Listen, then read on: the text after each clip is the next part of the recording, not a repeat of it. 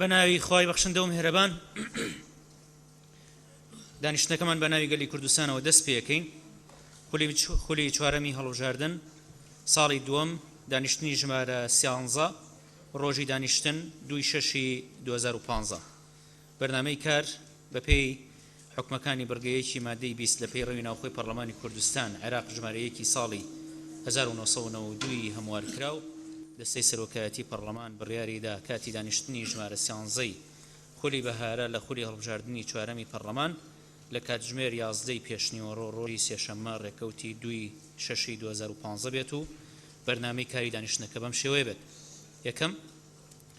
گفتوگۆکردنی پرۆژە یاسای ڕاکێشانی مایە لە ڕێگای قەرزکردن لە هەرێمی کوردستان بەپێی مادەکانی 72 74 و 75 لە پێی ڕێوی ناوخۆی پەرلەمانی کوردستان ژمارەیەکی ساڵی 1992 هەموارکراو. سەرەتا بەخێرهاتنی بەڕێزان جێگری سەرۆکی حکوومەتی هەرێمی کوردستان، وەزیری دارایی هەرێمی کوردستان، بەڕێز وەزیری هەرێم بۆ کاروباری پەرلەمان، بەڕێز سکرتێری ئەنجومەنی وەزیران و ڕایۆشکارانیانەکەین بۆ هۆڵی پەرلەمان بۆ بەشداریکردن لە وتوێژەکانی تایبەتمەند بە بەرنامەی کاری ئەمڕۆ. پێش دەستپێکردن بە وتوێژەکان داوا لە بەڕێز سکرتێری پەرلەمانەکەین کە پوختەیەک لە کۆنووسی دانیشتنی پێشووی پەرلەمانی کوردستان بخوێنێتەوە. بەناوی خۆی بەخشندەی میهرەبان بەڕێز سەرۆکی پەرلەمان،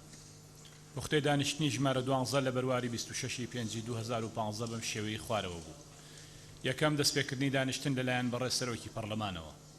دووەم خوێندنەوەی پوختەی دانیشتنی پێشوو، هەروەها خوێندنەوەی ناوی ئەندامانی پەرلەمانی ئامادە نەبوو و ئامادە نەبووی کۆبوونەوەی لیژنەکانی پەرلەمان لەلایەن سکرتێری پەرلەمانەوە. سێهەم ئاڵوگۆڕکردنی بەرنامەی کار خاڵی دووەم بۆ خاڵی یەکەم وە بە پێچەوانەوە. چوارەم پەسەندکردنی گفتوگۆکردن سەبارەت بە کێشەی زیادە ڕۆیی لە هەرێمی کوردستان بە ئامادەبوونی بەڕێز جێگری سەرۆکی ئەنجومەنی وەزیران و بەڕێز وەزیری کشتوکاڵ و سەرچاوەکانی ئاو و بەڕێز وەزیری شارەوانی و گەشت و گوزار و بەڕێز وەزیری هەرێم بۆ کاروباری پەرلەمان. پێنجەم گفتوگۆکردنی پرۆژە یاسای ڕاکێشانی مایە لە ڕێگای قەرزکردن لە هەرێمی کوردستان و بۆ دانیشتنی ئەمڕۆ دواخرا. زۆر سوپاس بۆ بەڕێز سکرتێری پەرلەمان. ئێستا لە بەڕێزتانەکەین کە ناوی ئامادە نەبووانی دانیشتنی پێشووی پەرلەمان و لیژنەکانی پەرلەمان بخوێننەوە. بەڕێز سەرۆکی پەرلەمان، ناوی ئەندامانی پەرلەمان کە لە دانیشتنی ژمارە 12 ئاسایی لە بەرواری 26/5/2015 مۆڵەت پێدراو بوونیان بەبێ مۆڵەت ئامادە نەبوون لە کۆبوونەوەی یەکەمدا بەم شێوەیە خوارەوەیە. یەکەم ئەنەس محەممەد مۆڵەت، دووهەم ئاری محەممەد مۆڵەت، سێهەم بەیار تاهێر مۆڵەت،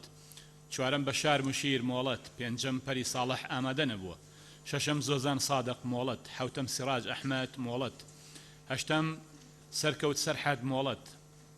نۆهەم گەشەدارا مۆڵەت، دەهەم فرات حەمە ساڵح مۆڵەت، یانزە منیرە عوثمان مۆڵەت، دوانزە عیزە سابر مۆڵەت. بەڕێز سەرۆکی پەرلەمان لە کۆبوونەوەی دووهەمدا بەم شێوەیەی خوارەوە بوون. ئەنەس محەممەد مۆڵەت، ئاری محەممەد مۆڵەت، بەیار تاهێر مۆڵەت، بەشار مشیر مۆڵەت، پەری ساڵح ئامادە نەبووە، زۆزان سادق ئامادە نەبووە، سیراج ئەحمەد مۆڵەت، سەرکەوت سەرحەد مۆڵەت، گەشەدارا مۆڵەت، فەرهاد حەمە ساڵح مۆڵەت، منیرە عوثمان مۆڵەت، عزت سابر ئامادە نەبووە، منانەبی مۆڵەت، جەمال عوثمان مۆڵەت، حیات مەجید مۆڵەت. بەڕێز سەرۆکی پەرلەمان، راپۆرتی بەدواداچوونی کۆبوونەوەی هەفتانەی لیژنە هەمیشەیەکانی پەرلەمانی کوردستان لە بەرواری 26/5/2015 تا 2/6/2015 بەم شێوەیەی خوارەوە بووە. یەکەم لیژنەی ئاوەدانکردنەوە و نیشتەجێکردن لە 26/5 کۆبوونەوەی خۆیان بە ئەنجام گەیاندووە بەشار مشیر مۆڵەت بووە. دووهەم لیژنەی دارایی و کاروباری ئابووری و بەرهێنان 27/5 کۆبوونەوە کردووە، هێڤا حاجی مۆڵەت بووە، شێرکۆ جەودەت ئامادە نەبووە، مەدینە ئەیوب ئامادە نەبووە، سۆران عومەر ئامادە نەبووە، یەڕوانت نیسان ئامادە نەبووە. سێهەم لیژنەی کاروباری کۆمەڵی مەدەنی 27/5 کۆبوونەوەیان کردووە، ئێوار ئیبراهیم مۆڵەت بووە، کەمال یەڵدا ئامادە نەبووە لەبەرەوەی لە هەمان کاتا کۆبوونەوەی لیژنێکی تری هەبووە. چوارەم لیژنەی کاروباری پێشمەرگە و شەهیدان و قوربانیانی جینۆساید و زیندانیانی سیاسی 28/5 کۆبوونەوەیان کردووە، دلێر مستەفا مۆڵەت بووە، وەرامان حەمە شەریف مۆڵەت بووە، عەبدوڵڵا مەحموود مۆڵەت بووە. پێنجەم لیژنەی دارایی و کاروباری ئابووری و بەرهێنان 1/6 کۆبوونەوەیان کردووە، ساڵح فەقێ ئامادە نەبووە، سۆران عومەر مۆڵەت بووە. شەشەم لیژنەی کاروباری تەندروستی و ژینگە 1/6 کۆبوونەوەیان کردووە، مریەم سەمەد مۆڵەت بووە، شێرکۆ حەمە ئەمین مۆڵەت بووە. حوتەم لیژنەی بازرگانی و پاراستنی مافی بەکاربەر 1/6 کۆبوونەوەیان کردووە، بەمان فەیسەڵ مۆڵەت بووە، ڤالا فەرید مۆڵەت بووە هێڤا حاجی ئامادە نەبووە. هەشتم لیژنەی کشت و کاڵ و ئاژەڵداری و ئاودێری و بەنداوەکان یەکی شەش کۆبوونەوەیان کردووە خەڵەف ئەحمەد مۆڵەت بووە ئاواز جەنگی مۆڵەت بووە فەرات حەمە ساڵح مۆڵەت بووە. نۆهەم لیژنەی ئاوەدانکردنەوە و نیشتەجێکردنێکی شەش کۆبوونەوەیان کردووە عەباس فەتاح مۆڵەت بووە شیلان جەعفەر مۆڵەت بووە. داهەم لیژنەی پەروەردە و خوێندنی باڵا و توێژینەوەی زانستی یەکی شەش کۆبوونەوەیان کردووە سەرجەم ئەندامان ئامادەی کۆبوونەوەکە بوون. یانزە لیژنەی پیشتەسازی و وزە و سەرچاوە سروشتەکان یەکی شەش کۆبوونەوەیان کردووە ساڵح بەشار مۆڵەت بووە عەلی حەمە ساڵح مۆڵەت بووە عیزە سابر مۆڵەت بووە. دوانزە لیژنەی کاروباری پێشمەرگە و شەهیدان و قوربانیانی جینۆساید و زیندانیانی سیاسی یەکی شەش کۆبوونەوەیان کردووە محەممەد سادق ئامادە نەبووە هەورامان حەمە شەریف ئامادە نەبووە قادر وەتمان مۆڵەت بووە عەبدوڵڵا مەحموود مۆڵەت بووە. بەڕێز سەرۆکی پەرلەمان لیژنەی یاسایی بە شێوەی هەفتانە کۆبوونەوەی خۆیان بەبەردەوام کردووە. زۆر سپاس بۆ بەڕێز سکرتێری پەرلەمان بەخێرهاتنی تیمێک لە ڕۆژنامەنووسانی ڕۆژاوای کوردستانەکەین کە ئێستا لە هۆڵی پەرلەمان ئامادەن لەم دانیشتنی پەرلەمان ئامادەن. بەڕێزان ئێستا چینە سەر بەرگەی یەکەم لە بەرنامەی کاری دانیشتنی ئەمڕۆمان کە بریتە لە گفتوگۆکردنی پرۆژە یاسای ڕاکێشانی مایە لە ڕێگای قەرزکردن لە هەرێمی کوردستان بە پێی مادەکانی 72 74 و 75 بە پەیڕەوی ناوخۆی پەرلەمانی کوردستان ژمارەیەکی ساڵی 1992 هەموارکراو داوا لە سەرۆکایەتی هەر سێ لیژنەی کاروباری یاسایی ئەوقاف و کاروباری ئاینی دارایی و کاروباری ئابووریەکەین کە بێنە سەرمەنەسە بۆ دەستپێکردن بە گفتوگۆ. بەڵام ئەندامانی بەڕێزی پەرلەمان ئێوە راپۆرتەکەتان لەبەردەستە ئاگاداری ئەوەن کە بەشێکی ئەندامانی پەرلەمان لە لیژنە تایبەتمەندەکان تەحەفوزیان نووسی و فەرمونون لیژنەکان فەرمونە سەرمەنەسە بەشێک لە ئەندامانی لیژنەکان تەحەفوزیان نووسیوە لەسەر ئەم پرۆژە یاسایە. بۆیە سەرەتا گفتوگۆی ئەوەکەین کە ئایا پرۆژە یاساکە گفتوگۆی لەسەر بکرێ یان ڕەت بکرێتەوە ئەو کاتە چینە سەر بەرگە و مادەکانی پرۆژە یاساکە ئەگەر قبول کرا لەلایەن ئەندامانی پەرلەمانەوە ئەو کاتە چینە سەر و توێژکردنی بەرگە و مادەکانی و ئەگەر بە دەنگدانی ئەندامانی پەرلەمان ئەو بابەتە ڕەفز کرایەوە واتە مناقەشەکردنی ڕەفز کرایەوە ئەو کات گفتوگۆکان هەڵەگری. بۆ ئەمەش باشترین کەس باشترین خەڵکانی تایبەتمەند بۆ گفتوگۆکردن لەسەر ئەم بابەتە تکایە دانیشن.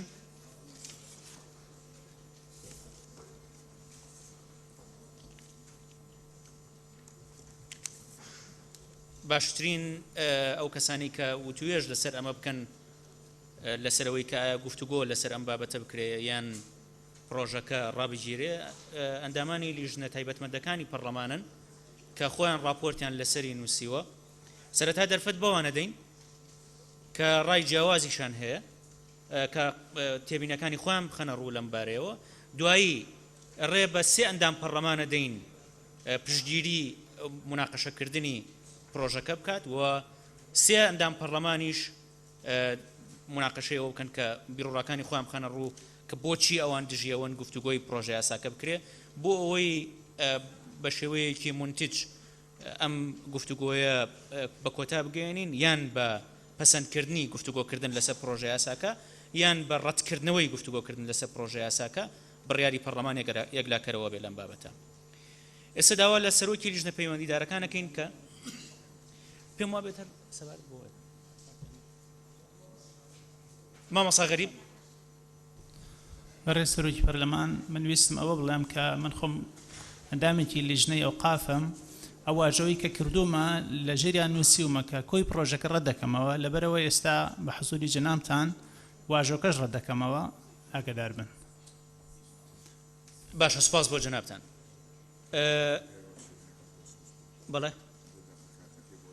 بەڵێ ئێستا بەڕێز دکتۆر عەزیزەت سابر سەرۆکی لیژنەی دارایی و کاروباری ئابووری فەرموو قسەکانی خۆت کە فەرموو.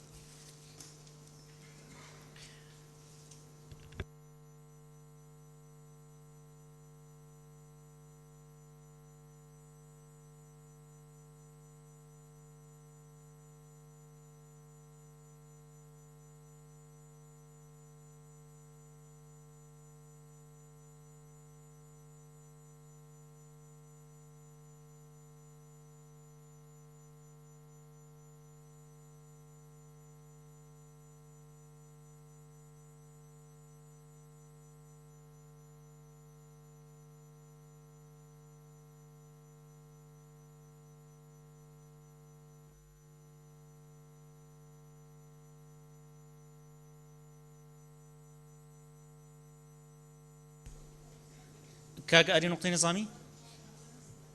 زۆر سپاس بەڕێز سەرۆکی پەرلەمان وڵایی من لەسەر قسەکانی بەڕێزتان حەزەکەم جەنابتان ئەوە ڕوون بکەنەوە ئالیات چییە بۆ ئەوەی کە سێ کەس لەگەڵی و سێ کەس لە دژی قسە بکە چونکە ئەگەر 50 کەس دەست بکات بڵین دەست بەرز بکاتەوە چۆن ئەو هەڵە بجێن سپاس سپاس بۆ جەنابەت هەر عورفی پەرلەمانی بەو شێوەیە بۆ ئەگەر دەرگای گفتوگۆ جارە هەر لەسەر ئەمە بکەینەوە ئەوە ڕەنگە ئەمڕۆ تاو نەبین لەسەر ئەوەی کە گفتوگۆیەوە بکرێکایە بەڵام لە فراکسیۆنە جیاوازەکان اختیاری ئەو کەسان ناکەین کە قسە لەسەر بابەتەکە بکەن بەڕێزان پێشتر پرۆژە یاساکە بەو شێوەیە کە لە حکوومەت هاتووە و ڕاپۆرتی هاوبەشی لیژنە پەیوەندیدارەکانە خوێنرێتەوە دوایی دەسەکەین بۆ گفتوگۆیی کە باسمان کرد بەڕێز دکتۆرە جوان نقطەی نظامی بەڵێ بەڕێز سەرۆکی پەرلەمان منیش تەحەفوزم لەسەر هەیە واژۆکەم سەحب دەکەمەوە بەم شێوەیە بێت لیژنەی ئەوقاف بەڵێ بە دکتۆرە ڤالا فەرموو دکتۆرە ڤالا بەڕێز سەرۆکی پەرلەمان واژۆی ئەندامی پەرلەمان لەسەر راپۆرتەکان بۆ ڕایکردنی بابەتەکەیە لە ناو لیژنە واتە ئەو دەتوانێت لێرە دەنگ بۆ یاساکە نەدا زۆر ئاساییە بەڵام ناتوانێت راپۆرتەکە ڕابگرێت لە لیژنەکەی خۆیدا دەنگدان دوجار بۆ ئەندامانی پەرلەمانە ئایا ڕەتی دەکەنەوە ئەو یاساییان قبوڵی دەکەن بەڵام سەحبکردنەوەی واژوو بەو شێوەیە ڕەوانیە پەیڕەویەن دەتوانێت واژۆی نەکاتن بەڵام کە واژۆی کردووە و دەڵێ ئەمن لەگەڵی نیمە تەنها بۆ ئەوەیە کە بابەتەکە لە ناو لیژنە بێتە دەرێ سپاس سپاس بۆ بەڕێستان کەواتە هەر ئەبێ گفتوگۆی ئەوە بکەین کە ئایا پرۆژە یاساکە گفتوگۆی لەسەر بکرێ یا ڕەت بکرێتەوە ئەگەر لەلایەن ئەندامانی پەرلەمانەوە قبول کرا مناقەشە بکرێ ئەو کاتە یەخێنە گفتوگۆ ئەگەر ئەندامانی پەرلەمان بە دەنگدان یەکلایان کردەوە کە ڕەت بکرێتەوە ئەو کات ڕەدەکرێتەوە پێم وابێت پێویست ناکەمەوە نقطەی نظامی کاک سۆران فەرموو بەڕێز سەرۆکی پەرلەمان هەر لیژنەیەک واژۆکانی نیسابی قانونی نەبێ راپۆرتەکەی اعتیباری نییە بۆیە لیژنەی ئەوقاف پێشتریش بە راپۆرت بە ڕەسمی ڕەدی کردوێتەوە ئێستا راپۆرتی هاوبەش تێکەچێت زۆر سپاس وەکو باسمان کرد بەڕێز کاک سۆران ئێستا راپۆرت ئیمزا کراوە خراوەتە سندوقی ئەندامانەوە ئەگەر لیژنەی ئەوقاف پێی باش نەبوو ئەوە هەر لە سەرەتاوە واژۆی لەسەر نەکەن کە ئێستا ڕۆشتوتە سندوقی ئەندامانەوە بۆ گفتوگۆش بۆ گفتوگۆ ئێستا بە دەنگدانی ئەندامانی پەرلەمانێک لایەکەینەوە کە گفتوگۆی لەسەر بکرێیان نا مامۆستا هەورامان بەڕێز سەرۆکی پەرلەمان هەورامان گەچێنەی بۆ زیاتر تەوزیحدانی قسەکانی کاک سۆران ئەمە راپۆرتی لیژنەی ئەوقافە لیژنەی ئەوقاف خۆ هەموو حوزوریان لێرەیە بە ئیجماع ئێمە ئەم پرۆژە یاساییەمان ڕەت کردوێتەوە ئەمەش راپۆرتەکەمانە کە وازەحە نازانم چۆن لە کاتێکا کە لیژنەیەک ئەوە پرسیار لە لیژنەی یاساییەکەم لیژنەیەک لە لیژنەکان ڕەدی ئەکەنەوە ئایا چۆن راپۆرتی هاوبەش ئەنووسرێ باشە سپاس بەڕێز دکتۆرە بەهار بەڕێز سەرۆکی پەرلەمان لە سەرەتایە لیژنەی ئەوقاف ئەو راپۆرتیان ناردبوو کە ڕەفزکردنەوە نییە داوای بەدیلەکەن بەڵام لە دوای کۆمەڵێک کۆبوونەوە ئەو ئیمزایانە بۆ ئێمە هاتووە لەلایەن بەڕێز سەرۆکی لیژنەی ئەوقافەوە ئەو ئیمزایانە لە لیژنەی ئەوقافەوە بۆ ئێمە هاتووە کە نیسابی قانونی تەواوی لەسرە لە 7 کەس 4 کەس ئیمزای کردووە هیچ عیلاقی بە ئێمەوە نییە کە چۆن ئیمزاکان کراوە لە لیژنەی خۆیان باش بارخان فەرموو بەڕێز سەرۆکی پەرلەمان نازانم چۆن لە ڕووی یاساییەوە ئێمە گفتوگۆ لەسەر شتێک ئەەکەین کە پێویستە بە بابەتێکی ترەوانەیە ئەویش مەسلەی بودجەیە ئێمە تا ئێستا لەم خولەی پەرلەمان نازانین بودجە چییە داهاتمان چییە خەرجیمان چییە چۆن باسێک هێنێ مەسلەی قەرزە بارخان نظامی نییە مەسلەیەکی یاساییەمە کاک حاجی کاروان بەڕێز سەرۆکی پەرلەمان تقریبا بە کۆی واژوەکان واژووی لیژنەکان تقریبا 180 لای کەم تەحەفوزی پێوێم پرسیارەکەم لە یاسای ئەگەر ئەو کۆی پرۆژانە 180 تەحەفوز بێت دێتە ناو جەلسەوە باز بکرێت خۆی ئەمە ئیشکالێکە لە پەیڕەوی ناوخۆ بەڕێز کاک حاجی کاروان بەدڵنیاییەوە لە پەیڕەوی ناوخۆی تازامە معالەجە کرێت کە ئەگەر بۆ نمونە لیژنەیەک لە لیژنەکان ئەسڵان لەگەڵ مناقەشەی پرۆژە یاسایەک نەبوو دوو لیژنەی تر یا سێ لیژنەی تر لەگەڵی بوو چۆنێک لا بکرێتەوە بەڵام پێمان وایە باشترین ئالیەت ئەمڕۆ بیگینە بەر بۆ ئەوەی گفتوگۆ لەسەر ئەم پرۆژە یاسایە بکرێ یان نا ئەوەیە کە سەرەتا گفتوگۆ لەسەرەوەکەین پرۆژە یاساکە بکرێتە مناقەشەی پەرلەمانەوە یان نا ئەندامانی پەرلەمان بە دەنگدانی خۆیان ئەم پرسەیەک لاکەنەوە دوای دەنگدانی ئەندامانی پەرلەمان یان پەرلەمان بڕیارەدا گفتوگۆ بکرێ و دەسەکەین بە گفتوگۆکردنی بڕگە و مادەکانی راپۆرت و پرۆژە یاساکە یان ئەندامانی پەرلەمان ڕەتیەکەنەوە و گفتوگۆکە هەڵەگرین ئێستا فەرمونون بەڵێ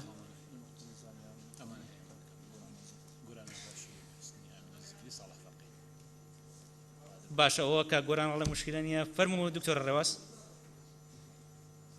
بەڕێز سەرۆکی پەرلەمان پێشەوەی قسە لەسەر ینی قسە نییە لەسەر پرۆژەکە قسەیە لەسەر جێبەجێکردنی پەیڕەوی ناوخۆ لە پەرلەمانی عێراقی ینی ئەمە نمونەیە کە بۆی وازح بێ کە عیبێکی شکلی دروستە بێ لە ینی لە حتا ئەگەر ئێمە یاساکەش پەسەند بکەین دەنگ درا لەسەر مەسەلەی یاسای خانەنشینی پەرلەمانتاران لەسەر عیبێکی شکلی محکەمەی اتحادی ڕەفزی کردەوە عیبەکە ئەوە بوو کە پرس بە حکوومەت نەکراوە کە ئەمە مەسەلەیەکی شکلیە من ئەم پرسیاراکەم حکمت چییە لە ئاراستەکردنی راپۆرت پرۆژە یاسای قەرز بۆ لیژنەی ئەوقاف ئەگەر ڕێیەکانیان بە نەزەری ئەتیبار وەرناگیرێ ئەمە یەک دوو طبعا من بۆ لیژنەکانی تریش هەر ئاوایە حکمت چییە لە ئاراستەکردنی پرۆژەی قەرز بۆ لیژنەی دارایی ئەگەر ئیمزاکانی ئەوان بە نەزەر ئەتیبار وەرناگرێ و دوجار پەرلەمانی کوردستان ساغیەکاتەوە ئێمە ئێستا پرۆژەی بڵێن هەموارکردنی یان دانانی پەیڕەوێکی نێومان لەبەردەستایە بۆ یاسایەک دەرەکەین کە گومانمان هەیە لە شکلیەت و لە ئیجراعاتی لە کاتێکە ئەکرێ چارەسەری ئەم بابەتە لە ناو پەیڕەوا بکەین و دواتر قسە لەسەر ئەو حاڵەتانە بکەین یان ئەو پرۆژە یاسایانە بکەین کە ئەم جۆرە لە جەدەلیتایە لە ئێستاوە من وەکو قانونیەک گومانم هەیە ئەبێ و قسم ئەبێ لەسەر پرۆژە یاسایەک کە لێرە مناقەشە ئەکرێ لە کاتێکا یەکێک لەو لیژنە تایبەتمەندانەی کە جەنابتان ئیعتیبارتان بۆ داناوە کە ئەوانە ضرورن حضوریان هەبێ ئیمزاکانیان حضوری هەبێ بەڵام یعنی بەبێ ئەوەی ئیعتیبار بۆ ئیمزاکانیان دابنێت دێتە ناو پەرلەمان کەواتە پێویست ناکە ئەندامی پەرلەمان لە لیژنەکانە قسەی خۆی بکە هەر لە پەرلەمان لێرە هەر شتێکە بوو یەکسەر ساغێکەینەوە و قسەی خۆمانی لەسەرەکەین و تەواو لەبەرەوە بە تەسەوری من عیبەکە بێتە عیبێکی شکلی هیوادارم بە نەزەر ئیعتیبار وەرگیرێت باش سپاس بۆ وەڕێستان بەڕێز دکتۆرە ڕێواز جەنابەت دەتوانین سەیری راپۆرتە هاوبەشەکە بکەی ئەو راپۆرتە هاوبەشەی کە دابەش کراوە بەسەر ئەندامانی پەرلەمان راپۆرتی لیژنەی ئەوقافیشی لەسرە لە کۆی حەوت ئەندامی لیژنەکە 5 ئەندامیان واژۆیان لەسەر کردووە بۆیە هاتوۆتە ناو سندوقی ئەندامانەوە خاتو ئامینە زکری برای سروک پارلمانی دیدم که دا کلیجنین پیوندی دا راپورتر خو حاضر بکد و مناقشه کردن ها در نفول پارلمان دا بدید نامن پیوستی هندینا که تو خالد نظامین اگر به نوگرتن کو مناقشه کردن سری پروژه بهتر گرتن. اول دیدم که دا راسته کو مناقشه کردن حتی نه در نفول پارلمانی دا لانه که اصلا بینم خالق پیروی کو راگرتن پروژه بهتر کردن حجت هندک اندام پارلمان نفول پارلمان دا بیش ام صحبا امضا خوده که و هم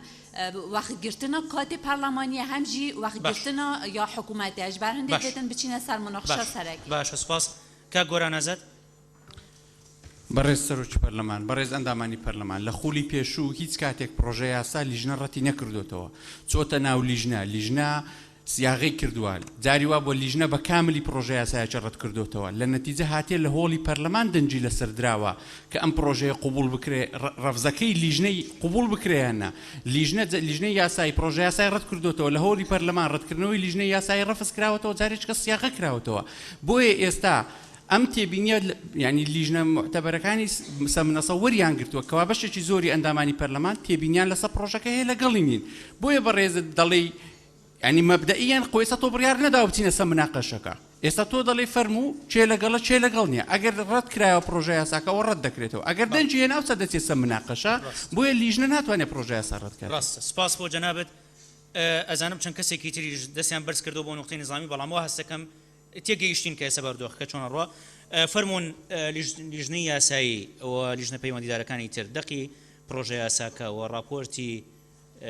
هاوبەشی لیژنەکان لەسەر پرۆژە یاساکە بخوێننەوە فەرموون بەڕێز سەرۆکی پەرلەمان پرۆژە یاسای ڕاکێشانی مایە لە ڕێگەی قەرزکردن لە هەرێمی کوردستان عێراق مادەی یەکەم مەبەستی ئەم یاسایە لە موشە و دەستەواژانەی دادێن ماناکانی بەرامبەریانە یەکەم هەرێمی کوردستان عێراق دووەم ئەنجومەنی وەزیران ئەنجومەنی وەزیرانی هەرێم سێیەم پەرلەمانی کوردستان عێراق مادەی دووەم یەکەم ئەنجومەنی وەزیران تەخویر دەکرێت بە ڕاکێشانی مایە لە سەرچاوەی یاسایی پاک لە ڕێگەی قەرزکردن و قەرز وەرگرتن و یان گەرەنتیکردنی قەرز یان پرۆسەی تری هاوشێوە بە بەهایەک سەرجەمی لە 5 ملیار دۆلاری ئەمریکی زیاتر نەبێت. دووەم مەرجە سەرجەم قەرز وەرگرتنەکان یان گەرەنتیەکان یان هەر پرۆسەیەکی تری هاوشێوە تێپەڕی ئەو بڕە نەکەن کە لە بڕگەی یەکەمی ئەم مادەیەدا باس کراوە و دانەوە یا گەرەنتیکردنی دانەوەی ڕسومات و سوود و خەرجیەکان و ئەو بڕانەی تر کە پێوە بەستراونەتەوە لە نێو دەسەڵاتی ئەنجومەنی وەزیراندایە کە لە مادەی 5 ئەم یاسایەدا ڕوون کراوەتەوە و ئەم بڕانەش لە نێو بەرزە ئاستی باسکراو لە بڕگەی یەکەمی ئەم مادەیەدا هەژمار ناکرێن. مادەی سێم دەکرێت ئەو مایانەی ڕادەکێشرێن و یان ئەو قەرزە گەرەنتیکراوانەی دەردەکرێن یەکەم بە هەر دراوێکی بیانی بێت لە سنووری ئەو بڕەی لە بڕگەی یەکەمی مادەی یەکەمی ئەم یاسایەدا باس کراوە و لەسەر بنەمای نرخەکانی پارەگۆڕینەوەی کارپێکراو لە ڕێکەوتی بەستنی قەرزکردنەکە یا گەرەنتیکردنی قەرزەکە لەسەر بنەمای نرخەکانی پارەگۆڕینەوەی کارپێکراو لە ڕێکەوتی بەستنی قەرزەکە یا گەرەنتیکردنی قەرزەکە بە گوێرەی حکومەکانی ئەم یاسایە تەنها ئەگەر بەنووسین لەسەر ڕێکەوتێکی تر ڕێکەوت بن. دووەم لە شێوەی قەرزی دەرەکی یا ئاسانکاری دڵنیابوونی تر یان پەڕ یان قەواڵەی دارایی دەرکراو لە بازاڕە دەرەکیەکان یان هیتر. سێیەم لە ڕێگەی یەک پرۆسە یان لە ڕێگەی زنجیرە پرۆسەیەکی بە یەکبەستراو یان نێوان نەبەستراودا وەلەو سنوورەی لە بڕگەی یەکەمی مادەی یەکەمی ئەم یاسایەدا باس کراوە. مادەی چوارەم پابەندیەکانی هەرێم بەدانەوە لەوەی تایبەتە بۆ مایانەی ڕاکێشراون یان قەرزە گەرەنتیکراوەکان بە پێی حکومەکانی ئەم یاسایە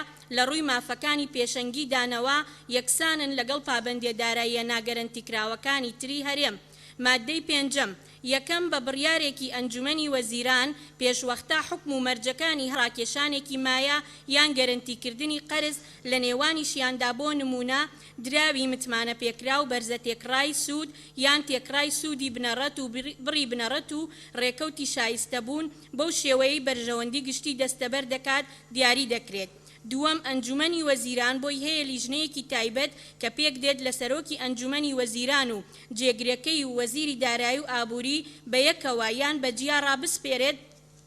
بە دەسەڵاتی دیاریکردنی حکم و مەرجەکانی هەر پرۆسەیەک لە پرۆسەکانی ڕاکێشانی مایە یا هەر گرنتیکردنێکی قەرز هەروەها دانوستانکردن بە سیفەتی ئەوەی کەوا نوێنەری ئەنجومەنی وەزیرانن و بەستنی سەرجەم ڕێکەوتن و بەڵگەنامەکان و هەر هەموارکردنێکیان بەو شێوەی بەرژەوەندی گشتی دەستەبەر دەکات و خستنەبواری جێبەجێکردنەوە و بەرپرسێتی ئەم لیژنەیەش لە بەردەم ئەنجومەنی وەزیراندا هاوکاری تەضامنی دەبێت.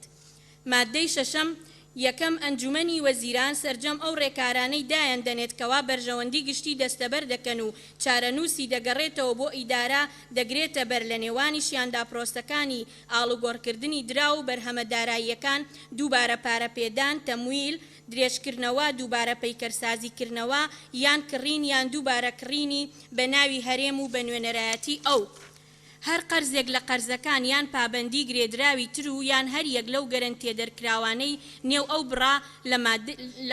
ئەو بڕەی لە مادەی یەکەمی ئەم یاسایەدا و بە پێی حکومەکانی دەقی لەسەر کراوە. دووەم ئەنجومەنی وەزیران بۆی هەیە لیژنەیەکی تایبەت کە پێک دێت لە سەرۆکی ئەنجومەنی وەزیران و جێگرەکەی و وەزیری دارایی و ئابووری بە یەکەوە یان بەجیا ڕابسپێرێت بە دەسەڵاتی گرتنەبەری ئەو ڕێکارانەی لە بڕگەی یەکەمی ئەم مادەیەدا باس کراون و بەستنی سەرجەم ڕێکەوتن و بەڵگەنامەکان و هەر هەموارکردنێکی تایبەت پێیانەوە بەو شێوەی بەرژەوەندی گشتی دەستەبەر دەکات خستنەبواری جێبەجێکردنەوە و بەرپرسێتی ئەم لیژنەیەش لە بەردەم ئەنجومەنی وەزیراندا هاوکاری واتە تەضامنی دەبێت.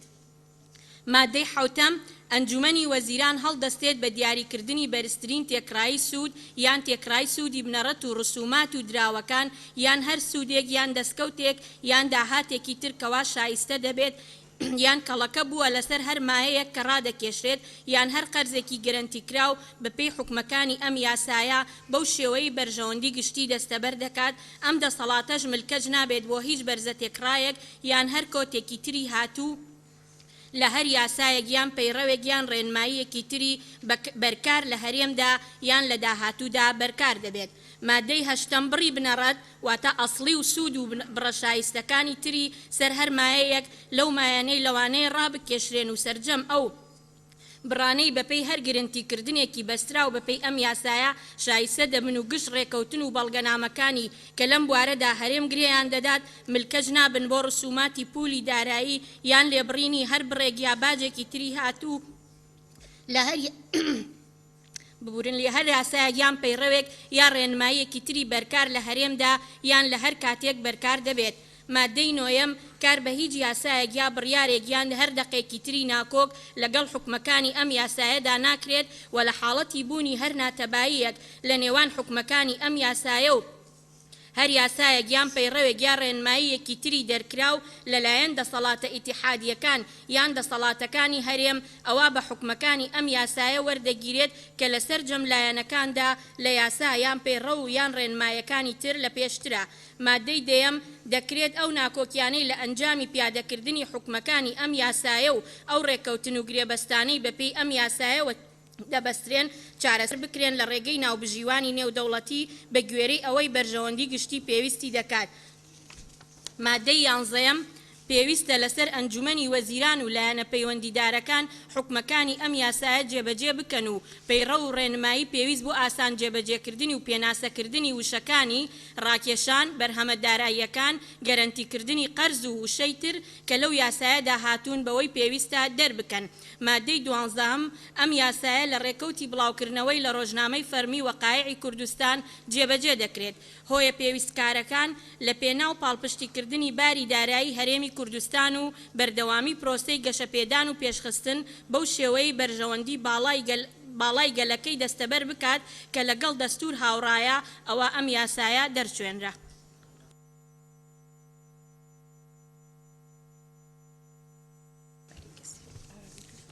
بەڕێسەرۆکی پەرلەمان راپۆرتی هاوبەش سەبارەت بە پرۆژە یاسای ڕاکێشانی مایە لە ڕێگای قەرزکردن لە هەرێمی کوردستان عێراق لیژنەکانی کاروباری یاسایی و ئەوقاف و کاروباری ئاینی و دارایی و کاروباری ئابووری ڕۆژی چوارشەممە 2 گوڵانی 2715 کوردی بەرامبەر بە 22 چواری 2015 زاینی کۆبوونەوەیان ئەنجامدا بۆ تاوتوێکردنی پرۆژە یاسای ڕاکێشانی مایە لە ڕێگای قەرزکردن لە هەرێمی کوردستان عێراق کە لەلایەن ئەنجومەنی وەزیرانی هەرێمی کوردستانەوە پێشکەش کراوە دوای خوێندنەوەی یەکەمی لە دانیشتنی ژمارە 11 ئاسایی لە ڕۆژی چوارشەممە بەرواری 19 2014 ڕەوانەی لیژنەکان کراوە. دوای گفتوگۆکردن و تاوتوێکردن لیژنەکان گەیشتنە ئەم ئەنجامانەی خوارەوە. ناونیشانی پرۆژەکە هیچ تێبینیەکی لەسەر نییە. مادەی یەکەم هیچ تێبینیەکی لەسەر نییە. مادەی دووەم بەم شێوەیە دەخوێندرێتەوە. یەکەم ئەنجومەنی وەزیران تەخویل دەکرێت بە ڕاکێشانی مایە لەسەر چاوەی یاسایی پاک لە ڕێگای قەرزکردن و قەرز وەرگرتن یان گەرەنتیکردنی قەرز یان پرۆسەی تری هاوشێوە بە بەهای سەرجەمی لە 5 ملیار دۆلاری ئەمریکی زیاتر نەبێت. دووەم مەرجە سەرجەم قەرز وەرگرتنەکان یان گەرەنتیەکان یان هەر پرۆسەیەکی تری هاوشێوە تێپەڕی ئەو بڕانەکەن کە لە بڕگەی یەکەمی ئەم مادەیەدا باس کراوە و دانەوە یان گەرەنتیکردنی دانەوەی ڕسومات و سوود و خەرجیەکان و ئەو بڕانەی تر کە پێیەوە بەستراونەتەوە لە نێو دەسەڵاتی ئەنجومەنی وەزیراندایە کە لەم یاسایەدا ڕوون کراوەتەوە و ئەم بڕانەش لە نێو بەرزە ئاستی باسکراو لە بڕگەی یەکەمی ئەم مادەیەدا هەژمار ناکرێن. مادەی سێ بەو شێوەیە دەخوێندرێتەوە. دەکرێت ئەو مایانەی ڕادەکێشرێن و یان ئەو قەرزە گەرەنتی کراوانەی دەردەکرێن یەکەم بە هەر دراوێکی بیانی بێ لە سنووری ئەو بڕی لە بڕگەی یەکەمی مادەی دووەمی ئەم یاسایەدا باس کراوە و لەسەر بنەمای نرخەکانی پارە گۆڕینەوەی کارپێکراو لە ڕێکەوتی بەستنی قەرزکردنەکە یان گەرەنتیکردنی قەرزەکە بە گوێرەی حکومەکانی ئەم یاسایە تەنها ئەگەر بنووسین لەسەر ڕێکەوتنێکی تر ڕێک بکەون. دووەم لە شێوەی قەرزی دەرەکی یان ئاسانکاری دڵنیابوونی تر یان کاغەز یان قەواڵەی دارایی دەرکراو لە بازارە دەرەکیەکانی ڕێکخراو یان ڕێک نەخراو. سێم لە ڕێگای یەک پرۆسە یان لە ڕێگای زنجیرە پرۆسەیەکی بەیەک بەستراو یان نێوان نەبەستراودا وەلەو سنوورەی لە بڕگەی یەکەمی مادەی دووەمی ئەم یاسایەدا باس کراوە. مادەی چوار بەم شێوەیە دەخوێندرێتەوە. حکوومەتی هەرێم پابەندە بەدانەوەی ئەو مایەنەی ڕاکێشراون یان قەرزە گەرەنتی کراوەکان بە پێی حکومەکانی ئەم یاسایە و بە پێی ئەو مەرجوو ماوەی دیاری کراوەی لە ڕێکەوتن و بەڵگەنامەکاندا.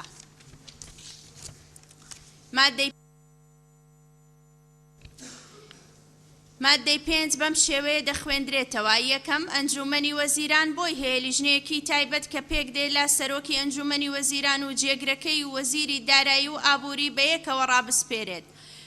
بەدەسەڵاتی دیاریکردنی حکم و مەرجەکانی هەر پرۆسەیەک لە پرۆسەکانی ڕاکێشانی مایە یان هەر گەرنتیکردنێکی قەرز، هەروەها دانوستانکردن بە سیفەتی ئەوەی کەوا نوێنەری ئەنجومەنی وەزیرانن وەبەستنی سەرجەم ڕێکەوتن و بەڵگەنامەکان و هەر هەموارکردنێکیان بەو شێوەیەی بەرژەوەندی گشتی دەستەبەر دەکات و خستنە بواری جێبەجێکردنەوە و بەرپرسیارەتی ئەم لیژنەیەش لە بەردەم ئەنجومەنی وەزیراندا پێکەوەیی دەبێت. دووەم، بە بڕیارێکی ئەنجومەنی وەزیران پێشوەختە حکم و مەرجەکانی هەر ڕاکێشانێکی مایە یان گەرنتیکردنی قەرز لە نێوانیشیاندا بۆ نمونە دراوی متمانە پێکرا و بەرزە تێکڕای سوود یان تێکڕای سوودی بنەڕەت و بڕی بنەڕەت و ڕێکەوتنی شایستە بوون بەو شێوەیەی بەرژەوەندی گشتی دەستەبەر دەکات دیاری دەکرێت. مادەی 6 بەم شێوەیە دەخوێندرێتەوە. یەکەم، ئەنجومەنی وەزیران سەرجەم ئەو ڕێکارانەدا دەنێت کەوا بەرژەوەندی گشتی دەستەبەر دەکەن و کە پەیوەستە بە بەڕێوەبردنی پرۆسەکانی ئاڵوگۆڕکردنی دراو بەرهەمە داراییەکان، دووبارە پارە پێدان واتە تەمویل درێژکردنەوە، دووبارە داڕشتنەوەی قەرزەکە یان کڕینیان دووبارە کڕینی بە ناوی هەرێم بە نوێنەرایەتی ئەو هەر قەرزێک لە قەرزەکان یان پابندی گرێدراوی تر و یان هەر یەک لەو گەرنتیە دەرکراوانەی نێو ئەو بڕی لە مادەی دووەمی ئەم یاسایەدا بە پێ حکومەکانی دەقی لەسەر کراوە. دووەم، ئەنجومەنی وەزیران بۆی هەیە لیژنەیەکی تایبەت کە پێکرێت لە سەرۆکی ئەنجومەنی وەزیران و جێگرەکەی و وەزیری دارایی و ئابووری بەیەکەوە ڕابسپێرێ بەدەسەڵاتی گرتنەبەری ئەو ڕێکارانەی لە بڕگەی یەکەمی ئەم مادەیەدا باس کراون و بەستنی سەرجەم ڕێکەوتن و بەڵگەنامەکان و هەر هەموارکردنێکی تایبەت پێیانەوە بەو شێوەیەی بەرژەوەندی گشتی دەستەبەر بکە و خستنە بواری جێبەجێکردنەوە و پێدانی دەسەڵاتی واژۆکردن بە وەزیری دارایی و ئابووری لەسەر ڕێکەوتن و بەڵگەنامەکان و بەرپرسیارەتی ئەم لیژنەیەش لە بەردەم ئەنجومەنی وەزیراندا پێکەوەی تەضامنی دەبێت. سێەم، هێنانەکایی بەڕێوەبەرایەتیەکی گشتی لە وەزارەتی دارایی و ئابووری بە ناوی بەڕێوەبەرایەتی مایەی ڕاکێشراو بۆ مەبەستی بەڕێوەبردنی کاروباری مایەی ڕاکێشراو. مادەی 7 بەم شێوەیە دەخوێندرێتەوە.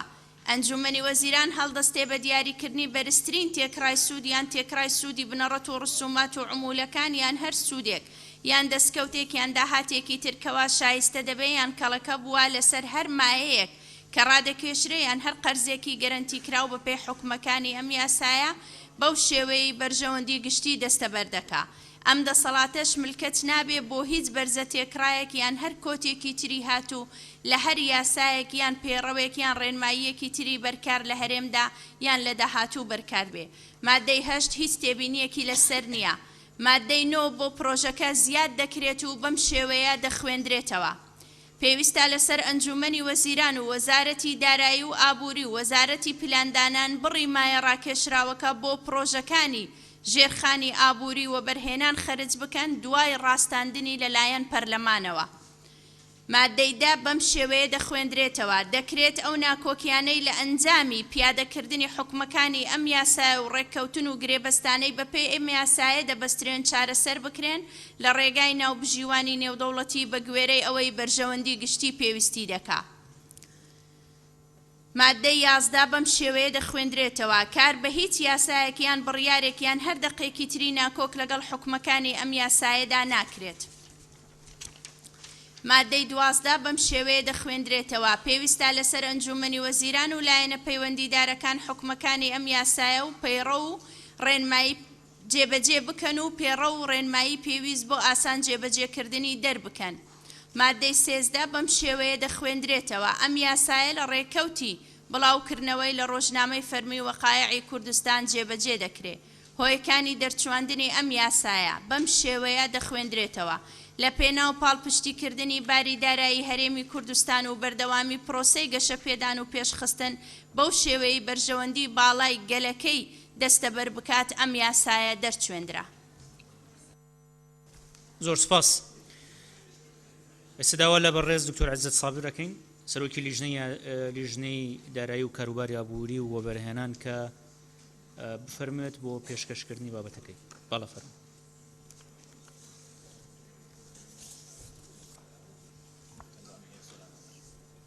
کاک سۆران نقطەی نظامی بەڵە فەرموو. بەڕێز سەرۆکی پەرلەمان دوای خوێندنەوەی راپۆرت و یاسا ئەسڵێک پرۆژە یاسا ئەسڵێکە پێویستە دەنگدان لەسەر گفتوگۆ بکرێیان نا پێشەوەی بەڕێز دکتۆر عیزەت هەر بابەتێ پێشکەشکا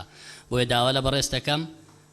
دوای خوێندنەوەی پرۆژەی هاوبەش بیخەیتە دەنگدان ئایا گفتوگۆ بکرێ یا ڕەت بکرێتەوە. خۆی ئەم گفتوگۆیەش کە ئێستا دەستی پێەکەین بۆ ئەوەیە کە ئەندامانی پەرلەمان بەرچاو ڕۆشن بن لە کاتی دەنگدانیان کە ئایا گفتوگۆ لەسەر پرۆژە یاساکە بکرێ یان ڕەت بکرێتەوە. ئەم گفتوگۆیی کە ئێستایکەین بۆ گفتوگۆکردنی بەرگە و مادەکانی نییە بەڵکو بۆ دەنگدانە ئەو دەنگدانی کە تۆ باسیەکەی. تاو کاک سۆران یعنی بەڵە فەرموو. بەڕێز سەرۆکی پەرلەمان بابەتەکەی کاک دکتۆر لامانە تەئیدی ئەوەکە دەبێت راپۆرتێکی دژیش هەبێ یا قسە بکرێ. باشە قساکرێ ئەوەشی کە دژێتی ئەوەش ڕێ پێدەن قسە بکە لە ئەندامانی پەرلەمان لە فراکسیۆنە جیاوازەکان. دکتۆر شێرکۆ بەڵە فەرموو. بەڕێز سەرۆکی پەرلەمان ئەو راپۆرتی دکتۆر عیزەت راپۆرتی لیژنەی دارایی ئەی خوێنێتەوە کە نیوەی واژووی لەسەر کردووە یا ڕێی خۆیەتی ئەگەر ڕێی خۆیەتی ئەوە ئێستا زووە بۆ ئەوە چووکێشا دەنگدان نەکراوە لەسەرەوەی کە ئاراەکان دژ و پەسەند چێ عەرزیەکە ئەگەر ڕێی لیژنەی داراییشە خوێنێتەوە وەکو راپۆرتی لیژنەی دارایی ئەویان مۆزوعیشتە. باش بەڕێز دکتۆر عیزەت فەرموو. بەڕێز سەرۆکی پەرلەمان لە ڕاستیدا پرۆژە یاسای ڕاکێشانی سەرمایە قەرز ئەرکی سەرەکی لیژنەی دارایی و کاروباری ئابووری و پەرلەمانە قسەی خۆی هەبێ ڕاپۆرتی لەسەر ئامادە بکە بە جیاوازی هەموو ڕەنگەکان و دەنگەکانەوە. یەک بۆ وەڵامی بەڕێز دکتۆر شێرکۆ یاخود هەواڵی برای بەڕێزم کاک تۆ شێرکۆ من وەک خۆم وەک عەزە سابر وەکو ئەندامێکی ئەو لیژنەیە ئەم بابەتە بە شێوەیەکی ئەکادمی زانستی بۆ بەڕێستان ئەوە ئەرکی لیژنە معنیەکانە بەرچاوڕوونی بدەن بە هاوڕێ پەرلەمانتارەکانیان چەندێ پەرلەمانتارەکانیان بەرچاویان ڕوون بێ ئەو کاتە ئازادترە بن لە دەنگدانیان بە ڕەفزکردنی بە قوبوڵکردنی 48 ساعت پێش ئێستاش داواکاریەکەم پێشکەش بە سەرۆکایەتی پەرلەمان کرد وێنەیەکەم لەم باسە پێشکەش بە سەرۆکایەتی پەرلەمان کرد خۆشبەختانە قوبوڵیان کردووە کە بدرێ بە هەموو پەرلەمانتارە بەڕێزەکان و کاتی 10 دقەم داوا کردووە بۆ ئەوەی باسەکەم پێشکەش بکەم. زۆر سپاس. باشە سپاس. بەڕێز دکتۆر شوان قەڵاتزەی. بە ناوی خۆی بەخشندەی مێرەبان بەڕێز سەرۆکی پەرلەمان لیژنە هاوبەشەکان لە 29 کەس 11 کەس واژووی نەکردووە 13 کەس تەحەفوزی هەیە 4 ئەندامیشان لەگەڵ کۆی پرۆژەکە نین. ئەوەش بەدڵنیایەوە تا ئێستاوە تاکە پرۆژەیەکە بەو شپرزەیە هاتبێتە ناو هۆڵی پەرلەمان. ئەم بابەتە بابەتێکی شەرعی و ناشەرعیە. من پێم وایە سەرۆکایەتی حکوومەتی هەرێمی کوردستان پێویست بوو پرس و ڕای بە لیژنەی باڵای دکتۆر شوان ئەمە نظامی نییە تکات لە یەکەم جەنابەت ئەو کاتەی حەزەکەی دەرفەتی پێدەین دوایی کە دژی پرۆژەکە قسە بکەیت وەڕاکانی خۆتی لەسەر بێ ئەو کاتە ئەمانی کە ئێستا جەنابەت باسیەکەی ئەتوانی باسیکەی. کات و نەجیبە لەتیف فەرموو. بەڵێ بەڕێز سەرۆکی پەرلەمان لە بەرنامەی کارە تەنها باز لە گفتوگۆکردن لەسەر پرۆژەکە راپۆرتی بەڕێز دکتۆر عیزەت لە بەرنامەی کارانیە وەکو ئەندامێکی پەرلەمان قساکات وەکو ئەندامێکی پەرلەمان ڕێبەوانە ئەدەین کە دیفاع لە پرۆژەکەکەن قسەی خۆیان بکەن ڕێبەوانەش دەین کە دژی پرۆژەکەن هەر قسەی خۆیان بکەن بە تایبەتی لە لیژنە پەیوەندیدارەکان و دواییش لە ئەندامانی پەرلەمانیش لە فراکسیۆنە جیاوازەکان ڕێیان پێدەین کە قسە بکەن. بۆیە ئەمە وەکو ئەندامێکی پەرلەمان حەقی خۆیەتی بڵێ من لەگەڵ ئەو پرۆژەیە گفتوگۆی لەسەر بکرێ. کاک عەلی حەمد ساڵح دوای قساکەی وانە خاتو شیرین حوسنی. بەڕێز سەرۆکی پەرلەمان هیوادارم لە ئەندامانی پەرلەمان ئەو بەڕێزانەی کە تەحەفوزیان لەسەر راپۆرتەکە نووسیوە مەبەستیان ئەوە نییە کە پرۆژەکە ڕەفزکراوە. من خۆم ئەندامی لیژنەی داراییم تەوقیع ئەواژم کردووە بەڵام تەحەفوزم نووسیوە مەبەستم ئەوە نییە پرۆژەکە ڕەفزم کردووە بەڵام هەنێک گۆڕانکاری پێویستە دوایی پێشنیار دەکەین. پێشنیارێکی تریشم هەیە یعنی کە بەنووسراویش ئاراستەی سەرۆکایەتی پەرلەمانم کردووە هیوادارم لە پەیڕەوی ناوخۆی کە پەسەندی بکرێت لەم پەرلەمانە جێگای بکرێتن کە هەر پرۆژە یاسایەک بکەویتە خوێندنی دووەم لە ناو هۆڵی پەرلەمان لیژنەی مختص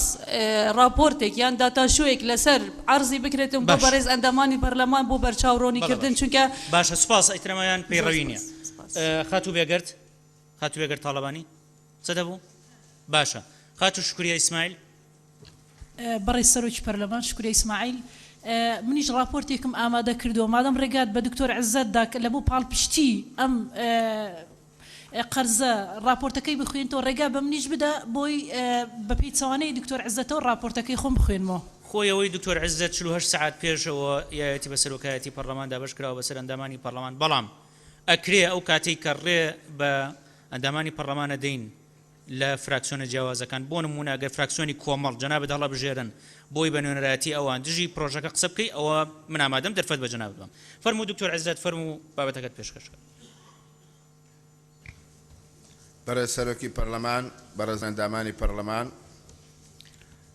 خۆشبەختانە وێنەی ئەم باسی بۆ بەڕێستانی باسەکەم لە لای هەموو پەرلەمانتارە بەڕێزەکان هەیە. هەوڵە دەم زۆر بە کورتی ڕوونکردنەوەیەک بەرچاو ڕوونیەک بۆ پرۆسەی قەرز، معنای قەرز، گرنگی قەرز، زیانی قەرز، حاڵی خۆمان لەگەڵ عێراق لەگەڵ وڵاتانی تر. قەرزی گشتی بریتە لە بڕێک دراوی نەختینە کە دەوڵەت بەدەستی دێنێت لە هاوڵاتیان یان بانکەکان یان دامەزراوە دارایی و ناوخۆی و دەرەکیەکانی دەوڵەت کە بەڵێن دەدات بە دانەوەی قەرزەکە و بڕی سوودەکەی بە پەیمەرجی دیاریکراو لە نێوان قەرزدەر و قەرزداردا. جۆرەکانی قەرز، قەرزی ناوخۆی و دەرەکیمان هەیە، یان لەسەر ئاستی ماوە قەرزی کورتخایەن مامناوەند، قەرزی درێژخایەنمان هەیە. کورتخایەن لە ساڵێک کەمترە، مامناوەند لە نێوان ساڵێک بۆ 5 ساڵە، قەرزی درێژخایەن لە 5 ساڵ زیاترە بۆ سەرەوە. شیکردنەوەی قەرزکردن بە یەک نمونەی زۆر ساد و ساکار، مرۆڤێک یاخود کەسێک ئەگەر بێوێت 100 دۆلاری پێ بێت، چاکەتێکی پێ بکڕێت، ئەگەر چاکەتەکەی کڕی 100 دۆلارەکەی ئەڕوا و ناگەڕێتەوە. ئەگەر چاکەتەکە نەکڕێ 100 دۆلارەکە بەرێ لە بانک دای بنێ، فایدەی بانک لە 108 بێ، لە نهایەتی ساڵ 108 دۆلاری دەست دەکەوێت. ئەگەر ئەو چاکەتەی بە پارەی بانک قڕی و خۆی نەیبوو قەرزی کرد، 100 دۆلارەکە قەرز بکە، ئەبێ لە کۆتایی ساڵ فایدە لە 100 دەبێ 110 دۆلار بات بە بانکەکە. جیاوازی نێوان بە پارەی خۆت ئەو چاکەتە بکڕیان بە پارەی بانک بیکڕی 2%. ئەمە لەسەر ئاستی هەموو وڵاتانی جیهان ڕاست. کاریگەری ئابوووریەکانی ئەگەر قەرز بۆ بەرهێنان بێت، یەکێک لە سەرچاوەکانی تری داهاتە بۆ وڵات سوود بە ئابووری وڵاتەگەیەنێ. قەرزی ناوخۆیی کردوێتی ئەم حکوومەتەش و هەموو حکوومەتەکانی تریش لە دنیا پاشەکەوتی هاوڵاتی و کۆمپانیەکان کەم دەکاتەوە، ناچێت بۆ بەرهێنان، بۆیەوە بەرهێنان کەمە بێتەوە. قەرزی دەرەکی ئەگەر بۆ بەرهێنان نەبێت، خەرجی حکوومەت زۆر دەکات. دانەوەی سوودەکەی لە کاتی دانەوەی ئەمەش پارەیەکی کەم دەهێڵێتەوە بۆ بەرهێنان بۆ حکوومەت. دۆخی دارایی لە هەرێمی کوردستان، بەڕێز سەرۆکی پەرلەمان، بەڕێزان ئەندامانی پەرلەمان، حکوومەتی هەرێمی کوردستان بە ناچاری و بۆ خەرجی حکوومەت و بۆ موچەی فەرمانبەرانی لە ساڵی 2014 و 2015دا بڕی 1 ملیار دۆلاری لە وڵاتی تورکیا وەرگرتووە، قەرزی کردووە و ڕەزامەندی پەرلەمانیشی وەرنەگرتووە. حکوومەتی هەرێم بە 100 ملیۆن دۆلار قەرزی لە کۆمپانیەکانی نەوتی دەرەکی کردووە و نرخی سوودی هەندێکیان لەوانەیە لە 110 زیاتر بێ، ڕەزامەندی پەرلەمانی وەرنەگرتووە. حکوومەتی هەرێمی کوردستان تەنها لە ساڵی 2014 زیاتر لە 5 ملیار دۆلاری وە قەرزی ناوخۆیی لە کۆمپانیەکان و بانکەکان و پاشەکەوتی هەوڵاتیان وەرگرتووە و ڕەزامەندی پەرلەمانی وەرنەگرتووە، تەنانەت ڕەزامەندی خاوەن پارەکانیشی وەرنەگرتووە. حکوومەتی هەرێمی کوردستان بە قەرز گرێبەستی بۆ کڕینی گازوایل بۆ وێزەکانی کارەبا کردووە، نرخی سوودی هەندێک لەو گرێبەستانە لە 50% زیاترە، ڕەزامەندی پەرلەمانیشی وەرنەگرتووە. بۆیە گرنگە بە یاسا لەژێر چاودێری پەرلەمانی کوردستان پرۆسەی قەرز وەرگرتن لە هەرێمی کوردستان ڕێک بخرێت.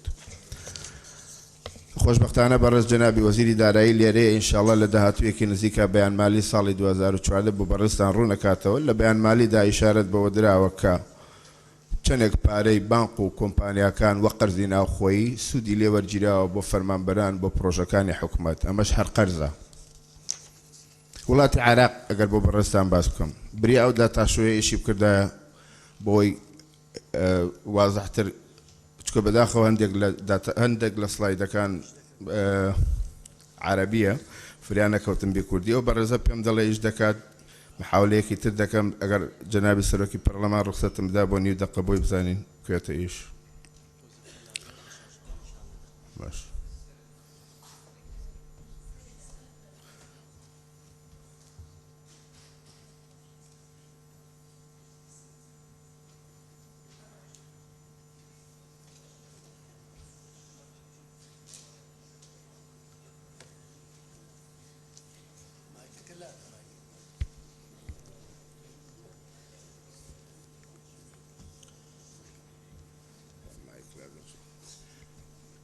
لە وڵاتی عراق قانونێکی دەرکردووە پۆل بریمەر ساڵی 2004 پێوتری قانون الإدارة المالية والدين العام في العراق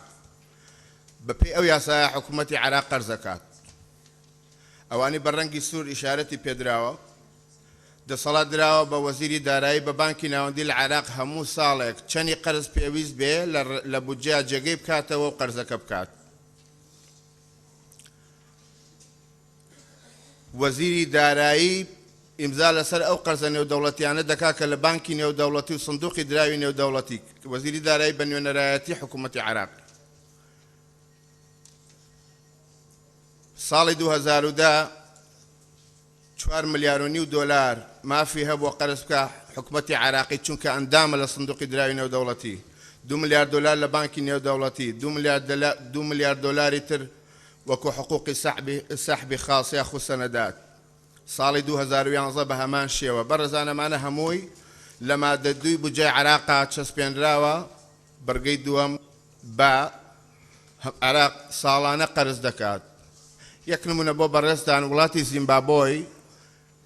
کەم بەهاترین عملە لە عالەمە وڵاتی زیمبابۆی ئێستا چەند ملیۆن دلاری قەرزی لای عراقە و قەرزارترین وڵاتی عالەمیش ساڵی 2012 بە هەمان شێوە ساڵی 2013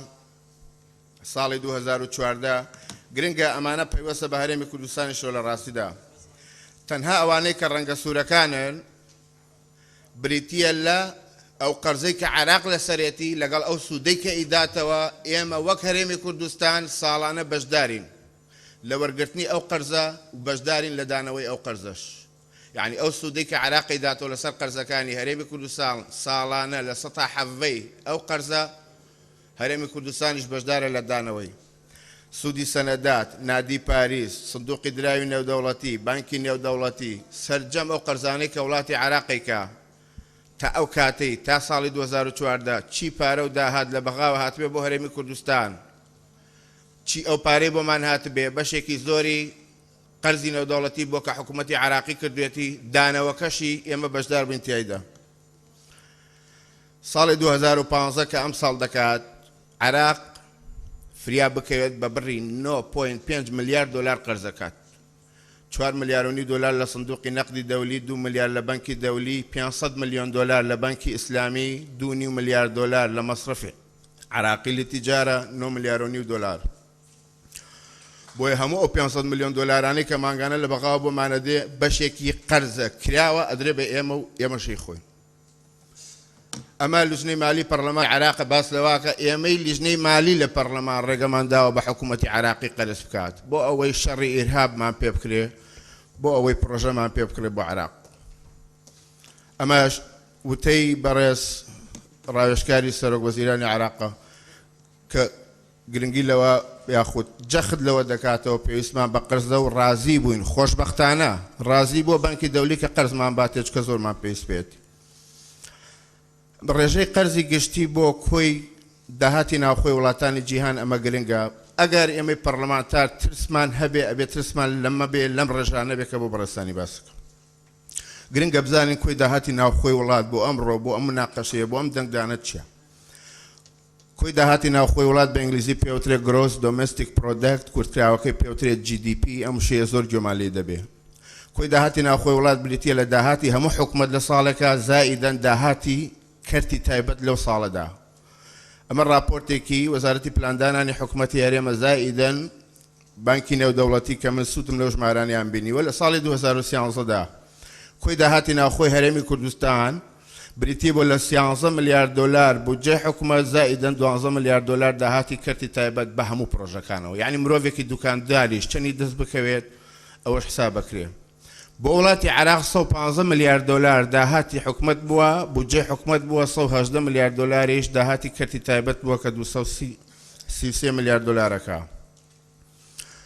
من زۆر پرسیارم کرد لە بەڕێزان شارەزاکان یاخود کەسانی معنی لە حکوومەتی هەرێم حتا لە کەسانی شارەزا باسییان لەوە کرد بۆ 5 ملیار دلار دانراوە وەکو ژمارە گەر داهاتی ئەم حکوومەتە داهاتی ناوخۆی هەموو حکوومەتی هەموو هەرێمی کوردستان 25 ملیار دلار بێ لە ساڵێکە ئەم 5 ملیارە دابەشی 25 کاتە لە 120 باشترین ئابووری وڵات ئەوەیە کە ڕێژەی قەرز لە کۆی داهاتی وڵاتەکەی ڕێژەیەکی زۆری پێک نهێنابێ و حکوومەتی دەشکراوە نەبێت چەنی ویست پارە قەرزکە. بەڕێزان ئەمە وڵاتەکانن لە لای من دەستە چەپە هەڵبەتە لێش هەروایە ئەو وڵاتەکانن ئەوە ڕێژەی قەرزە بۆ هەموو ئابووری وڵات بۆ هەموو داهاتی وڵات. وڵاتێکی وەکو ئوسترالیا لە 130 هەموو داهاتی وڵاتەکەی قەرزە. ژمارە گەورەکان بۆ بەڕێستانە خوێنمەوە وڵاتی میسر کە جامیعەی ئەزهەری لێیە لە 185 هەموو سەروەتی وڵاتەکە قەرزە قەرزی نێودەوڵەتیە هی خۆی نییە. وڵاتی فەڕەنسا لە 190 هەموو پارەی وڵاتەکەی داهاتی وڵاتەکەی قەرزە. وڵاتی ئێران 90% پارەی ئێران و داهاتی ئێران قەرزە. وڵاتی ئایسلند 120% ژمارە گەورەکان ئێرلندا لە 120 داهاتی وڵاتەکەی لە قەرزە. ئیتالیا لە 126 لە ڕاستیدا ئەمە بۆ نییە تەجیعی پەرلەمانتارکەم تەسیر مەبێ لە سەری دەنگی پێ بدە ڕاستە بەڵام ئەمە حەقیقەتە ئەمە واقعە هیچ ترسم لێی نییە دەنگی پێ دەدەم بەڵام ئەم حەقیقەتە بە شێوەیەکی ئەکادیمی بەبێ ئەوە هیچ نێکی نەبێ هەموو ژمارە و داتایە بۆ بەڕێستانی باس. وڵاتی قەتەر لە 132 کۆی داهاتی ناوخۆی وڵاتەکەی قەرزە. وڵاتی سعودی عەرەبی لە 113 کۆی داهاتی کۆی پارەی وڵاتەکەی لە 113 قەرزە. وڵاتی بریتانیا لە 190 پارەکەی قەرزە. وڵاتی ئەمریکا لە 173 پارەی وڵاتەکەی قەرزە. زیمبابوی کە خراپترین دراوی هەیە 200% پارەکەی. لەسەر ئاستی هەموو وڵاتەکانی جیهاندا لە 164 داهاتی ناوخۆی وڵاتەکەی قەرزە. لە ڕاستیدا بە گرنگی نابینم ڕێبا و ڕێژەی سوود من چۆن زانایانی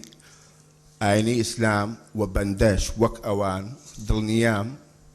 ئەوەی لە قورئانی پیرۆزە هاتووە هەمووی وایە ڕێبا حرامە بەڵام ئەکادیمیەن اقتصادیەن لەوەش دڵنیام کە نرخی سوودی بانک لەگەڵ ڕێبا یەکسان نین بەیەک هینی لەسەرە یەکسان نین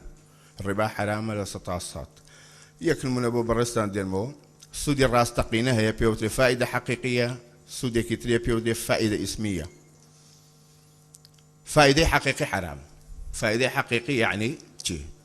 فائیدەی ئیسمی ئەکاتە ئەو ڕێژەی سوودەی کە لە بانقا هەیە. فائیدەی حەقیقی ئەکاتە ئەو فائیدەی ناقص تەزەخم لە ئابووری وڵات. تەزەخم یعنی هەڵاوسا. بۆیە ئەگەر نرخی سوودی بانق لە 100 دەبێ هەڵاوسانی نرخ لە هەموو هەرێمی کوردستان لە ماوەی ساڵێکا لە 106 بێ کەواتە سوودی ڕاستەقینە لە 104. ئەمە دوو نمونەیە بۆ وڵاتی بریتانیا و ئەمریکا دراسی 30 ساڵی ئابوووریەکەیانە کردووە بۆم دەرکەوتووە نرخی سوودی ڕاستەقینە یاخود نرخی سوودی ئاسایی 7% بووە بە تێکڕای 30 ساڵ تەزەخم 3% بووە کەواتە فائیدەی حەقیقەکەی 4% وەکو ژماری کلیا بەڕست. لە کۆتاییدا هەموو وڵاتەکان لە جیهانە یاسای قەرزیان هەیە بە عێراقیشە گرنگە هەرێمی کوردستانیش یاسای خۆی هەبێ لەلایەن پەرلەمانیشەوە پەسەند بکرێت. لەوەش گرنگتر ئەوەیە پەرلەمانی کوردستان و پەرلەمانتاران سەرکەوتوو بن لە چاودێریکردنی چۆنیەتی خەرجکردنی قەرزەکە. خۆشبەختانە لیژنەی دارایی ئەو مادەیەمان ئیزافە کرد بۆ پرۆژە یاساکە کە مادەی نۆیە بەم شێوەیە خوێندەوە بەڕێز دکتۆرە ڤالا کە دەبێت ئەنجومەنی وەزیران و وەزارەتی دارایی و وەزارەتی پلاندانان بڕی مایە ڕاکێشراوەکە بۆ پرۆژەکانی ژێرخانی ئابووری و بەرهێنان و خەرج بکەن دوای ڕاستاندنی لەلایەن پەرلەمانی کوردستان. و سپاس بۆ گوێگرتنتان سپاس بۆ بەڕێز سەرۆکی پەرلەمان و پەرلەمانتارانی بەڕێز.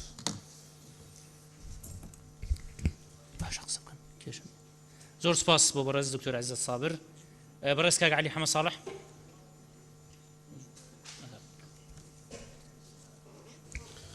بەناوی خوای گەورە بەڕێز سەرۆکی پەرلەمان بە خێراتنی وەفدی حکوومەتی هەرێمی کوردستانەکەم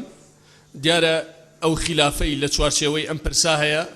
خلافێکی معریفیە و تەنیا تێگەشتنە لە پرۆسەی قەرزەکە ڕەنگە ئەوانەی کە سەردانی وڵاتانی خلیج و ئەوروپایان کردووە و لەگەڵ بانقەکانە دانیشتون بۆ ئەم قەرزە لە خەمی ئەوا بن چۆن شێرخانێکی ئابووری دروستکەن و بوژانەوەی ئابووری ڕووبدا ئێمانانیش کە تەعنیەکەین ترسمان هەیە لە ئایندا چۆن تووشی داڕوخانی ئابووری بین واتە ئەو خلافەی کە هەیە بە تەواتی خلافێکی معریفیە و زیاتر نییە لەمە بە پێی لێکۆڵینەوەکان ژمێرەی قەرزی گیانی 6 تریلیۆنە ئێستا نزیکەی 6 تریلیۆنە لە جیهانە و کەم وڵات هەیە یا قەرزی نەدابێت یا قەرز نەکرێت زۆر دەگمەنە بەڵام مەرج نییە هەر وڵاتێک قەرزی کردبێت ئێمە وەکو نموزەجێکی جوان وەریگرین بۆ ئەوەی چاوی لێ بکەین دنیا دابش بووە بەسەر دوو بەرەیەکیان سوودیان لەم قەرزە وەرگرتووە وەکو ئەمریکا وەکو یابان وەکو بریتانیا ئەمانە سەرکەوتوبوون لە قەرزێکە بەشێکیان بە بۆنەی قەرزەوە تووشی داڕوخانێکی زۆر گەورە بوون وەکو مصر یۆنان فەنزەویلا زیمبابۆی ئەمانە قەرز فکرەکە ئەوەیە ئێمە دراسی وەزعی خۆمان بکەین بۆ ئەوەی بزانین لە کام بەرین ئایا بوژانەوەی گەورە لە ژێرخانی ئابووریمانە ڕووەدا یاخود تووشی داڕوخانی ئابووریە بین و نەوەکانی ئایندە و نەکنەوەکانی ئایندە ڕەنگە خۆشمان پاش 10 بۆ 15 ساڵتر باجەکەی بین واتە دراسی ئەمە بکەین دراسی ئەمە بە دوو پێوەرکراوە هەر وڵاتێک ئیدارەی مالی و ئیدارەی مەشاریعی خراپ بوو 100% زەرەر لە قەرزەکات ئێستا یابان زۆر زیاتر لە GDP خۆی قەرزی کردووە بەڵام ئیدارەی مالی سەرکەوتووە لە کاتێکا تەمەنی بوژانەوەی یابان لە حەفتاکانەوە دەست پێکا وڵاتێکی وەکو یۆنانیش 2000 سال لە فەلسەفەی دەوڵەتداری تیا خوێندرێ لە کۆمارەکەی ئەفلاتونەوە بۆ ئێستا بەڵام یۆنان بووەتە ژێر قەرزە و تووشی قەیران بووە واتە ئەمە پەیوەندی بە ئیدارەوە هەیە پەیوەندی بە مێژووی دەوڵەتداریوە نییە کۆمەڵێ پرسیار هەیە من لێرا تەرح یەکەم ئەگەر هات و وەڵامی مقنع بۆ ئەم پرسیارانەی من بدرێتەوە کە لە خەڵکی شارەزا و پسپۆرمان وەرگرتووە لە ئاستی ناوخۆ و دەرەکی ئەوە ئێمە دڵنیا بینەوە لەوەی کە لەم قەرزا سوودمەند دەبین و ئەگەر وەڵام نەدرێتەوە بۆ ئەم پرسیارانە من هەم لەبەر خۆم هەم لەبەر ئایندەی مناڵانی هەمومان و وڵاتەکەمان بە دڵنیاییەوە دژی ئەم قەرزەیە بن ئەمە بابەتێکی دیکە من لێرەوە دواتر بە وردیەی خەمە ڕوو حکومەت یەرێم لە ماوەی ڕابردووە چەندێک قەرزی کردووە و پرسی بە پەرلەمان نەکردووە ئێستا بۆ لەم پرسا ئێتەوە بۆ پەرلەمان ئایا ڕێی پەرلەمان لێرا گرنگە یاخود بابەکە بە شێوەیەکی ترە دواتر پرسی لەسەرەکەم من ئەمەوێ پرسیارە علمیەکانی خۆم بکەم و هیوادارم وەفدی حکومەت یەرێمی کوردستان وەڵامی علمیم بداتەوە بۆی قەناعەت بکەم قەرز لەسەر بنەمای GDP دەکرێت بەڵام بەڕێز هاوڕێم دکتۆر عیزەت ئاماژەی بە بابەتێکدا ئەوە ساڵی 2013 ئەبێ ئێمە لەسەر بنەمای GDP 2015 ئێمان قەرزە بکەین چکە 2013 دۆخێک بوو بۆ هەرێمی کوردستان ئێستا دۆخێکی ترە و گۆڕانەکە گۆڕانێکی جەوهەریە گۆڕانێکی نزبی نییە لە سەدا دووسێ گۆڕانی بەسەرهات بێت لە دەخلی فەردەوە بگرە بۆ دەخلی کۆمپانیایەکی گەورە دواتر داهاتەکانی حکومەت یەرێمی کوردستان ئایا لەسەر چ بنەمایەک بۆ هەرچەندە دیسانەوە تاکی دەکەمەوە لای من ئەوەندە ئیدارەی قەرز گرنگە ئیدارەی GDP گرنگ نییە یۆنان یابان باشترین بەڵگەیە بۆ ئەمە کە زۆر لە GDP خۆی زیاتر قەرزی کردووە بەڵام ئیدارەیەدا و ئیستثمارێکی باش بەم قەرزەیەکە دووەم ئیدارەی نەختینە و ئیدارەی مەشارع لە هەرێمی کوردستانە بەداخەوە لە ڕابردووە زۆر لاواز بووە هەمووتان شاهدی ئەوەن بەڵگەمان بۆ ئەمە چییە لە ساڵی 2003 بۆ ئێستا بە پێ و بە دوواداچوونەی من کردومەوە بۆ پارانەی کە لە بەغداوە بۆمان هاتووە بە داهاتی ناوخۆ و داهاتی نەوت نزیکەی 103 ملیار دۆلار هاتووەتە خەزێنەی دەوڵەتی حکومەت یەرێمی کوردستانەوە بەڵام لە کۆتایی 2013 حکومەت یەرێم 3 ملیار دۆلار قەرزارە بێت واتە نەکە احتیاطی نییە بەڵکو 3 ملیار دۆلار قەرزارە بێت ئێوە بۆمان ڕوونکەنەوە ئیدارەی ئێوە بۆ ئەم قەرزە چییە ئیدارە بۆ نییە موئەسسەیە دروستەکەم ئەگەر موئەسسەیەک لە کۆی موئەسسەکە موئەسساتی حکومەت یەرێمی کوردستان پلانێکی استراتیژی نەبوو موئەسسەیە کە مدیر عامێکیە بە تەکید ناتوانێت ڕۆڵ بینێ واتە ئیدارە ئێوە بۆ مەشاریع و ئیدارە ئێوە بۆ قەرزەکان چیە ئەمە جگەلەوەی نزیکەی 5000 پرۆژەمانەیە ئێستا لە کوردستانە وەساوە پرسیارێکی ترم ئەوەیە حکومەت یەرێمی کوردستان ڕاستە ئەمە بە ناوی جیاوازەوەیە بەڵام لە نەتیجا کۆی گشتی قەرزەکە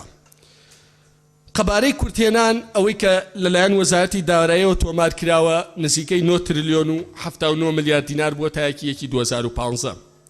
کۆی بەکارهێنانی سویلەی نەقدی بانقەکان 12 تریلیۆن و 761 ملیار دینار بووە کە ئەمە دیارە بەکارهێنراوە بۆ پڕکردنەوەی کورتێنانەکەواتە ناکرێت لێرا کۆیان کەینەوە حکومەت یاریێمی کوردستان هەمومان نەزانین موچەی دوو مانگی فەرمانبەران ئێستا قەرزارەکە نزیکەی تریلیۆنێک و 700 میلیارە چەکێکی زۆری بێڕەسید کە بەشێکی کۆمپانیاکانن بەشێکی تری دکتۆر عیزەت باسی کرد هی کڕینی گازوایی لە بە سەدان ملیۆن دۆلار ئێستا لە بازاڕەکان نەمەشەر قەرزە بێم قەرزانە حکومەت یاریێمی کوردستان بیداتەوە ئەمە جگەلەوەی 1 ملیار دۆلارمان ئێمە لە تورکیا وەرگرتووە جا قەرزەوەیە قەرز نییە دواترەکرێ بەڕێز وەزیری دارایی وەڵاممان باتەوە بەپێی زانیاریەکانی من قەرزی کۆمپانیا نەوتەکان لەگەڵ فرۆشتنی نەوت بە پارەی پێشوەخت تەبعەوە شەر قەرزە چکە نەوتەکە دەیتەوە نزیکە بێتەوە لە 5 ملیار دۆلار پارەی پێشوەختوە و کۆمپانیانەی کە سوودە جارێ با حکومەت پێمان بڵێ پلانی چییە بۆ دانەوەی ئەمانە تاوەکو قەرزی ترکن پلانێکمان بۆ پێ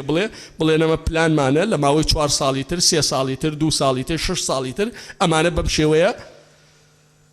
سافە بێت واتە پرسیارەکەی من ئەوەیە کە پلانت چییە بۆ ئەمە بۆ ئەوەی دواتر لە کاتی خۆیان بتوانیت ئەو قەرزەی کە ئێمە ئەیکەین بیدەینەوە تاوەکو ئێسێمە کۆمەڵێک وەڵامی زۆر گرنگەیە من پێشووتر کردومە وەڵامی مقنعم دەست نەکەوتووە ئێسەی کەم و هیوادارم دەستی بکەوێت چکە بەبێ ئەم وەڵامانە دڵنیام ناتوانین استیفادە لەم قەرزە بکەین ئەم قەرزە بۆ چی ئەکرێت پرۆژەکان چین واتە ئەم پرۆژانە وەکو ناو چین پێمان بڵێن ئەلف با جیم دال لە فڵان شوێن ئەوانە فائیدەی سەر ئەم قەرزە چەندە چۆن دەدرێتەوە میکانیزمی دانەوەی ئەم قەرزە و چەنە و پشت بەچی بەستووە جدوای اقتصادی ئەم مەشاریعانە چین یعنی ئەمانە سادەترین پرسیارن کە تۆ وەکو هاوڵاتیەک کە هەر شتێکیش خانوویەکەکەی لەگەڵ کۆمپانیای ڕێکەوی وەڵامی ئەم پرسیارانە ئەبێ وەرگریتەوە ئەگەر بەبێ وەڵامی ئەم پرسیارانە ڕەنگەی نەبی ڕەنگە من دڵنیام ڕەنگە وەڵامەکەەوە بێت حکومەت یاریێمی کوردستان بڵێت هێشتا ئێمە قەرزەکەمان نەکردووە کەی کردمان وەڵامی ئەم پرسیارانەتانە دەینەوە نەخێر حکومەت یاریێمی کوردستان لەگەڵ بەنکەکانە چۆتە دانیشتن چۆتە مفاوەزات بەنکەکان پێیان وتون یاسایەکمان بۆ بێنن کە پەرلەمانی کوردستان تێی دیکە بەڵکو ئەو قەرزانتان پێ نادەین و ویستی حکومەت یاریێمی کوردستان ئەوە بۆ پێش هاتنی ساڵی 2015 واتە حکومەت چۆتە ناو ئەم تەفاسیلەوە خاڵێکی تر ئەوانەی کە ئەندازیارن و من پێم وایە هەرکێک سەقافەیەکی بیدایی هەبێت ئەگەر ئەم پارانە بۆ پرۆژەی استراتیژی بێت هەموو پرۆژەیەکی استراتیژی بەلای کەمەوە ساڵێک 2 ساڵێوێ بۆ دیزاین و ماستەر پلان و تا دواتر ئایا ئێمە بین قەرزەکە بکەین و لە قاسا داینین دوای 2 ساڵی کە فائیدەی زۆر بچێتە سەری ئەو جا مەشاریعەکان تەنفیزکەین ئیجا بۆ نین دیزاین و ماستەر پلانی ئەم پرۆژانە دانین و دواتر قەرزەکە بکرێت و خاڵێکی تر ئەوەیە کە دیارە با لای خەڵک ڕوون بێت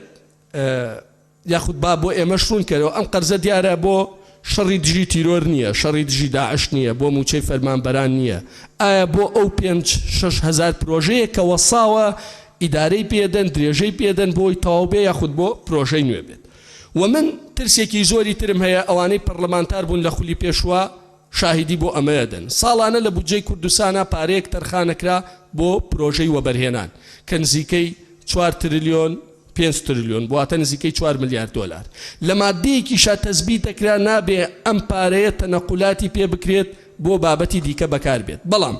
من ساڵی 2011 وەک نمونە وەرگرتووە 5 ملیار دۆلاری پارەی پرۆژەکانی وەبەرهێنان بڕۆ پرۆژە خەرج نەکرا و تەنەقولی پێکراوە قانونەکەش ڕێگەی پێ نەداوە ئیجاعاتیش لەگەڵ کەسان نەکراوە واتە من ترسم هەیە دیسانەوە ئەمە وای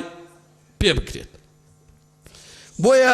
من لێرەدا هیوادارم وەڵامی ئەم بابەتانەی تر دیسانەوە تاکی دەکەمەوە ڕاستە عێراق بەردەوام قەرزی کردووە بەڵام عێراق ئایا سوودی لەم قەرزە بینیوە یا زەرەری لەم قەرزە کردووە يعني ئەمە ئێستش عێراق بەتەمای قەرزە لە ڕابردووشە بەنیازی قەرز بووە هەموو ساڵێک ئەم وڵاتە لە بودجەکەی خۆی پارەیە تەرخانەکە بۆ ئەوەی قەرز و فائیدەی قەرز باتەوە لەولاوە دیسانەوە ئەڕوا قەرزی ترەکات واتە قەرزەکەی بۆ ئەوەی قەرزی پێ بدەیتەوە لە نەتیجە من پێم وایە ئەمە خراپە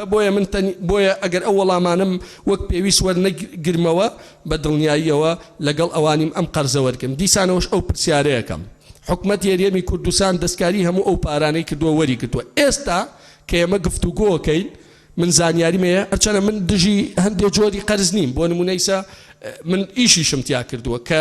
فرۆشتنی نەوت بە پارەی پێشوەخت بەڵام لە فترەیەکی زەمەنی کەمە بۆ نمونە لە 8 مانگە تۆ کۆی نەوتەکە بدەیت و پارەکە وەرگریتەوە نەک درێژ بێتەوە بۆ 10 ساڵ و 5 ساڵ چکە ئۆتۆماتیکی فائیدەکەی زیادەکە ئێستا حکوومەت یاریێمی کوردستان ئاگادارم خەری سەرقاڵی مامەڵەیەکە وەک بەڕێز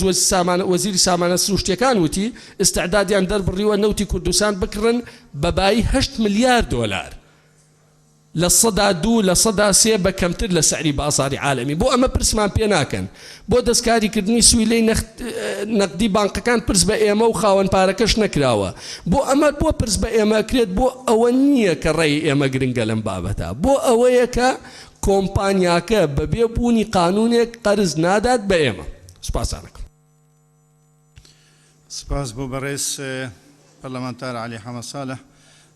دیارە وارێک کەوتونە کە ئەم مناقشات بەردەوام بن نقطەی نظامی بەرز شیرین خان بەڕێز سەرۆکی پەرلەمانی هیویدارم بەڵێ فەرموو بەردەوام هیویدارم ئەو نەریتە پێش جەلسێت نوکە هاتیە بکارئینان کە هەر پەرلەمانتارێک 3 دقە زیاتر قسە نەکە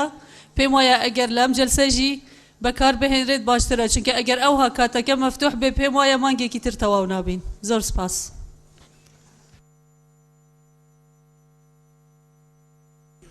سپاس بۆ بەڕێز شیرین حوسنی ئێستا ڕێگا دەدەین بە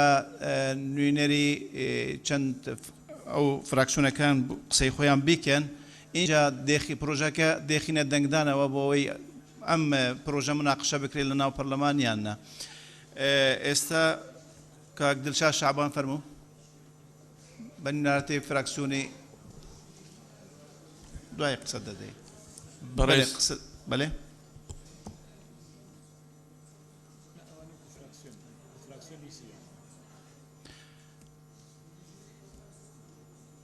ئێستا ڕێگە بە کاک مەڵاوەڕەمان دەدەین با قسەی خۆ بکات هەر لە شوێنی خۆت فەرموو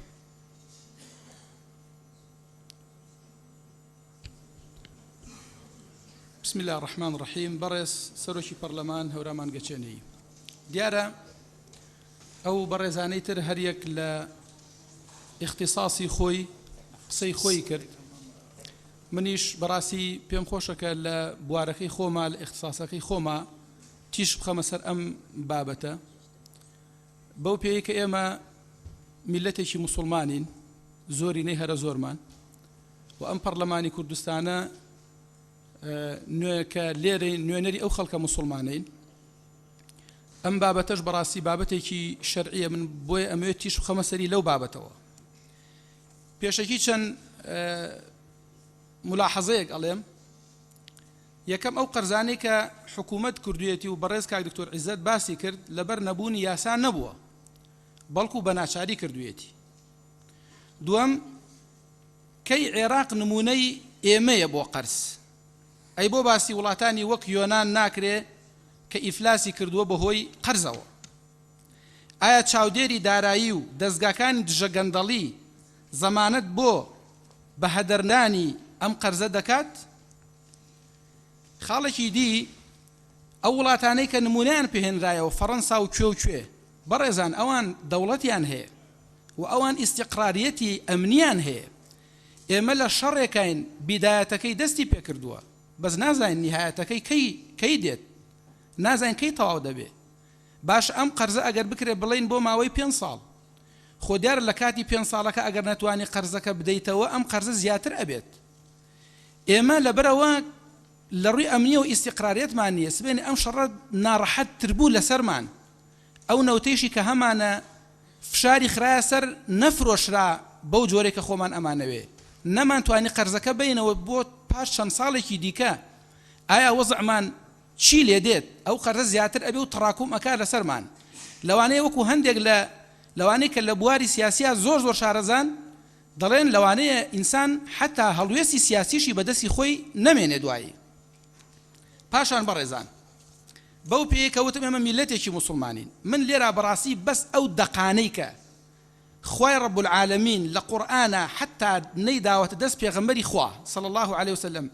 بۆ خۆی بە چەندین دەستەواژە بە چەندین عیبارەتی جیاجیا باسی حرامبوونی ڕیبای کردو چونکە لە ڕاستیدا ئەم پرۆژەیەکی ڕیبەویە ئیتر یوسەمونەها بغەیری ئیسمیها ناوێکی تری لێدەنێ ئیستیقطاب الأموال یان هەرچی من ئەوە شەربەتێکم داناوە پێ دەڵێم ها ئەوە ئاو بخۆرەوە ئاو نییە شەربەتە با ناوی ئاویشی لێ بنێم شتێکە ناوی حقیقەتەکەی چۆنە ناوەکەی گۆڕی بە ناوگۆڕان ناوڕۆکی شتەکە ناگۆڕدرێ ئەم پرۆژەیە قەرزە نە دەوڵەتان نە حکوومەتان نە کۆمپانیان نە بانقەکان هیچ کەسێک بەڕاستی لەبەر چاوی کاڵی ئێمە کە میلەتێکی مەزڵومین قەرزمان ناداتێت ئیلا بە سوو بە ئیفادە ئەماندات سوش دیارە هەر ئەو نوسوسانە کە لە قورئانە هاتووە خوای پەروەردگار ڕایگەیاندووە کە قەرزکردنی ڕیبەوی لە شیەم و ئەخلاق و قیەمی مسلمانان نییە بەڵکو لە میلەتانی غێری ئیسلامە چونکە ئەوان هەمیشە ویستویانە بە درێژایی تاریخ لە ڕێی قەرزی ڕیبەویەوە خوێنی میلەتان بمژن و دوایش پیان پێ بکەنن فبظلم من الذين هادوا حرمنا عليهم طيبات أحلت لهم وبصدهم عن سبيل الله كثيرا وأخذهم الربا وقد نهوا عنه وأكلهم أموال الناس بالباطل خواهي قولة كباسي الربا كيكسر فرمي أكلهم أموال الناس بالباطل شونك الربا أبيته هو أويك لسر أساسك باطل باري خلق بخويت خواهي قولة رايقة عندو لقرآنك الربا محاربي خواه بيغنبركيتي خواهي قولة فرمي يا أيها الذين آمنوا يا مخومان وخلقك مسلمان أزانين ونري خلقك مسلمان يشين يا أيها الذين آمنوا اتقوا الله وذروا ما بقي من الربا إن كنتم مؤمنين أجر إيه وعلن إيه مسلمانين وازل الربا بينن فإن لم تفعلوا أجر نتانكر فأذنوا بحرب من الله ورسوله فأذنوا بحرب من الله ورسوله أو أجدار بن خواي جورا إعلان حرب تان لقراءك جاء إعلان حرب إخواب والربا يعني شيء يعني نماني بركات خواي جورا فرمي يمحق الله الربا ويربي الصدقات خوان الربا محقكات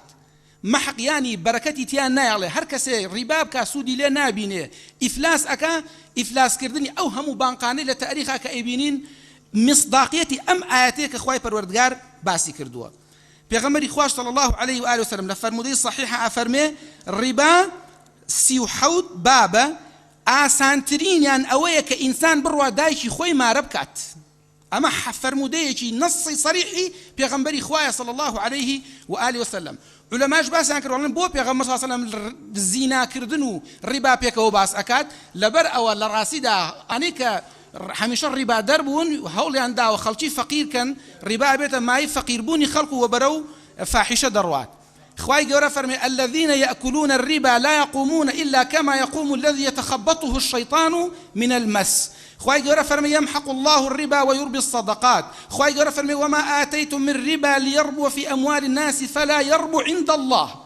لبرو برزان براسي لبر أم نصوصان وأتوانم إستا ديان نصوصي تر لكتاب ولسنة صحيح بيغمر إخوة صلى الله عليه وآله وسلم بين موا لسر تحريم الربا لسر حرامبون الربا ديار علماء فرمون فأينما وجدت المصلحة فثم شرع الله لهرش يعني برجواندي هبه أو شرع إخوة لويه بيقمان إخوة رب العالمين كمصلحتي بو بندكاني أبيه كادك أفرمي وأحل الله البيع وحرم الربا إخوة بيع حلال كدو بس ربا حرام كدو لبر مصلحتي عبدكانيتي وأوهم زرريك كاك علي بران باسی کرد مصداقیتی ام آیاتانه بو داواتان لئه کم برزان اما اصلا نشي نبابتي قفتو وكرنا سر ام بابتوا ورد بكرتوا واتوان بدائلي تربيانين خو خواك اشتكي حرام كردو بديلي انا وبراسي بديل جوكو لجني اوقافش اما جمان بيكردوا وكاك عليج اما جي بيكر اتوان سلامي نود بكين بيشتر نود بفروشي بو جهتانا وباركان ليور بقري باي باي وبيتا بيتاتو نوتكي تسليمكي كديار او خوي لخوي دا اختصاصي مني بس للروي الشرعي كي شو بهمان شو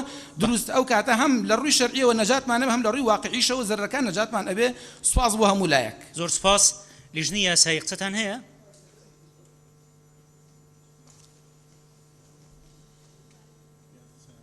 اگر قسەشتان نەبێت طبيعية يعني داوا لە بەڕێستان دەکەین بابەتەکە بخەنە دەنگدان و بۆ ئەوی داخلی بەڵێ باشە نایخێنە دەنگدانەوە جار چونکە داوامان لە فراکسیۆنەکان کردووە کە هەر فراکسیۆنە و نوێنەری خۆی دیاری بکە بۆ ئەوەی قسە لەسەر بابەتەکە بکە چ بە دژ یان بە گفتوگۆکردنی پرۆژە یاساکە لە پەرلەمانەوە نقطەی نظامیە بینم بەڵام هەرمێ لەو ئاگادارتان بکەمەوە کە فراکسیۆنی پارتی بەڕێز ڕشاد شعبانی دیاری کردووە کە قسە لەسەر بابەتەکە بکە فراکسیۆنی سەوز دکتۆر عزت قسەی کرد فراکسیۆنی کۆمەڵ کاک سۆران عومەری دەستنیشان کردووە فراکسیۆنی گۆڕان کاک عەلی حەمە ساڵحی دیاری کردووە کە ئەوە قسەی کرد فراکسیۆنی یەکگرتوو دکتۆر شێرکۆ جەودەت فراکسیۆنی تورکمانی فراکسیۆنە تورکمانەکان بەڕێز مامۆستا ماجد عوسمانیان دەستنیشان کردووە فراکسیۆنەکانی کردۆ ئاشور سریان و ئەرمەن بەڕێز کا گێروانێت نیسانیان دەستنیشان کردووە دکتۆر شوان قەڵازەیش قساکە نقطەی نظامی کاک عومەر عنایەت بەڕێز سەرۆکی پەرلەمان بەڕێز ئەندامانی پەرلەمان بەڕێز جەنابی سەرۆکی پەرلەمان لە مادەی 71 و 79 باس لە چۆنیەتی یاسادانانەکە یعنی ئەم نەریتەی ئەمڕۆ ئێمە گرتمانە بەر و بەڕێزت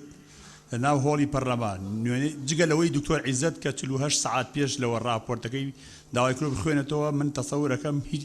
هیچی لەمانەی کە قسەیان کرد بە پێی پەیڕەو نییە و ئەکرا یەکسەر مادام راپۆرت حاضر کراوە داخلی گفتوگۆکردن بین لەسەر پرۆژە یاساکە ئەمانەی کەی نە پەیڕەوە هەیە سەرۆکی نوێنەری فراکسیۆنەکان قسە بکە نە لە پەیڕەوە هەیە ئەندامەکان قسە بکە ئەوەی بەڕێز مامۆستا مەلا هەورامان ئەیتوانین لە شوێنی خۆی و قسەی خۆی بکە لە کاتی گفتوگۆکردن لەسەر پرۆژە یاساکە ئەوەی کاک عەلیش هەر بە هەمان شێوە جگەلەوەی دکتۆر عیزت کە جەنابی وتی موافقەی سەرۆکی پەرلەمان وەرگرتووە پێش 48 ساعت ئەمانە هەمووی دژی پەیڕەوی ناوخۆن ئەوە ئەمە بوو بە نەریتێک کە لەمەوەلا لەوانەیە يعني زیان بە پەرلەمان بگەینێ و بە ئەدای پەرلەمان بگەینێ و باشە سپاس بەڕێز کاک عومەر وابزانم لە سەرەتای گفتوگۆکانەوە باسمان کرد هەندێک لە ئەندامانی لیژنە پەیوەندیدارەکان کە واژۆیان کردو بە تەحەفوزەوە واژۆیان کردو هەندێکی ئەسڵەن نووسیوانە دژی ئەوەین کە ئەم پرۆژە یاسایە مناقەشەی لەسەر بکرێت بۆیە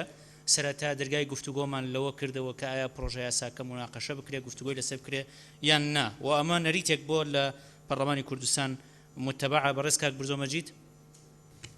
بەڕێز سەرۆکی پەرلەمان لەو نامێ بەڕێز سکرتێری پەرلەمان کە بۆ ئێمە هات ئێمە وا تێگەیشتون کە لە فراکسیۆنەکە چێ دژە دیاریکەم بۆ قسە بکە بۆیە ئێمە کاک عەلی وەکو دوژ ئەگەر نا دکتۆرە بەهارمان داناوە بۆ وەکو ڕێی فراکسیۆنی گۆڕان کە ئێمە پشتیوانی یاساکە دەکەین باشە سپاس بەڕێز کاک قادر وتمان بەڕێز سەرۆکی پەرلەمان هاوڕام لەگەڵ قسەکانی کاک عومەر ئێمە بە چه عالیەتێک ئەوەی کاکاریش باسی کرد مافی قسەکردنمان پێ نەدرێت لەلایەن جەنابتانەوە بۆی کە ئێمەش وەکو ئەوان بۆ هەر لە هەر فراکسیۆنی یەک کەس جەنابەت پێش بەستی بە پاڵپشتی بە چێ مادەیەک لە مادەکانی پەیڕەوی ناوخۆ ئێمەش دەمانەوێت قسە بکەین ینی ناکرێ ئێمە لێرە دابنیشین و مافی قسەکردنمان نەبێ چۆن جەنابەت مافی قسەکردنمان پێ نادەی بۆ هەر لە یەک فراکسیۆن لە هەر فراکسیۆنەی کەسێ قسە بکە مادام جەنابتان دەرکای گفتوگۆ دەکەنەوە لەسەرەوە کە بەر لەوەی پرۆژەکە مناقەشەی مادە و بڕگەکانی پرۆژەکە بکرێ پێویستە هەر پەرلەمانتارێک قسەی هەبێ قسەی خۆی بکە یاخود چینە سەر ناوەڕۆکی مناقەشەی مادە و بڕگەکانی پرۆژەکە زۆر سپاس سپاس بۆ بەڕێزیشتان ئەوە پەیوەندی بۆ هەیە پەیوەندی بۆ هەیە بۆ ئەوەی بتوانین بە باشترین شێوە گفتوگۆ لەسەر ئەم بابەتە بکەین بۆ ئەوەی ئەوەندە گفتوگۆکان درێژە نەخایەنە کە خۆشتان زۆر جار بێتاقەتە بنەڕۆنە دەرەوە بەڕێز کاگاری هەرسیم زۆر سپاس بەڕێز سەرۆکی پەرلەمان وڵی من ئەوەی حاڵی بووم ئەو ڕوونکردنەوەی کە بەڕێز کاک دکتۆر عیزت دایت و ئەوەشی کاک عەلی حەمە ساڵحی لەگەڵ و یا ئەوەی ملاحەزاتیە بێ لەسەری بەرچاوڕوونێکی تاو بۆ ینی بۆ پەرلەمانی راوە و من پێم وایە لە پێش ئەوەی بەڕێز سەرۆکی پەرلەمان ئەمە بخاتە دەنگانەوە کە ئایا بچینە مناقەشەیانە حەقە شانسێ بین بەلایەنی پەیوەندیدار یعنی بەڕێز جێگری سەرۆکی حکوومەتی هەرێمی کوردستان و بەڕێز وەزیری دارایی کە ئەوان هیچ نەبێت جوابی ئەو پرسیارانی بەڕێز کاک عەلی حەمە ساڵح بینەوە ئەو کاتە بە بۆچووری من زۆر منتیقیترە ئەوە بخرێتە دەنگ باشە سپاس بە ئەندامانی تری پەرلەمانیش قسە بکەنەوە کاتە دەرفەت بە حکوومەتی شەدەین کە قسەی خۆیان بکەن خاتو دکتۆرە ڕێواز فەرموو بەڕێز سەرۆکی پەرلەمان من بۆ خۆم لەگەڵ تەنزیمکردنی قسەکردن بۆ هەمیشە بەڵام ئەلەم بابەتەیە کە هیچ فراکسیۆنێک نییە هەموو ئەندامەکانی دژ بن یا هیچ فراکسیۆنێک نییە هەموو ئەندامەکانی بە تایبەتی سێ فراکسیۆنەکە هەموو ئەندامەکانی لەگەڵ بن هەستەکەم جۆرێک لە غوبن هەیە کە مەسەلەن جنابی کاک دکتۆر عیزت لەگەڵە بەڵام من تا سەر ئێسقان دژم بۆ لەناو فراکسیۆنەشا خەڵکی تر هەیە دژە مەسەلەکە چییە لەناو ڕێی گشتیا وا نەکەوێتەوە کە ناوی فراکسیۆنە هێنن لە ناو ڕای گشتیاوە ئەکەوێتەوە کە مەسەلەن فراکسیۆنێک بە تەواوەتی لەگەڵە فراکسیۆنێک بە تەواوەتی دژە مع العلم لە ڕووی منطقەوە وانێ وەکو برای بەڕێزم کاک برزۆش ئەم حەقیقەتەی وت لەبەرەوە بەشترە لە هەر فراکسیۆنە کێ لەگەڵ و کێ دژە چۆن ئەو دەرفەتە بۆ مەسەلەن فراکسیۆنی گۆڕان بڵێن ڕەخساوە ئەکرێ مەسەلەن کاکتۆر بە ناوی مؤيدين قسەی کردووە بۆ نمونە لە فراکسیۆنی ئێمە بە ناوی دژەکان کا قادر قساکە وەکو چۆن مەسەلەن فراکسیۆنی سپاس بۆ جەنابەت کە نووسراوە بۆ سەرۆکی فراکسیۆنەکان ئەوەیە کە ئەوانەی دژن دیاری بکرێەوە ئەوەشی کە لەگەڵە دیاری بکرێ ئەوە کێشە نیە ئێوە لە فراکسیۆنی سەوزی دەتوانن یەکێک لەو بەڕێزانە قسە بکات کە ئەگەر دژی وەستێتەوە خاتوو شیرین حوسنی بەڕێز سەرۆکی پەرلەمان جەنابتان بڕیاریدا لە هەر فراکسیۆنێک یەک نوێنەر قسە بکە بەڵام لە فراکسیۆنی کۆمەڵ پێم وایە بەڕێزمە لە هەورامان قسەی خۆی کرد ئەگەر یەکێکی تر لەو فراکسیۆنە قسەی کرد دەبێت لە فراکسیۆنەکانی تر دوو کەس قسە بکە پێشنیارێکی تریشم کرد پێش ئێستا نەریتێک هەبوو هەر پەرلەمانتارێک بۆیە هەیە 3 دقیقە قسە بکە بەڵام بۆ ئەم دانیشتنە بۆیە هەرێک ئەگەر بە محاضەرەیە قسە بکە پێم وایە تەواو نابین زۆر سپاس سپاس لەبەرەوەی ڕێ بە هەموو ئەندامان نادەین قسە بکەن تەنظیمیەکەین بۆیە و قسەیان کرد کە پێم وابێت لە 3 دقیقە زیاتر بوو بەڕێز دکتۆرە جوان بەڕێز سەرۆکی پەرلەمان من ئێستا ئاگادار لەوەی بوو من و لە هەموو فراکسیۆنێک چی نوێنەرە قسەی دەکەن نەم دەزانی ئەوە تەبلیغ نەکراینە لە ناو فراکسیۆنی نوێنەرەکە بیتن بەڵێ باش بەڵێ فەرموو ئەو اختصاصش لە اختصاصی من نێزیکە حەز دەکەم دەرفەتم دێ لەو بارەی قسەی بکەم ئەگە وەختی گفتوگۆکردن سوپاس دەکەم باشە ئەوە فراکسیۆنی گۆڕان خوانێک لایکەنەوە و بابەتە بەڕێز کاک ساڵح بەڕێز سەرۆکی پەرلەمان من پێم وایە سەبارەت بە راپۆرتەکە زۆر قسەکرا و راپۆرتە هیچ ناڕوونییان نیە ئەو ئیمزانی کە کراوە بە تەحەفوزەوە تەحەفوز مانایەوە نییە کە واژوو نەکراوە بۆیە ئەوە هیچ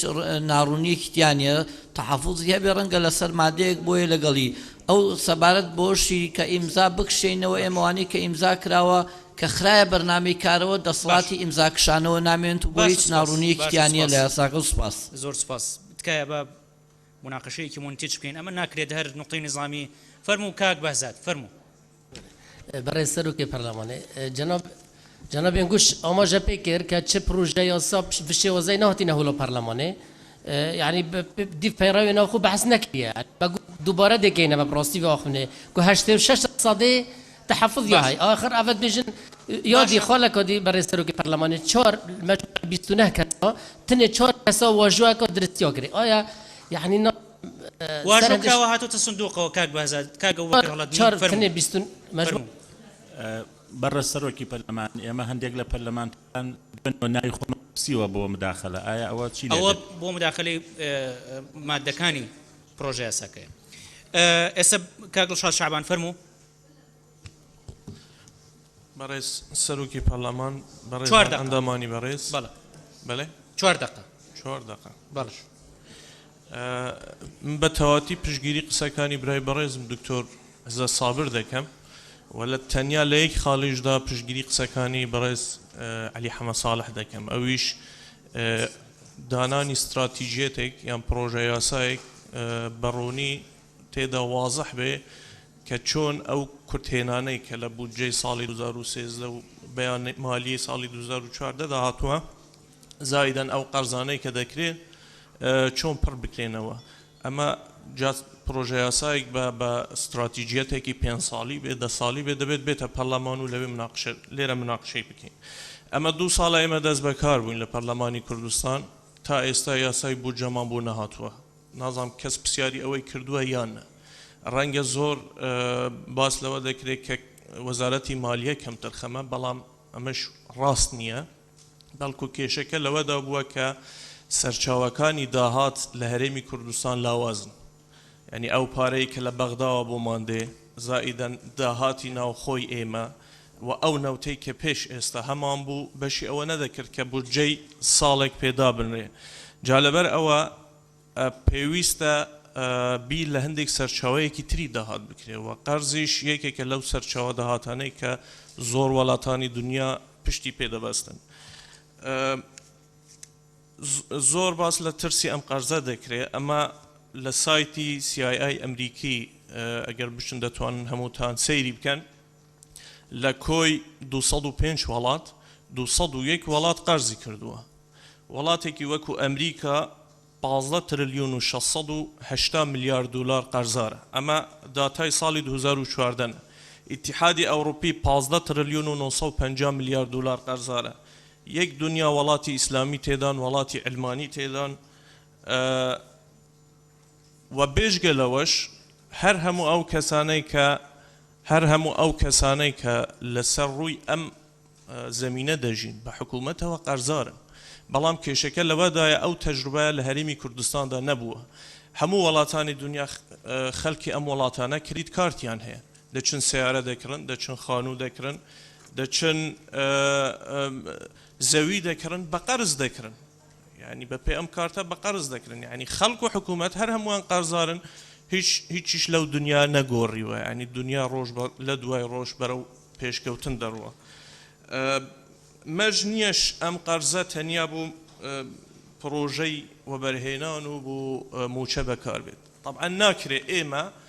لێرە بەم یاسایە حکوومەت نەچار بکەین بڵێن تەنیا ئەمە بۆ پرۆژەی استراتیژیان پرۆژەی ئیستیسمار دەکی چونکە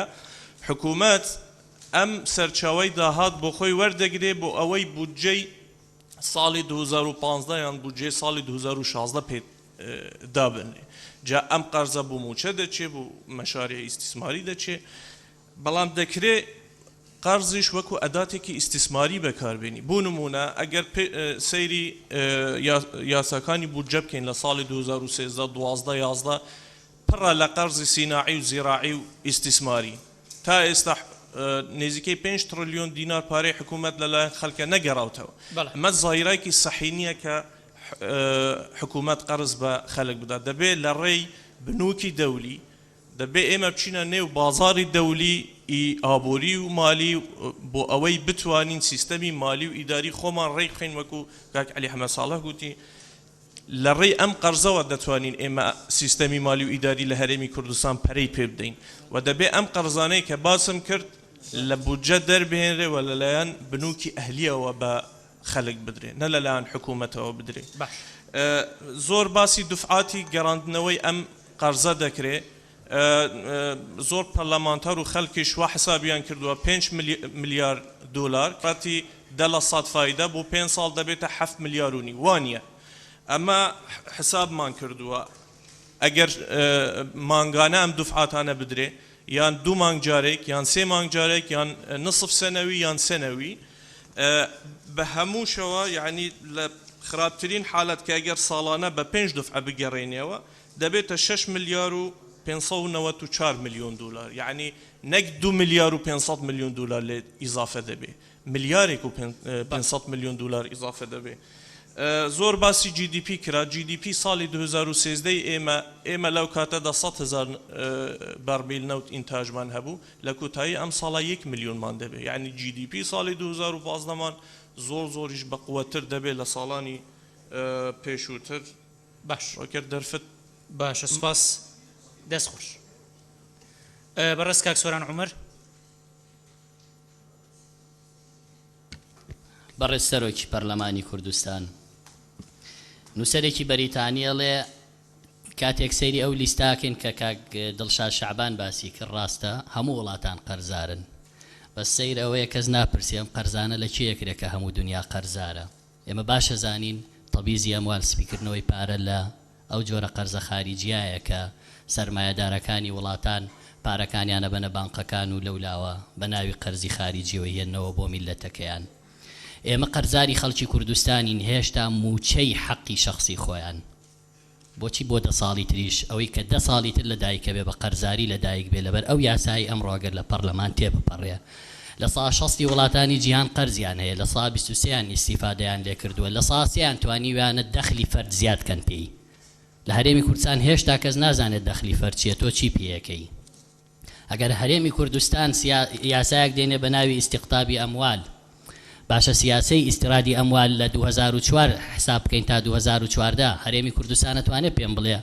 چی پەیڕەو کردووە دراسی جەدوای هێنانی ئەموال چی بووە لە کاتێکە ئیستیقطابی ئەموال مایە نییە کە لێرە لە لیژنەی هاوبەش ئاماژە بە وشەی مایە کراوە بۆیە دەسەڵاتی حەسری حکوومەتی عراقیە بە پێی مادەی سەودەی دەستور بڕگەی 1 مەسەلەی قەرز ئەگەر ئەم یاسای ئەمڕۆ لێرە شتێ بپەڕێ ئێمە لە محکەمەی ئیتیحادی شکات و تەعن لەو یاسایە دەدەین کە لە پەرلەمانی کوردستان دەڕوات و ئێستا عێراق هەرێمی کوردستانیش محکومە بە یاسای ژمارە 95 ساڵی 2004 کە ئیدارەی مالی و دەینی عامی عێراقە چونکە لە هەرێمی کوردستان تا ئێستا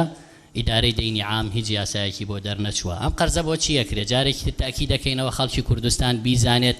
ئەم قەرزە بۆ پرۆژەی استراتیژی بۆ ژێرخانی ئابووریە خێرە لە 2003 5 هەتا 2014 زیاتر لە 70 میلیارد دلار هاتوۆتە هەرێمی کوردستان نەتوانراوە ژێرخانی ئابووری ئەم وڵاتەی پێچاک بکرێ ئێستا لەم قەیرانە داراییە ئەتانەوێ ژێرخانی ئابووری بە 5 میلیارد چاک بکەن کامە و پرۆژانن کە ژێرخانی ئابووری پێچاکەکەن 3000 پرۆژەی بەردەوامی هەرێمی کوردستان وەستاوە لە ساڵی 2007 هەتا 2013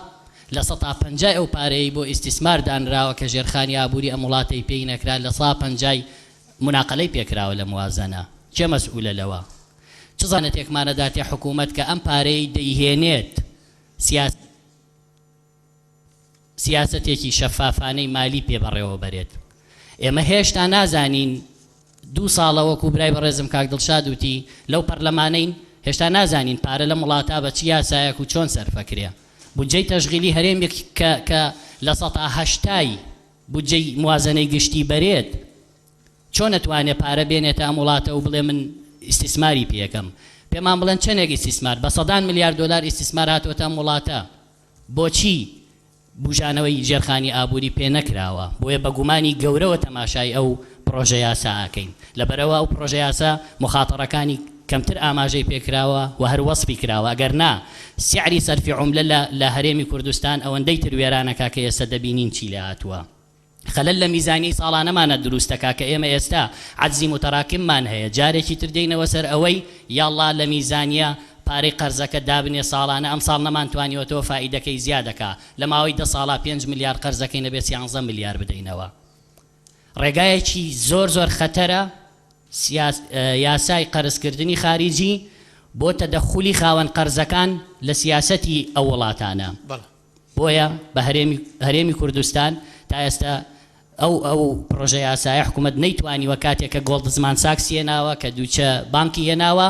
نەیتوانیوە قەنەعەت بە ئێمە بکات بۆ ئەم پارەمانەداتێ زەمانەت چی ئەم پارە چۆنە درێتەوە و سلبیاتەکانی هێندە زۆرن بۆیە ئێمە دەنگی پێنادەین و ڕەدی دەکەینەوە زۆر سپاس بەڕێز دکتۆر شێرکۆ جەودەت بنای خۆی بەخشندە و میهرەبان بەڕێز سەرۆکی پەرلەمان بەڕێزان پەرلەمانتاران میوانانی بەڕێز من لە چەند ڕەهەندێکی ترەوە کە تا لەوانەیە تا ئێستا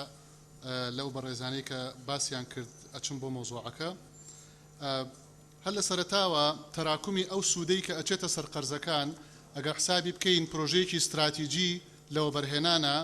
ئەگەر بە 5 تا 10 ساڵ تەواو ببێ کە پارە پەیدا بکاتەوە دوایی ئەوە بە هەمان ڕێژەی ئەو سوودەی کە ئەچێتە سەری ئەو پارەیە دوو ئەوەندە ئەبێتەوە واتە ئەو قەرزەی کە ئەیکەین ڕێک دوو ئەوەندە ئەبێتەوە لە کاتی مەترسیدارە 4 مەرجی گرنگ هەیە بۆ وەک پرنسیب لە هەموو دنیای کە قەرزی لەسەرەکرێ کامانە پرسیارن بۆ حکوومەت وەڵامی ئەوێ ئەنجامدانی چاکسازی مەرجە بۆ ئەوەی کە قەرز بدرێ بە هەر شوێنێک سیستمی وەبەرهێنانی سەرکەوتوو مەرجە چاودێری و ڕقابە و پرۆسەی دژایەتی گەندەڵی مەرجە سەروەری یاسا و سربەخۆیی دادوەری مەرجە ئەمانە مەرجی ئەساسین بەوەی کە قەرز بدرێەوە ئەمانن ڕێیتی پرۆفیت فائیدە دیاری ئەکا هەرچەندە ریسک لەسەر ئەمانە هەبن سوود زیاتر ئەبێ لەسەر و قەرزەی کە ئەدرێ بە هەرێمی کوردستان ئەو قەرزانەی حکوومەت کردوێتی و دکتۆر عزەتیش باسی کرد لەبەر نەبوونی یاسا نەبووە یاسا هەبووە بەڵام حکوومەت بە ناچاری کردوێتی عێراق کاتێک کە باسی عێراقەکرێ عێراق فاشلترین شێوازی قەرزکردن و ئیدارەی مالی هەیە لە عالەمە ئێستا سێهەم گەندەڵترین وڵاتە لە عالەمە ناتوانین ئێمە ئەوان بکەین بە نمونە ئێمە لەگەڵ خۆبەراکانی حکوومەت و لەگەڵ ئەوانەی کە لە بانکەکانەوە هاتبوون بۆی کە مناقەشەمان لەگەڵ بکەن لە لیژنەی داراییە و لیژنەکانی ترا بۆمان سەلماندن کە GDPیان بەغەڵەت حساب کردووە گرۆس دۆمەستیک پرۆدەکتیان بەغەڵەت حساب کردووە هێز نییە لە عێراق و هەرێمی کوردستانە بڵێ GDP ئەوەندەیە بۆ لەبەر حقیقەتێکی زانستی زۆر سادە کە بە مؤسسات ئەکرێ ئەو مؤسساتانە ناتوان نییە تا ئێستا کە احتیسابی داهاتی گشتی هەرێمی کوردستان و عێراق بکەن کە مؤسسەکە بوونی نەبێ کێ ئەتوانێ بڵێ GP چۆن حساب کراوە و دەرەنجام لە 120 کە 5 ملیارد دلار هەر بە هەڵە حساب کراوە خوبەرانە و دەوڵەتەکان نەیانتوانی جوابی ئەمە بنەوە کە GDPیان چۆن حساب کرد ئیستینادیان کردو بۆ تەقریری نەتەوە یەکگرتوەکان کە ئەوانیش بە هەمان شێوە ئەڵێن احتیمالە ئەوەندە بێ GDP بۆیە هەڵەی گەورەی تایە ئێمە توانای قەرزدانەوەمان نییە بەڕێزان توانای جێبەجێکردنی پرۆژە و بەرهێنانمان نییە دراسەیەکی پرۆژەکانی وەبەرهێنان بکەین لە هەرێمی کوردستان و تەداولی پارە لە هەرێمی کوردستانە لە ماوەی 2013 تا ئێستا زیاتر لە 100 ملیارد دلار کە هاتووە 31 ملیارد دلاری پێویستە بۆ ژێرخانی ئابووری پرۆژەکانی ژێرخانی ئابووری لە هەرێمی کوردستانە ئەمە دابین نەکراوە بۆ لەبەرەوەی کە سەرمایە لە هەرێمی کوردستانە احتیکاریە ئەچێ بۆ مجموعەیەک سەرمایەدار ئەم مجموعە سەرمایەدارە ئەم قەرزەی کە ئەشکرێ دواتر هەر ئەبێ ئەوان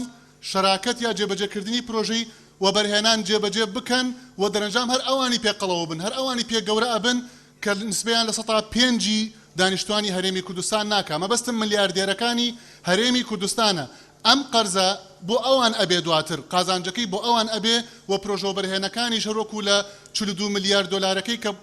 ئیسیسمار کراوە لە 2 ساڵی ڕابردووە لەلایەن وەبەرهێنەکانەوە پرۆژەی ژێرخانی ئابووری نەبوون بەڵکو پرۆژەی ئوتێل و شتی تر بوون کە بۆ ئەوان بووە بەرژەوەندیەکەی بۆیە هیوادارم ئەم سیستمی قەرزە نەبێتە سیستمی گەورەکردنی کەپیتالیزم و سەرمایەدارەکانی هەرێمی کوردستان و پرۆژەی تەبیزی ئەموال نەبێ وەکو لە وڵاتانی تریش کە کراوە و ئێمە سیستمی وەبەرهێنانمان سیستمێکی سەرکەوتوو نییە تا تێبینی زۆری لەسەر بۆیە کۆنگری وەبەرهێنان ئەبەسترێ کەلێنەکان و گەندەڵەکانی چارەسەر ئەکرێ لە داهاتووە ئێمە بتوانین پرۆژەی وەبەرهێنی سەرکەوتوو بکەین ئەمانە هەمووی مەقایسن معایرن بۆ ئەوەی کە ئێمە ئەم قەرزە نەبێتە بار و قورسایی زیاتر و نەبێتە مای گەورەکردنی سەرمایەداری گەورەتر لە هەرێمی کوردستانە فەرقی تەبەقی و چەساندەوەی تەبەقی ئەوەندە جار دووبارە بێتەوە و زۆر سپاس زۆر سپاس بەڕێز دکتۆرە بەهار مەحموود بەڕێز سەرۆکی پەرلەمان ئێمە لە فراکسیۆنی گۆڕان لەگەڵ هاتنی ئەم پرۆژەیە بۆ لەلایەن حکوومەتەوە بۆ پەرلەمان بە شێوەیەکی ڕەها دژی نەبووین چکە پێمان وە بووە کە بوونی یاسایەکی یاسای قەرز شتێکی ئاساییە کە هەرێمی کوردستان هەیبێ بەڵام تەرکیزی ئێمە لەوە بووە کە ئێمە بە دوای زەمانات و شەفافیت بگەڕین لەناو ئەم پرۆژەیە زۆرترین زەمانات و زۆرترین شەفافیت بخینە ناو ئەم یاسایەوە بۆ ئەوەی کە هاوڵاتیان بە تەواوەتی دڵنیا ببنەوە کە ئەم قەرزە بۆ مەسلحەتی ئەوان و بۆ بەرژەوەندی ئەوانە و هەروەها تەرکیزمان لەسەر ئەوە بووە کە ئەساسی قانونی دڵنیا بین لە ئەساسی قانونی و دەستوری بۆ ئەم پرۆژە یاسایە بۆیە لەو ڕوانگەیەوە کارمان کردووە لە ناو لیژنە پەیوەندیدارەکانە لە ڕووی ئەساسی یاسایی و دەستوریەوە ئەگەر ئێمە سێری مادەی 110 بکەین لە دەستوری عێراقی باز لە اختصاصاتی حەسریە کە لە اختصاصاتی حەسری باسی سیاساتی اقتیرازەکە سیاساتی قەرزکردن لە اختصاصاتی حەسریە بەڵام وەرگرتنی قەرز لە ناو اختصاصاتی حەسریانە هاتووە بۆیە بەپێی مادەی 115 لە دەستوری عێراقی کە هەر بابەتێک لە مادەی 110 هاتبێ ئەوە لە دەسەڵاتی هەرێمەکانە جگەلەوە بەپێی فەقەرەی 6 لە مادەی 8 لە یاسای ئەنجومەنی وەزیران ژمارە 3 ساڵی 1992 کە باز لە دەسەڵاتەکانی ئەنجومەنی وەزیرانەکە لا فقري شاشة لما ديهش عليه عقد القروض ومنحها بموافقة المجلس الوطني لكردستان العراق وبي مادي صوت ليق لدستور جيج ياساكاني هريم كبيش صالي 2005 درچون كاريان بيكريت اگر لقل دستوريش ناكوك بن بويا اما بپی ام بنما یاسایانه لروی یاسایی و گشتینه اوی که شتیکینا دستوری و نایاسایینی ام پروژه قرضه لروی ضمانات و شفافیت لروی آبوریه و اوندی توانی و مانته بینیکانی خومن خستوت ناو یاساکه و ام قرضه بوچی اکریه لکیو اکریه اضافه کردنی مادینو برچاورونیه کی زوره بو اوی که ام پارەیە کە وەرەگیرێ ئەم قەرزە خەرجەکرێ بۆ پرۆژەکانی ژێرخانی ئابووری و پرۆژەکانی ژێرخانی ئابووری بە دوای ڕاستاندنی لەلایەن پەرلەمانەوە تا حکوومەت کاتێکە ئەو بڕە قەرزە وەرەگرێ پێویستە لیستێک بنێرێ بۆ پەرلەمان پرۆژەکانمان بۆ ڕیسکا بڵێ من بۆ ئەمە بەکاریهێنم و داوای ئەویان لەکەین کە جەدوای اقتصادیشمان بۆ بنووسن و ئێمە ئەبێ پەرلەمان ڕاستاندنی لەسەر بکات دەنگی لەسەر بدا اینجا حکوومەت بۆی هەیە خەرجی بکە و جگە لەوە ئێمە قسەمان هەبووە لەسەر مەسلەی سوود کە پێمان وا بووە باشتر وایە لە ناو یاساکەدا دیاری بکرێ بەڵام ئێمە لەوە تێگەیشتوین کە تەرەفی بەرامبەر تەرەفێکی ئەجنەبیە لەوانەیە ئەو داوای بڕێکی دیاریکراو بکات جگە لەوە گەر ئێمە بڕەکە دیاری بکەین لەوانەیە ئەو بڵێ ئێوە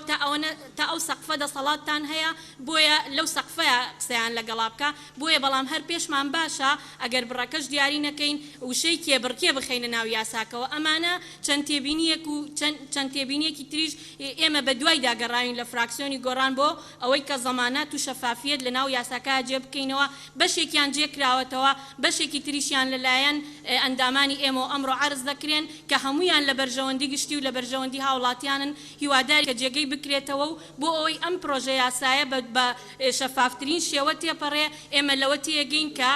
بوونی ئەم پرۆژە یاسایە قازانجەکەی زۆرترە لە زەرەرەکەی بۆ ئەوەی کا بتوانێت هەنگاوێک بێ بۆ دەرچکردنی هەرێمی کوردستان لەم بارە ئابووری کە تێکەوتووە وە زیندووکردنەوەی بنیەی تەحتی هەرێمی کوردستان. سپاس بەڕێز مامۆستا ماجد عوسمان. بەڕێز سەرۆکی پەرلەمان بەڕێزان ئەندامانی پەرلەمان هەرچەندە چەند هاوڕەیەکم ڕابۆچوونی جیاوازیانەیە لەسەر هەندێک مادە لە پرۆژەکە بەڵام ئێمە بەگشتی لەو ڕۆوە سەیری پرۆژەکە دەکەین کە بڕیارێکی حساسە ئەگەر حکوومەت بتوانێت یا زەمانەتی ئەوەمان پێ بدات کە باری ئابووری و سیاسی کوردستان بەرەو پێشەوە ببات ئەو پرۆژەیە ئەگەر بیخەینە قاڵبی ناچاری واتە حالەتی ئیسترار ئەگەر بەڕێزان مامۆستایانی ئاینی ڕێگەم پێ بدەن ئاەتێک دەخوێنمەوە ئەگەر سبب نزولەکەشی ئەوە نەبێ کە خوای تەعالە دەفەرمێ فمن اضطر في مخمصة غير متجانف لإثم فإن الله غفور رحيم ئەگەر بیبینە ئەو قالبە ئەوە مەوزوعێک تکەیە بەڵێ باش بەقسەکانی هەروە حکوومەت زەمانەتی بڵێ باشە بڵێ هەروە داوا دەکەین حکوومەت کە زەمانەتی و ئەوەمان بدات کە بزانین هۆی دەرچواندنی ئەو یاسایە و ئایا دەتوانێت دەرمان بسوێنێت لەو قەیرانە دارایی و ئابووریە وە سوودی زیاتر دەبێت لە زیانەکەی بۆ گەڵانی کوردستان ئەو کاتەی ئێمەش ڕای خۆمان دەبێت و زۆر سپاس. زۆر سپاس. بەڕێز کاگێڕوانت نیسان بەری سەرۆکی پەرلەمانی خێراتنا شاندێ حکمەتێت گەین ئەم بغض النظر دینی حلال عن حرام مشلا پیوی بابتی دانینه بس گشتی عمل گل قرضینه بوچم هکر ام افتراضی بکن چکو حالت افتراضیه نگوید ام بو چنده بو 10 ساله او ربح چنده هکم حال افتراضی بکن 10 ساله بو 10 ساده ربح بو 10 ساله هکر 5 میلیارد دلار بدنم دیمایی که هکر 10 ساده بید دیبت 8 میلیارد 113 و دفع ما سالانه 725 میلیون دلار بید ای حیوانه 68 میلیون دلار تنه بید اوه هکر ام دفع 725 دین و هکر ربع 10 ساده بید ام دفع سالانه 1 میلیارد بدین ای حیوانه 83 میلیون دلار بید ام ربحیت بیت 2 میلیارد و 583 یعنی نا بیت بارک گران سر اقلیمی و چونکو دهات که ما هی گازم بس الفيدت جدول اقتصادي بسيط ما تشكل هيك 5 مليون دولار بدأ تمام چونكو 5 مليار دولار الفيدت تدوير بارات سيكدا تقريبا 105 مليون دولار ده تدوير بيت سيكدا تعامل يتكرن الجال هندي مجموع عقارات يتكرن تداول عقارات السيكدا تقريبا 600 مليون دولار ده عقارات شبن جبلي هندي جيم چند عامل و چند کادر وساطی و چند مهندس دیده شور کن تقریبا 68,000 کس دیده شور کن خلال 10 سال بس الفيد سؤالم اف اداره قرضی درس بتکرن سر پروژه نبو رواتب بابید یادی چند سوالک بنکرن بو اوی جدول اقتصادی او کی جدول که بسیط مدانه جدول اقتصادی بتدانان تحديد نسبة أرباح بتكرن وكيفية الدفع دشوية دانان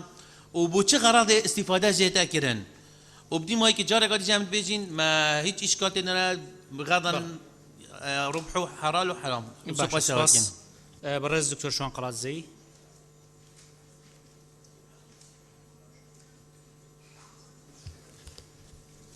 بناوی خۆی بەخشندەی میێرەبان بەڕێز سەرۆکی پەرلەمانی کوردستان ئەندامانی پەرلەمانی بەڕێزی حەقبین سەلامی خواتان لێبێت من بە زمانێکی سادە قسە دەکەم ئێمە لە ئەلفەوە تایە لەگەڵ هەموو هەنگاوێک و هەوڵێک داین بۆ فەراهەمێنانی کوردستانێکی ئاوەدان و ژێرخان و سەرخانێکی بەهێز بۆ ئەم وڵاتە مەزلومەی خۆمان بەڵام ڕاکێشانی قەرز و مایە لە بانقە نێودەوڵەتەکان و هەر شوێنێکی تر بە هەموو شێوەیەک ڕەت دەکەینەوە چونکە بە دڵنیایی هیچ بانقێکی ئەهلی و حکومی بەبێ ڕیبا و سوود قەرز ناداتە کوردستان ڕیبا و سوودیش بەپێی ئاەت و فەرمودەی پێغەمبەری ئەکرەم صلی الله عليه وسلم هەروەها ئاینە ئاسمانیەکانی تریش وەکو مەسیحی و یەهودی قەرز بە ڕیبا حرام و قەدەغەیە و لەو حەوت مادەیە هەژماکراوە کە مرۆڤ و کۆمەڵگا بەرەو تیاچوون و بەهیلاک بوون دەبن وەکو خوای گەورە دەفەرمێ أحل الله البيع وحرم الربا پێغەمبەری خوا دەفەرمێ لعن رسول الله صلى الله عليه وسلم أكل الربا وموكله هەروەها دەفەرمێ كل قرض واتە هیچ قەرزێک نییە كل قرض جر نفعه فهو ربا هەر قەرزێک ببێتە مایە ڕاکێشانی سوود ئەوە ڕیبایە پێغەمبەری خوای دەفەرمێ حەوت شتن لە مهلیکاتن واتە ئینسان و کۆمەڵگە بەهیلاک دەبن یەکێ لەوانە ڕیبایە لەلایەکی تر ئێمە خاوەنی ئەم هەموو داهاتەین ڕۆژانە دەیان هەزار بەرمیل نەوت دەڕوات و چەندین خاڵی سنووری بازرگانی هەیە سەدان کۆمپانیای عیملاق لەم وڵاتە هەیە کە بە سیستیم ڕێکخراون بە سیستیم ڕێکخراون نەک بۆ بەرژەوەندی خەڵک بەڵگو بۆ پەرژەوەندی خەڵکی تر کە ئەوان بەهۆی ئەم هەموو داهاتە بوونە ملیارلێر بۆچی حکوومەتی هەرێمی کوردستان لەو ملیارلێرە خۆماڵیانە قەرز ناکات کەواتە ئێمە دەتوانین قەرزیش بدەین نەک قەرز بکەین ئەگەر شەفافیەت و دروشتەکانی چاکسازی جێبەجێ بکرێن لەلایەکی تر نازاندرێ ئەم قەرزە بۆ چ مەشروعێکە و پرۆژەکە لە شوێیە و چۆنە و چییە هەروەها قەرزی بە ڕیبا هەرەسی بە سەدان بانق هێناوە لە ئەوروپا و ئەمریکا و وڵاتانی تر تازە ئێمە لێرە باسی قەرز دەکەین لەلایەکی تر پێویست بوو حکوومەتی هەرێمی کوردستان بۆ ئەم لەلایەکی تر پێویست بوو حکوومەتی هەرێمی کوردستان بۆ ئەم قەرزە پرس و ڕای لیژنەی فتوای باڵای کوردستانی وەرگرتبایە یاخود یەکێتی زانایانی کوردستان کە کۆمەڵێک زانای خاوەن ئەزمموی پێکاتووە چونکە بابەتەکە سرف لە ئەلفەوە تایە شەرعیە لەلایەکی تر قەرز وەرگرتن ئاسانە بەڵام بەدڵنیایی لە داهاتوودا بەدڵنیاییەوە بەرگرانەیەکی زۆر لەسەر ئابووری وڵات دادەنێت و هەروەها دەبێتە مای تەدەخولی وڵاتان لەو ڕێگەیە لە کاروباری کوردستان وەکو چۆن لە هەندێک ڕوویترەوە تەدەخولیان کردووە ئایا کە 5 ملیارەکە وەردەگیرێت چەندە سوودەکەی واتە لە بری ئەو قەرزە چەندی زیادە دەدەینەوە بۆجی قەرزستان وەگر لە تورکیا و چەند کۆمپانیایەکی تر و هەروەها بانقەکانی ناوخۆش هەر پرس بە پەرلەمان نەکرا پێشمان وایە ئەگەر ئەو بانقی کە قەرزتان داوا لێ کردووە ئەگەر ئەو داوای ڕزامەندی پەرلەمانی نەکردبایە ئەوە هەر ئەو پرسەتان نەدەهێنا ناو هۆڵی پەرلەمانەوە لەبەر ئەوە ئێمە بە هەموو شێوێک ئەو قەرزە ڕەت دەکەینەوە کە خرایە دەنگدانیشەوە خرا مناقەشەوە یەکسەر خواحافیزی لەو هۆڵە دەکەین بۆچی حکوومەتی هەرێمی کوردستان پرس بە گرنگی بە کەشتوکاڵ نادات بۆچی لە پیشەسازی نادات 80 ملیار دۆلار لە 2003 تا 2013 هاتووە هەرێمی کوردستان کامە پرۆژەکەی و بەرهێنانە لەگەڵ ڕێزماندا و سوپاس باشە سوپاس دوا کەس بەڕێز کە قادر وتمان زۆر سوپاس بەڕێز سەرۆکی پەرلەمان دیارە ئێمە ئەمڕۆ دەمانەوێت گفتوگۆ لەسەر پرۆژە یاسایە بکەین بەداخەوە لە هەرێمی کوردستان ڕاستە ئێمە دەوڵەت نین بەڵام خاوەنی دەرامەتی سروشتی و وەمرۆیی و دواتر دەرامەتی ئابووری زۆرین بەڵام لەبەرەوە کە خاوەنی ئابوووریەکی سربەخۆن نەبووین نەمانتوانی و دەرامەتە ئابوووریانە لە هەرێمی کوردستان بۆ خۆمان بەگەڕ بخەین و لە ڕابردووشدا بەداخەوە حکوومەتی هەرێمی کوردستان پلانی نەبووە بەر لە قەیرانی دارایی بۆ ئەوەی کە بتوان ڕێژێرخانی ئابووری لە هەرێمی کوردستان ببێت بە ژێرخانێکی پتە و جگەلەوە پلانی استراتیجیشی نەبووە بۆ پێشکەشکردن و ئەنجامدانی پرۆژەی استراتیجی بۆ ئەمڕۆ ئێستا ئێمە قسە لەسەرەوە دەکەین کە قەرز بکەین سەرڕای ئەوەی کە لە هەرێمی کوردستان گەندەڵیەکی زۆر هەبووە و بەهاداردان و تەخشان و پەخشانکردنێکی زۆری پارە هەبووە ئێمە گومانمان لەوەیە مەترسیمان لەوەیە ئەم قەرزە کە دەکرێت لە چیدا سەرف دەکرێت ئایا ئەم قەرزە وەکو زۆر بەیەک لە هەواڵان باسییان کرد گرنتی چییە کە لە پرۆژەی استراتیجیدا سەرف بکرێت گرنتی چییە کە ئەم قەرزە بۆ بەگەڕخستنی دەرامەتە ناوخۆیەکان دەرامەتە نیشتیمانیەکان بێ ئێمە ئەم گرنتیەمان لە ڕاستیدا دەوێت ئەگەر بۆ پرۆژەی استراتیجی نەبێ و بۆ پرۆژەی استراتیجی نەبێ و ئەگەر بۆ بەگەڕخستن و بۆ بژانەوەی ژێرخانی ئابووری نەبێ و ئێمە دەزانین کە بەکاربردن دەرەنجامەکەی چییە بەڵام ئێمە لە جەنگ داین هەموو لایەک ئاگادارین ئێستا هێزی پێشمەرگەی کوردستان کە لە جەنگی دیژە تیرۆردایە ڕۆژانە پێشمەرگەکان تەلەفۆنمان بۆ دەکەن دەڵێن ئێمە ئاوی سوێر دەخۆینەوە و ئێمە لەژێر سێبەری جەمەلۆن داین لە وڵاتێک کە لە شوێنێک کە ژین ئاو هەوایەکەی زۆر گەرمە بۆیە من دەمەوێت سەرنجی خۆم لەسەر ئەم پرۆژەیە بە چەند خاڵێک بخەمە ڕوو ئێمە پێمان وایە نموزەجی ئەو وڵاتانە زۆر کەم و دەگمەنن کە لە وەرگرتنی قەرز سەرکەوتنیان بەدەست هێناوە بەتایبەتی بەهۆی ناجێگیری باری اقتصاد لە جیهاندا باری اقتصاد بەتایبەت بۆ ئەو وڵاتانەی کە پشتیان تەنها بە یەک سەرچاوی داهات بەستووە و بە نمونەش نەوت هەموو لایەک ئاگادارین کە نرخی نەوت بەهای نەوت دابەزین و نزمی زۆری بەخۆیەوە بینەوە ئێمە لە هەرێمی کوردستان نەماتوانی وەکە سەرچاوی داهات هەمە جۆر بکەین تەنها پشتمان بەستووە بە نەوت گرنتی چییە بۆ چۆنیەتی دانەوەی ئەو قەرزانە بۆ ئەوەی کە سوو فایزی زیاتری نیەتە سەر دوجار تراکمی سوو لەسەر قەرزەکان دروست نەبێ وەجگە لەمە زۆر لە وڵاتانی جیهان کە قەرزیان وەرگرتووە بەوەی ئەو قەرزەوە بوونەتە پاشکۆی سیاسی هەندێک وڵاتی خاوەن سیادەش بوون سەروەریش بوون بەڵام بەشێک لە سیادە و سەروەریان لە دەستداوە بەوەی کە ئەم قەرزە وەکو گوشارێکی سیاسی بەکارهێنراوە لە بەرامبەر ئەوەی کە ئەو دەوڵەتەی کە قەرزی وەرگرتووە بەتایبەتی ئێمە ئەگەر ئەم قەرزە لە وڵاتانی دراوسێ بکەین بەجددی بۆ خۆی جێگەی مەترسیە چونکە ئێمە هەرێمێکین بەرگەی زیاتر لەمە گوشاری سیاسی ناگرین ئەمە سەرڕای ئەوەی کە ئێمە لە هەرێمی کوردستان خاوەنی سیستەمێک یا نیزامێکی مالی و دارایی ڕێک و تەندروست و پێشکەوتونین ئەم نیزامە پێویستی بە یەخستنەوەیە پێویستی بەڕێخستنەوەیە دوای یەخستنەوەی ئەم نیزامە دەکرێت ئێمە قەرز بکەین ئەوەش کە لە راپۆرتەکان هات قەرزێکی زۆر وەرگیراوە یەکێک دەڵێ 7 میلیارد دلار وەرگیراوە یەک دەڵێ 5 میلیارد دلار وەرگیراوە ئایا سوی ئەو قەرزانە چەندە و پلان چییە بۆ دانەوەی ئەم قەرزانە اینجا بین قسە لەسەر قەرزکردنی زیاتر بکەین و وەزیری مالی عێراق کوردە ڕاستە ئاگادارە ڕای گشتی و ئێمەش هەمومان ئاگادارین لەوەی کە لە بەغدا پشکی هەرێمی کوردستانیش نانێرێ بەڵام مادام بە پێی قانون و دەسەڵات و سەلاحیاتی وەزیری مالی عێراقە باشترە هەوڵ بدرێ کە عێراق بتوانێ ئەگەر هەڵەنە بم 20 میلیارد دلار قەرز بکە ئێمە لە ڕێگەی ئەوە دەوڵەتێکە ئەگەر سیادەی هەبێ یا ناقص سیادە بێ بێگومان ئەو سوەی کە دەخرێتە سەر ئەو قەرزە لەوانەیە بۆ ئێمە کە خاوەنی دەوڵەت نینە بەداخەوە خاوەنی سیادە نینە ئەو سوەی کە لایانی قەرزدەر پێماندا ینی لەسەرمان بە مەرج دەگیرێ زیاتر بێ ئەمە جگە لەوەی کە خۆزگە وەزیری پلاندانانیش لێرە باەکە ئایا وەزیری پلاندانان وەزارەتی پلاندانان پلانی چییە بۆ چۆنیەتی سەرفکردنی ئەو پارەی کە ئەگەر بڕیار بێ بە قەرز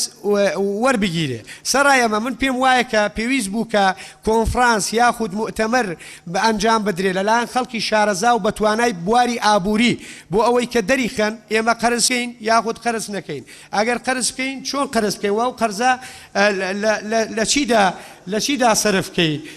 سەرف بکەین بۆیە لە ڕاستیدا ئەو تێبینیانە لەسەر ئەو پرۆژە یاسایە هەیە و من قسەی زیاتریشم هەیە ئەگەر دەرفەت بێ باشە دەست خۆش بۆیە من لەگەڵ لە هەموو ئەندامانی تری پەرلەمان قسەی زیاتری کرد جەنابەت بەڕێزان ئێستا پێم وابێ لەلایەن فراکسیۆنە جیاوازەکان لایەن پەرلەمانتارانەوە ئەوەی کە پێویست بوو وترا لەسەر ئەم بابەتە پێویست ناکە قسەی زیاتری لەسەر بکرێ حکوومەتیش بەڕێز وەزیری دارایی و ئابووری هەندێک ڕوونکردنەوەی ڕەنگە هەبێ دوو نقطەی نظامیە بینم کاک دڵشاد برای سەرۆکی پەرلەمان ئەگەر دەرفەتم بدەیت لە یەک دەقەدا باسی تەبیزی ئەموال بکەم سپیکردنی پارە چونکە باوەڕکە پێویست ناکات باسیەوە بکەین یعنی ئاخر زۆر گومان لەسەر هەیە بۆ ئەوەی تەوزیحێک بدەم پێویست ناکات کاک دڵشاد چونکە ئەگەر دەرگای گفتوگۆ بکەینەوە جارێکی تر ئەندامانی تری پەرلەمانیش قساکەن بەڕێز دکتۆرە جوان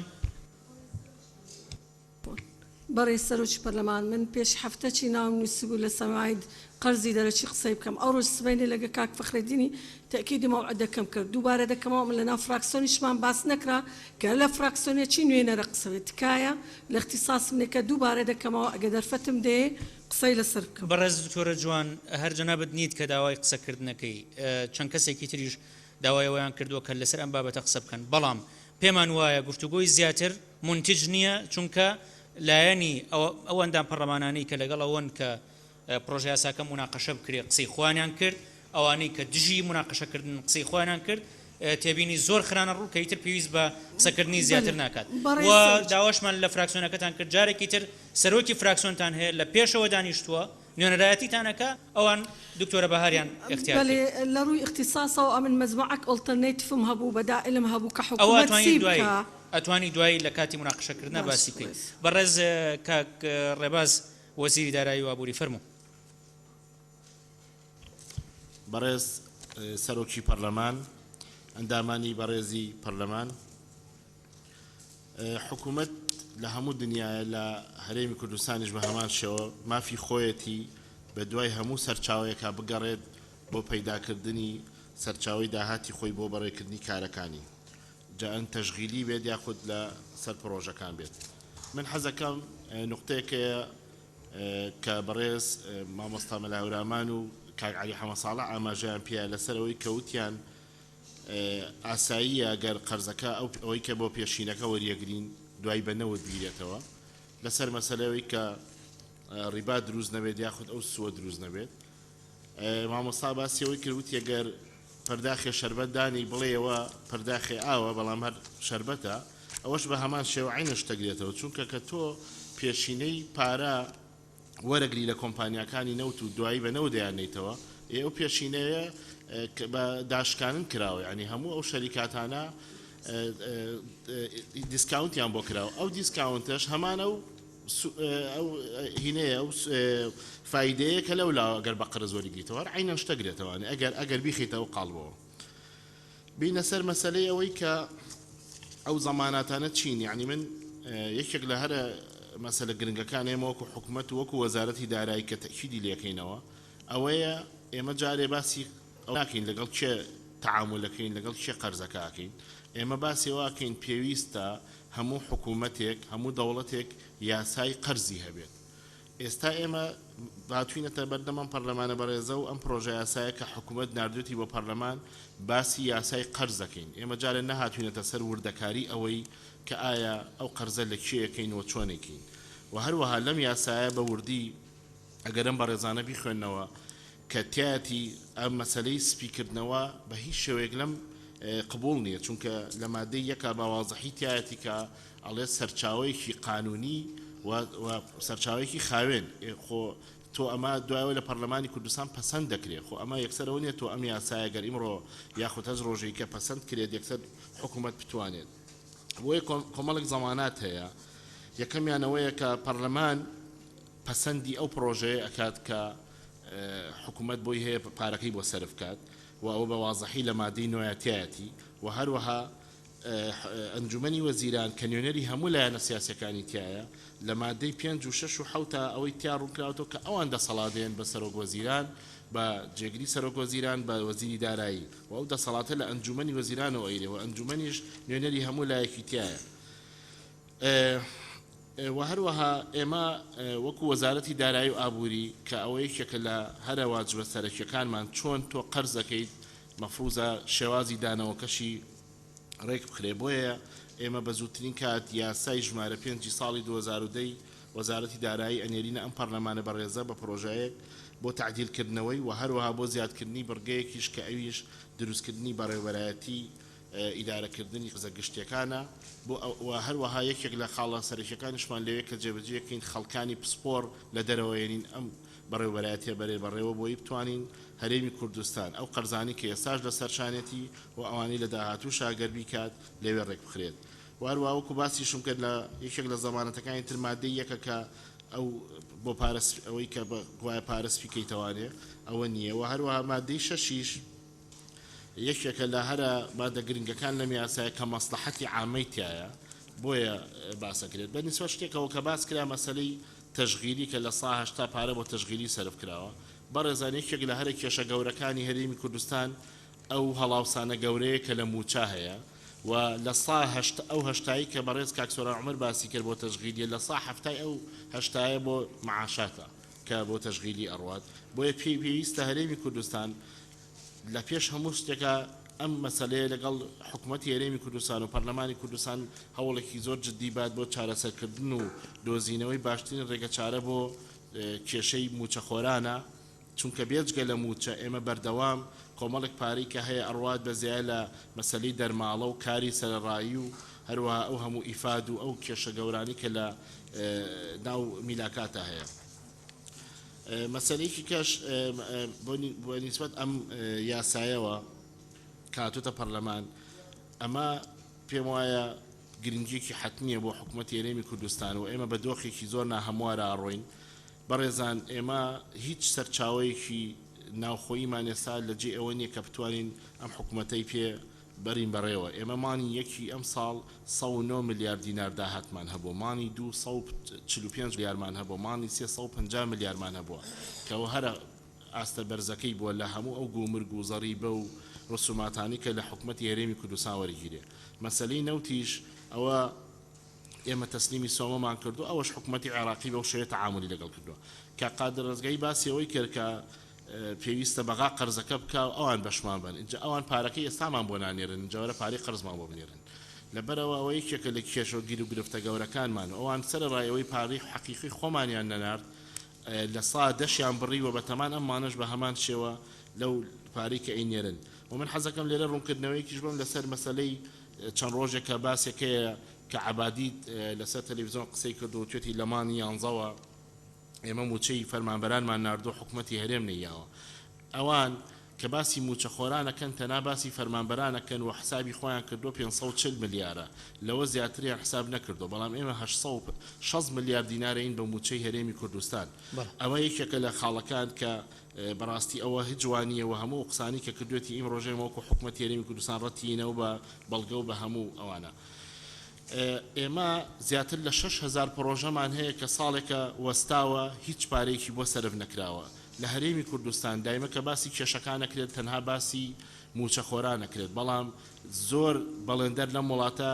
هەیە خۆی ئینتیحار کردووە هەیە هەرێمی کوردستانی بەجێهێشتووە هەیە خۆی شاردەتەوە لەبەرەی تووشی خەرزێکی زۆر گەورە بووە لەسەر ئەم پرۆژانی کە وەستاوە و ئێمە وەکو حکوومەت مولزەمین ئەم پرۆژانە بخینەوە گەڕ و بتوانین ئەو پرۆژان ئەو خاوەن پرۆژانە نەجات بین لەو وەزعیتیانایە و بە هەزارەها کرێکار و کارمەند لەم پرۆژانە ئیشەکەن کە هەمووی ئەوان ژعینەشت بێموچە بوون و بێدەرامەت بوون بۆیە ئەم پرۆژانش بەشتی لەلایەن پەرلەمانی بەڕێزەوە پەسەند کراوە و لە داهاتووشە هەچ پارێک لەم قەرزە سەرف کرێت بۆ ئەم پرۆژانە بێ پەرلەمانی کوردستان پەسەندی کات بۆیە زۆر وازەح ئەم یاسایە هەموو بابەکانی کە تایەتی و هەمووش لە لیژنە بەڕێزەکانە مناقەشە کراوە و ئەم یاسایی کە ئەمڕۆ لەبەردەستی ئێوەی بەڕێزە ئەمە ئەو یاسایانە کە بزەبە لە حکوومەتەوە چۆن هاتووە زۆر تعدیلاتی تیا کراوە لەسەر قسەی ئەندامە بەڕێزەکانی پەرلەمان زۆر سپاس زۆر سپاس بەڕێزان ئەندامانی پەرلەمان ئێستای خێنە دەنگەوە ئەی خینە دەنگەوە بزانین کێ لەگەڵێتی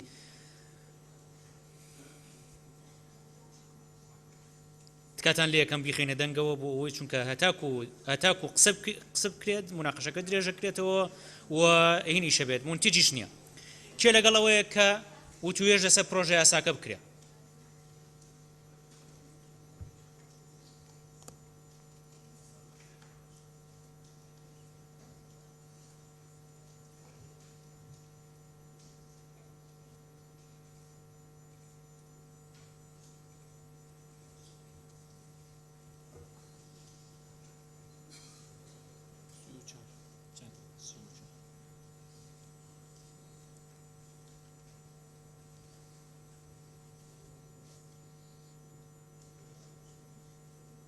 53 کەس لەگەڵێتی کێ دژێتی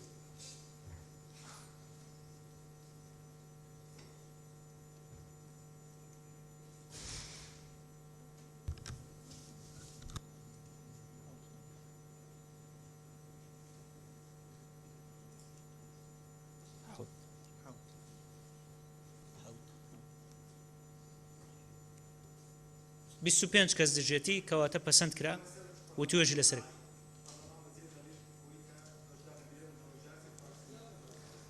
ئازادن بەڕەسەن ئازادن لەوەی کە بەڵە بەڵە بەڵە بەڵە بەڕێز سەرۆکی پەرلەمان منیش وەکو لیژنەی ئەوقاف هۆڵی پەرلەمان بەجێ هێڵم چونکە پێم وایە ئەمە مخالەفەی واضحی قورئان و کتابەکەی خوایە لە هۆڵێکا دانانیشم کە ئاەتی خوای تێدا بخرێتە دەنگدانەوە جەناب دەتوانی هەر ڕستێک دەبێت فەرموو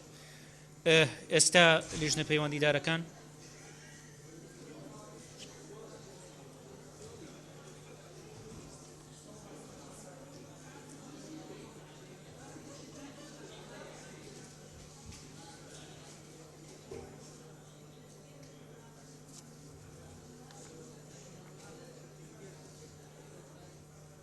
فەرمونون مادە بە مادە بیخوێننەوە هەر لە ناونیشانەکەیەوە بووی و توێژی لەسەرکەن بەڕێز سەرۆکی پەرلەمان ناونیشانی پرۆژەکە هیچ تێبینیەکی لەسەر نییە.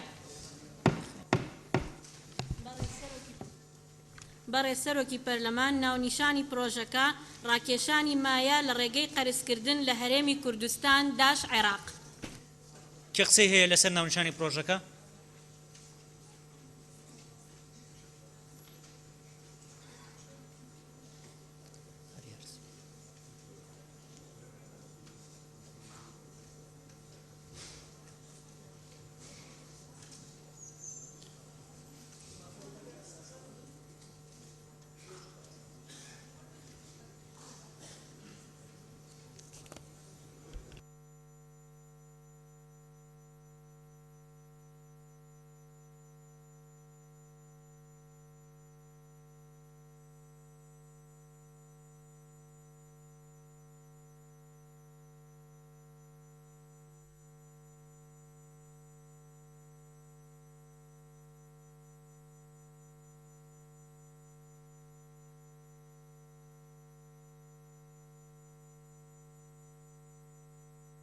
بەڕێزان پێشەوەی وتوێژ لەسەر ناونیشان بکەین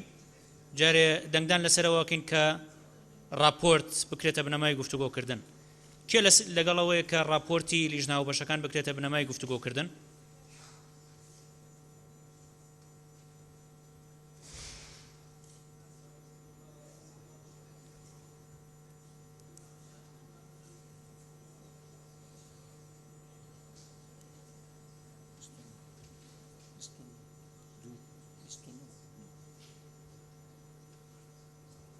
چلو شش کەس لەگەڵێتی کێ دژێتی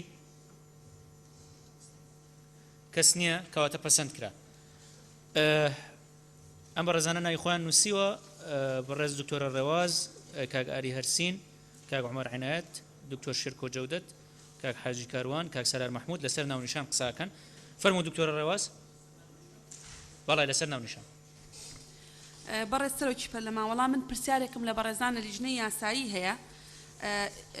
ئەموال جەمعی مالە مال لە قانونی عێراقیە چۆن تعریف کراوە ئایا بۆ ئێرە ئەبێت چونکە ئێمە سێ یاسامان هەیە کە تەنزیمی مەسائلی مەصاریف و نقود و بڵین پارە و ئەواناکە یاسای بەڕێوەبردنی دارایی ساڵی ژمارە 94 ساڵی 2004 یاسای بانقەکان ژمارە 94 ساڵی 2004 یاسای بانقی مرکزی عێراقی ژمارە 56 ساڵی 2004 لە هیچ شوێنێک بۆ مەسلەی قەرزی ئەموال بەکار نهاتووە ئەم ئەموالە مەبەست چییە لە ڕووی قانونیەوە هەستەکەم یعنی هەر یەکسەر بوترێ قەرزکردن تاڵەما قسە لەسەر ئەوە کرا کە ئەمە مخالف نییە بۆ مادەی 110 لە دەستوری عێراقی چیتە ئەگەر بوترێ یاسای قەرز یعنی بۆ ناونراوە استقطاب الأموال چونکە مال بۆ خۆیان بە ڕێزانە لیژنەی یاسایی ئەزانن تعریفەکەی چییە لەبەرەوە بە تەسەوری من هەستەکەم زیادەیەکی تایە کە ئەویش ئەو مەسەلەی استقطاب الأموالێ زۆر سپاس بەڕێز کاگاری هەرسین ئەگەڕێینەوە سەر نظامی سێ دەقەکەمان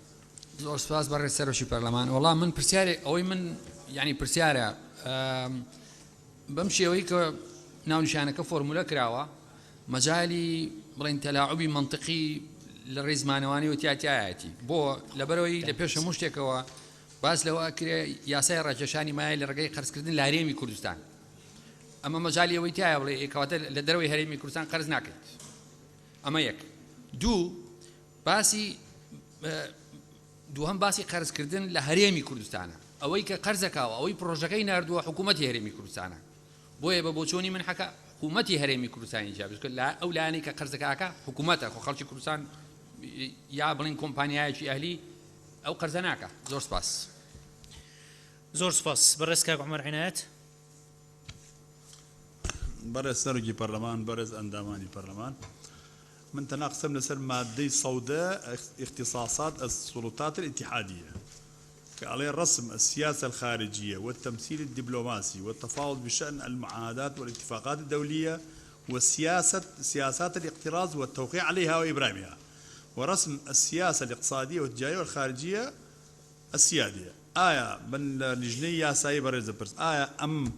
راكشاني مالو قرص كرده دجبه مادەی سەودەی دەستوری عێراقیە یان ناو زۆر سپاس زۆر سپاس بەڕێز دکتۆر شێرکۆ جەودەت بەڕێز سەرۆکی پەرلەمان دیارە هەر لە ناو نیشانەکەیە کاڵێ ڕاکێشانی مایە لە ڕێگەی قەرزکردن لە هەرێمی کوردستانی عێراق یعنی ئایا قەرزەکە لە هەرێمی کوردستان ئەکرێت واتە جیهەتی دائین هەرێمی کوردستانە بۆیە پێم وایە هەڵەیەک لە تایتڵەکەیە هەیە لەوانەیە بوترێ کە لەلایەن حکوومەتی هەرێمی کوردستانەوە گونجاوتر بێت بەڕێز کاک سالار محمود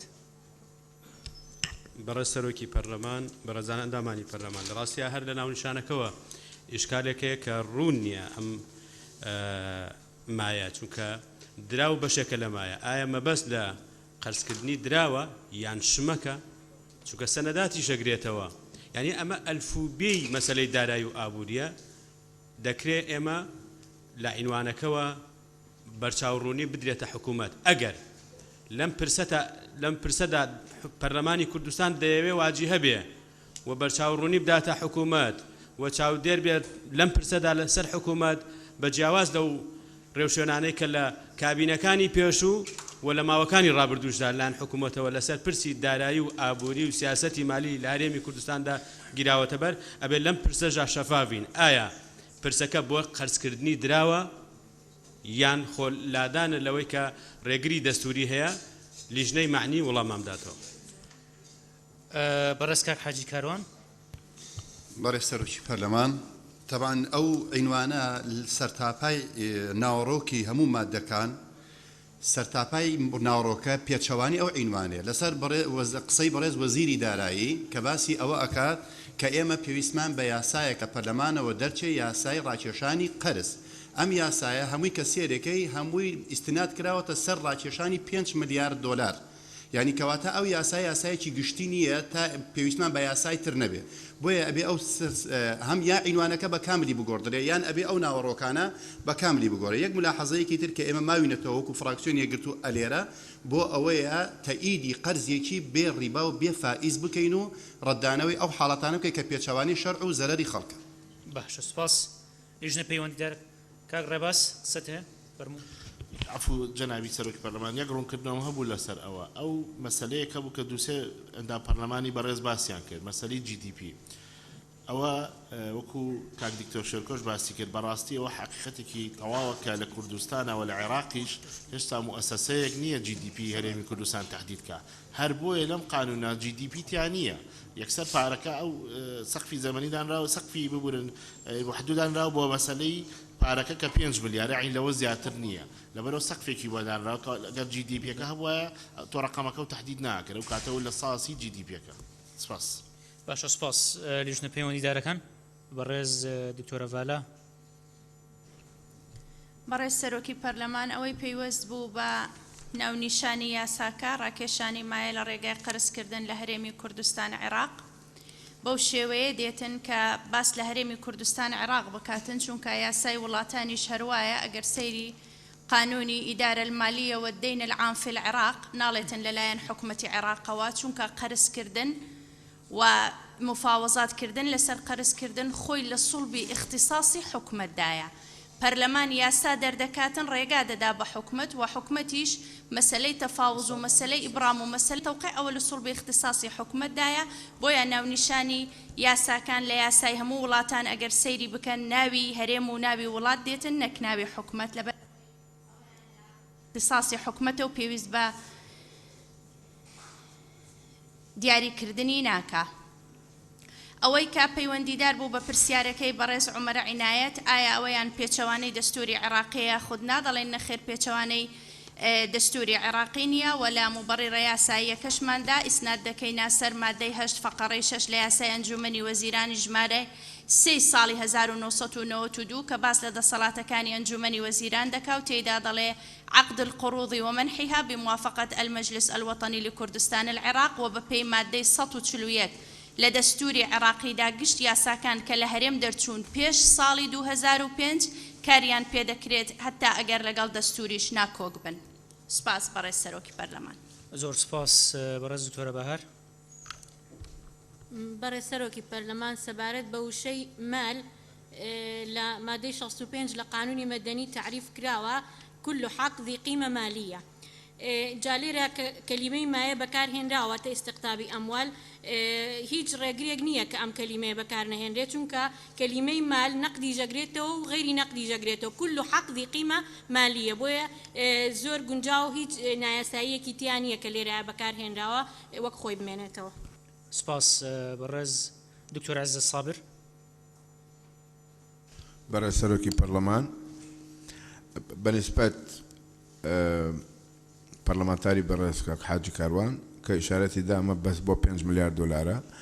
راستكي أما هرمي كردستان لإستوى تام ياسايا كاري بيدكريت نابت قرزكي ل 5 مليار دولار تيب بري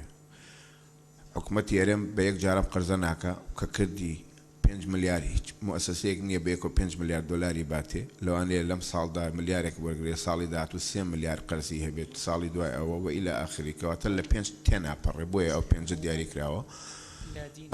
برزان حكومتي رمج والله مي دايا وكا أجر GDP مان مضبوط به باش بالرجاء ديالي كيبلي الرجاء قرز وكو هم ولاتاني جيهان وادا كان رجاء قرزي هليمي كردستان نابل لسطا أوني كوي دهاتنا وخوي ولاتكي لها مكاتكات يبرمكا كجي دي بي كد مضبوط نيه بو يوكو مبلغ ديالي كراو بالنسبة كاك سالار محمود وكو الدكتورة بهارج باش يكرون كردوا من أقل الروي آبورية وشيكارة بوبكم معايا ناقصة شتيتر هلا قريب بلام جانبي قانوني كي شو كما ياسايا درجة أقل بلي سرمايا موجودات غير النقدية قريتو يعني سلعة قريتو أو خراب أقل بلين نقد أشباه نقود ناقريتو سندات ناقريتو بويا أموال يا مايا كين كراوة جامعة بلام لا هين اقتصاديات دقيق نية برامبر بو نشاطي كم ياسايا بودرتي أقل جانبي قانونيو دكتور بهارجي إشارة ما دام هيك إشكال كينيا بويا بخوي به زۆر سپاس. لیژنە پەیوەندیدارەکان پێشنیارێک ئەوواکەن کە وەکو خۆی بمێنێتەوە بۆیە دقی ناونیشانەکە بخەنەوە بیخێنە دەنگەوە. ناونیشانی پرۆژەکە ڕاکێشانی مایە لە ڕێگای قەرزکردن لە هەرێمی کوردستان داش عێراق. بابزانین نسابتەوە.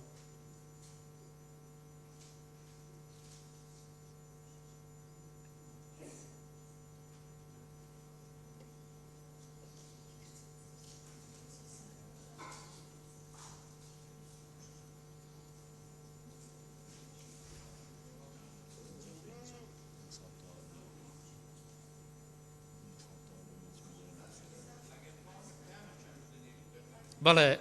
نساب تەواو نییە 55 کەسین 55 ئەندامی پەرلەمانی بەڵێ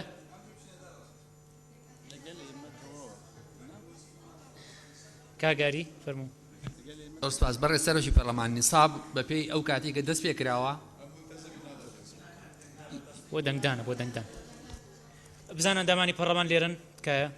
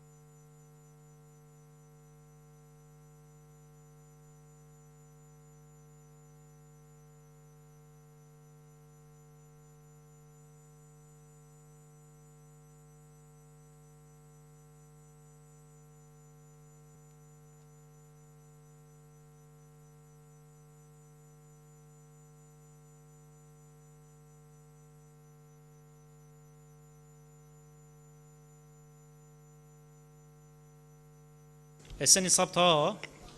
چێ لەگەڵێتی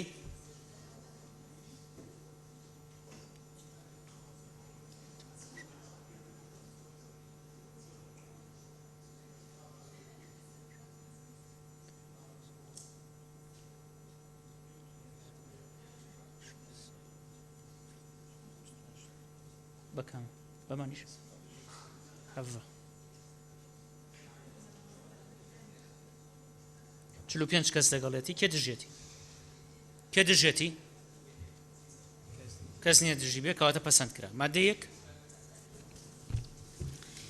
مادە یەکەم مەبەستی ئەم یاسایە لەو شەو دەستەواژانەی دادێن ماناکانی بەرامبەریانە یەکەم هەرێمی کوردستان عێراق دووەم ئەنجومەنی وەزیران ئەنجومەنی وەزیرانی هەرێم سێەم پەرلەمانی کوردستان عێراق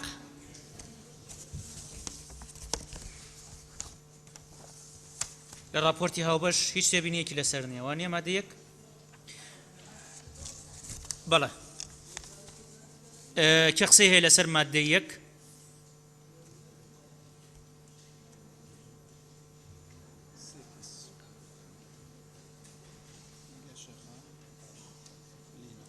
لينا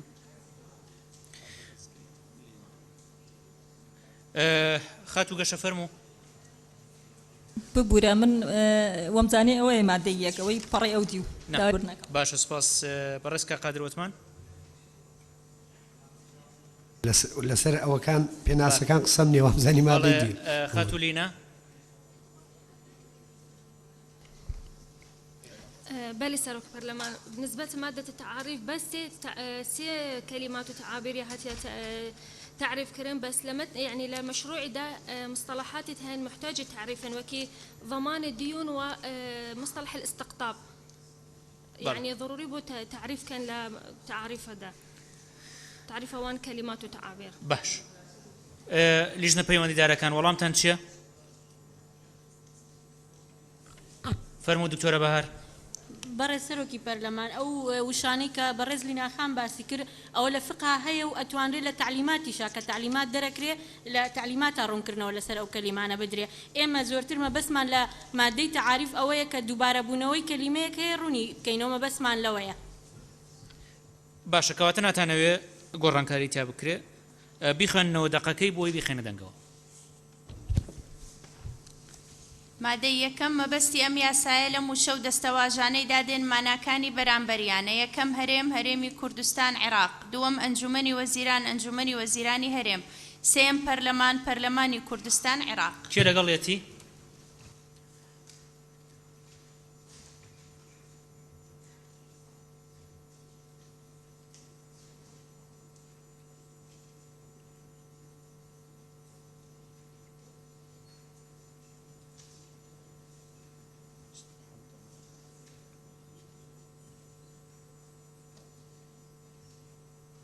چلویە کەس لەگەڵێتی کێ دژێتی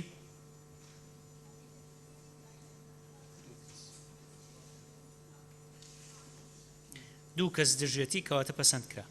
مادەی دوو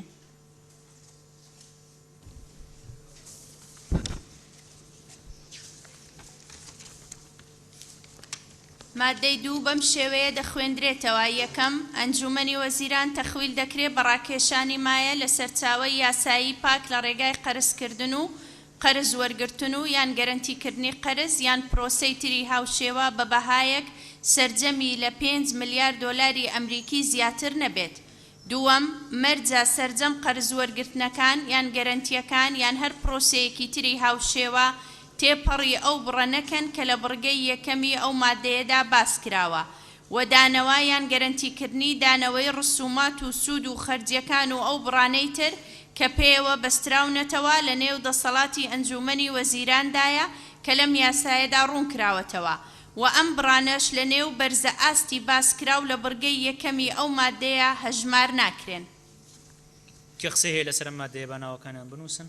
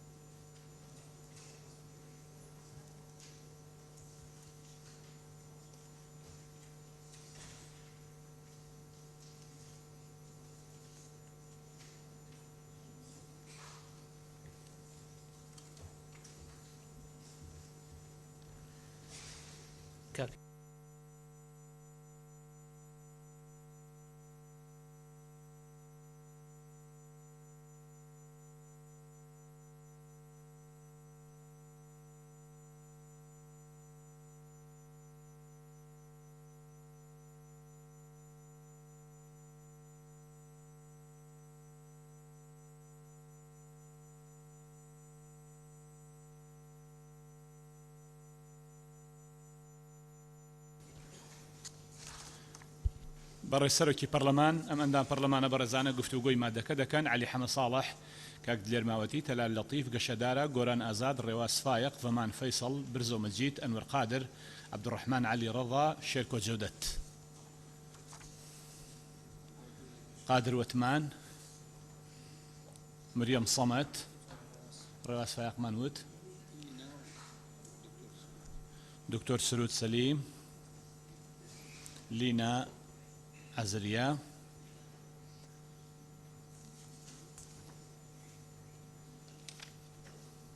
ئەوانەی لە لیژنە پەیوەندی ئیدارەکان وەستە لەسەر منەسەن دوایی بە ئەندامانی پەرلەمان قسە بکەن ئەو کات ئێوە قسە بکەن بەڕێز کاک دلێرماوەتی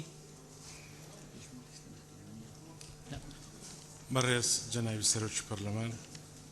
سەرەتا بە خێراتنی جێگیری سەرۆکی ئەنجومەنی وەزیران و وەفتەیاوەرەکە یەکەم بەڕای من لەم خاڵەیە سەرچاوەی یاسایی پاک زیادە ئەو شەیە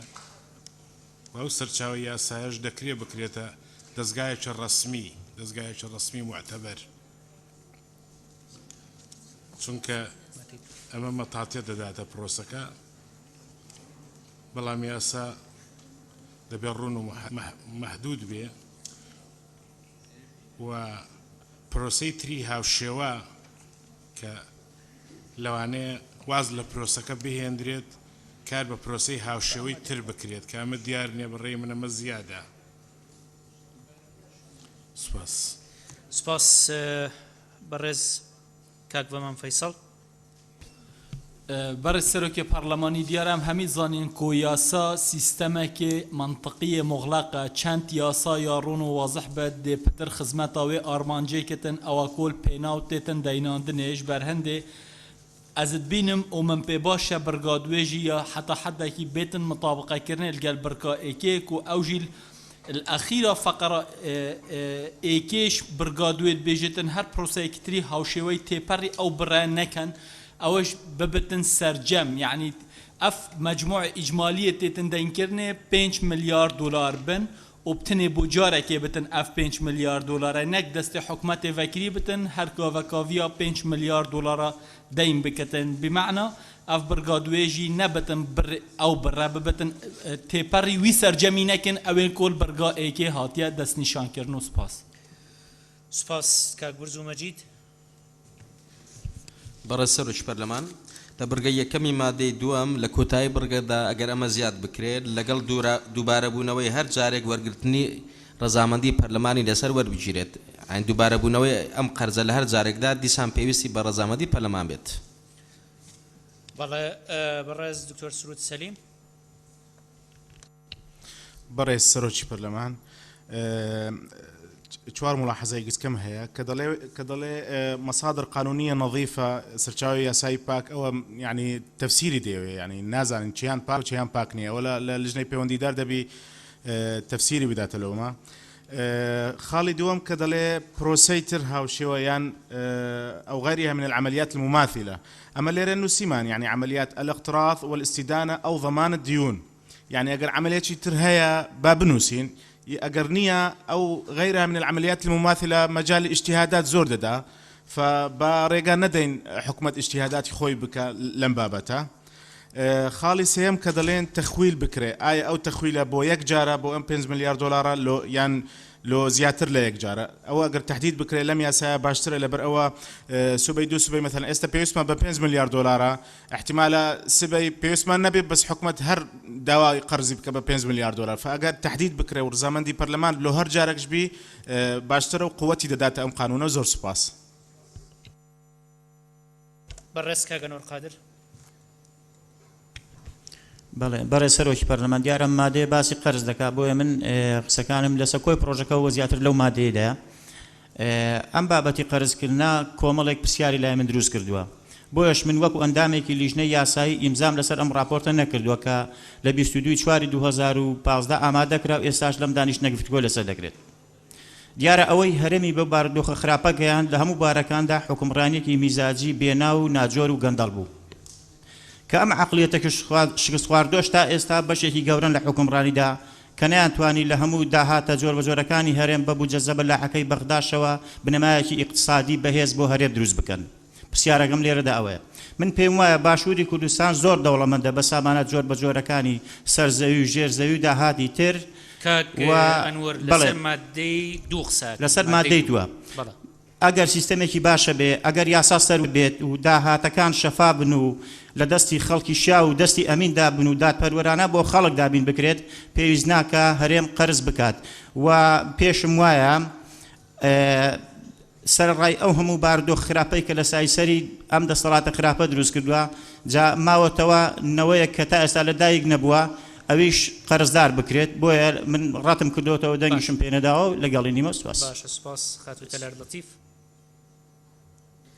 بەڕێز سەرۆکی پەرلەمان پشگیری قسەکانی کاک ڤەمان و کاک برزۆکەم ئەوان قسەکانی منیان کرد سەبارەت بەوەی کە ئەو 5 ملیارە بۆ یەک جار بێت و لە کاتی دووبارە بوونەوەیە موافقەتی پەرلەمانی بوێت و ئەو لە ڕووی سیاغەشەوە کاڵی ئەنجومەنی وەزیران تەخویل دەکرێت بە ڕاکێشانی مای ئەو شەی تەخویلکردنا ئەگەر سیاغەی کە بکرێتەوە هەتاکو لە ڕووی یاسایی چارچێکی وا بێت یاسایی تر بێ و زۆر سپاس. زۆر سپاس. بەڕێز کاک عەبدوڕەحمان عەلی ڕەزا. بەڕێز سەرۆکی پەرلەمان وەڵام من سەرەتا پێم خۆشە هەنێ وشە بەکارهێندا لەم هەوڵا لە پرۆتۆکۆل بسڕێتەوە چونکە ئەمە بۆ مێژوو دەمێنێتەوە وا نیشان نەدرێت کە هەنێک برادر چوو بنێتە دەرەوە ئەوەی کە لە ژوورە مناقەشە کراوە دژی قورئان و دژی ئایەت و ئەوانە کراوە بۆیە داواکارم ئەوانە لە پرۆتۆکۆلا بسڕێنەوە. سەبارەت بە مادەی دوو لە بڕگەی یەکەمە بە بڕای من بەم شێوازەی لێ بکرێت زۆر باشە ئەنجومەنی وەزیران تەخویل ئەکرێت بە ڕاکێشانی مایە لە ڕێگەی قەرزکردن یا قەرز وەرگرتن یاخود پارەدارکردنی پرۆژە استراتیژیەکان بە بەهایە کە سەرجەمیان لە 5 ملیارد دۆلار زیاتر نەبێت و تەنها بۆ جارێکیش بێت و پشتیوانەی ئەو ڕای کاک برزۆ و کاک ڤەمان دەکەم هەم بۆ جارێک بێت و هەم پەرلەمانیش لە هەموو حاڵەتەکانە ڕاستاندن و تەزدیقی ئەو قەرزە بکات. سپاس. زۆر سپاس. خاتولیان عزریە. بل سألوك برلمان طبعا من نفس ملاحظة دكتور السرودي هاي السر عبارة المقصود بالمصادر القانونية النظيفة يعني تحديد المصادر القانونية. ما هي هذه المصادر القانونية؟ يعني أجر شركات بين أكل بنوك بين بلا يعني ديار كان على سبيل المثال جينا على سبيل الحصر. وكلمة النظيفة يعني هل من المعقول الحكومة تتعامل مع مصادر قانونية غير نظيفة؟ بلى. ملاحظة دويسر الفقرة وغيرها من العمليات المماثلة يعني أبخو يا ديار كردي العمليات هي الاقتراض والاستدانة أو ضمان الدين. أجر عمليات ديها بيد لازم بالنص القانوني واضح وصريح بيد نت يعني لازم يتم ذكرها ولا يترك يعني مجال للاجتهاد والتأويل في النص القانوني ولا تترك يعني سلطة تقديرية واسعة للسلطة التنفيذية في تفسير النصوص القانونية. يجب أن تكون واضحة وصريحة. باش. بەڕێز دکتۆر شێرکۆ جەودەت. بەڕێز سەرۆکی پەرلەمان سەبارەت بە مادەی دووەم ئەتوانین ئیشکالێتی ئەو سەرچاوەی یاسایی پاکە بکەین بە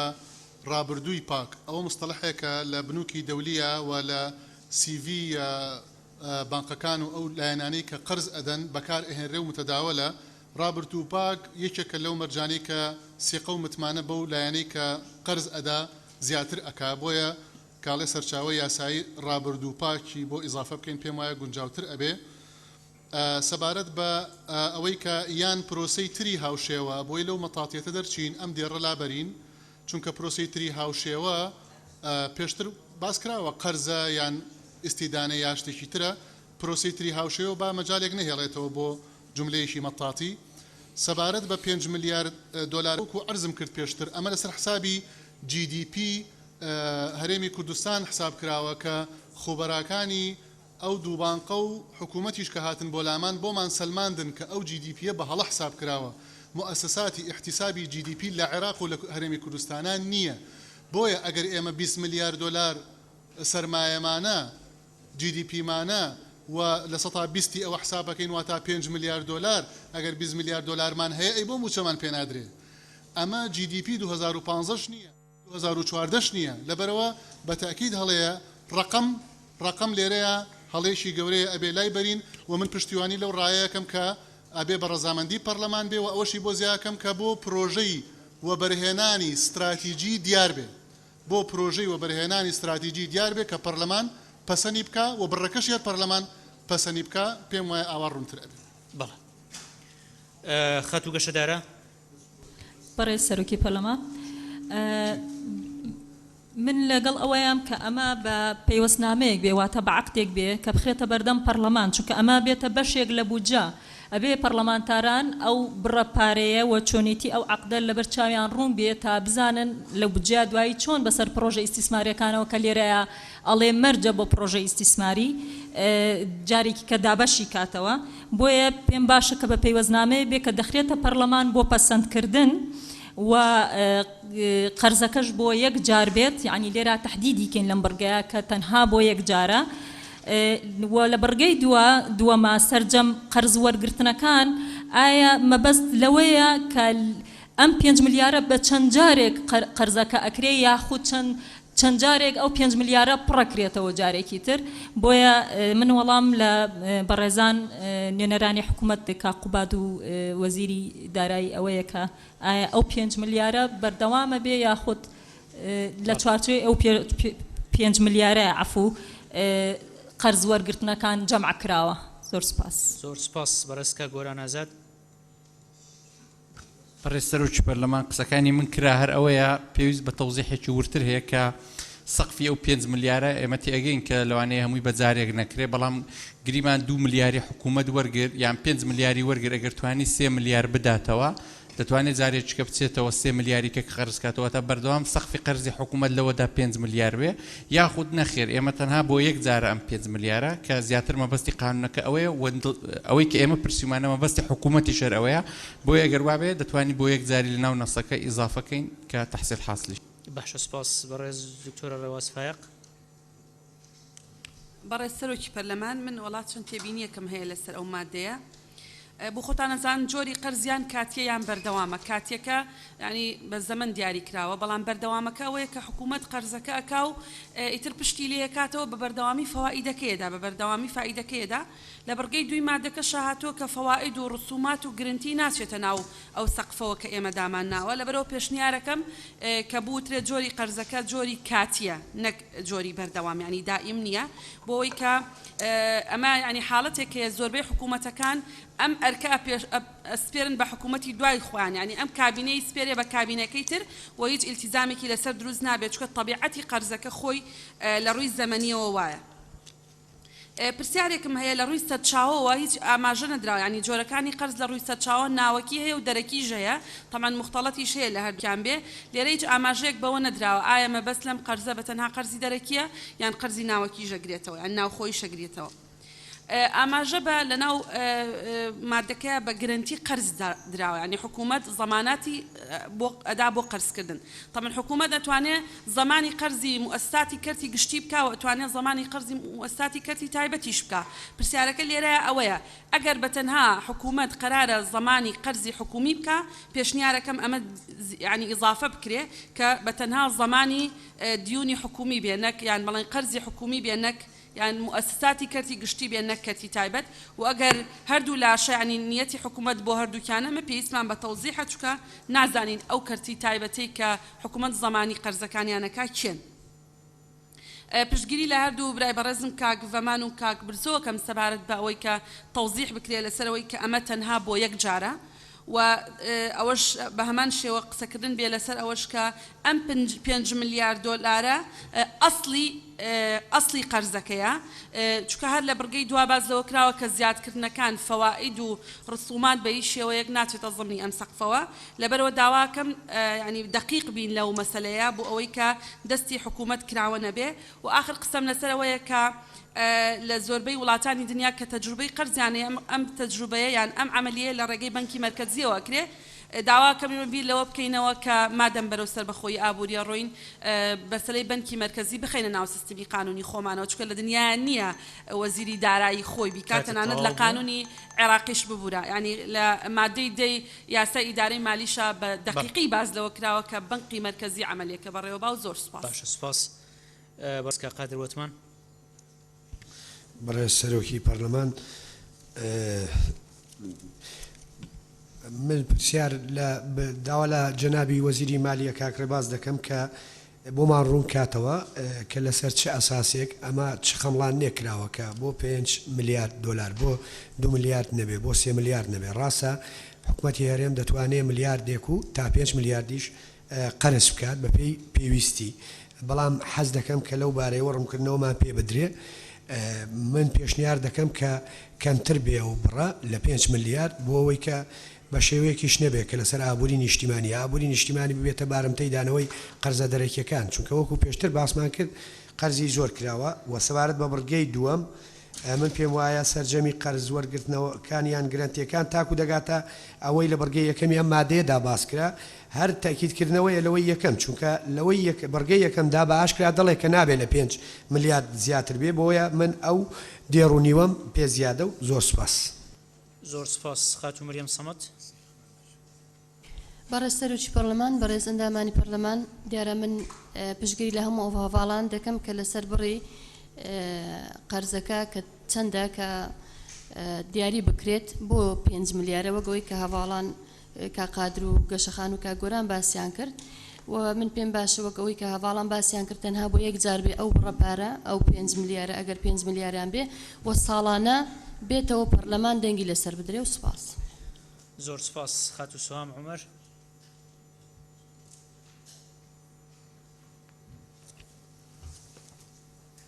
بەڕێز سەرۆکی پەرلەمانی سیهام عومەر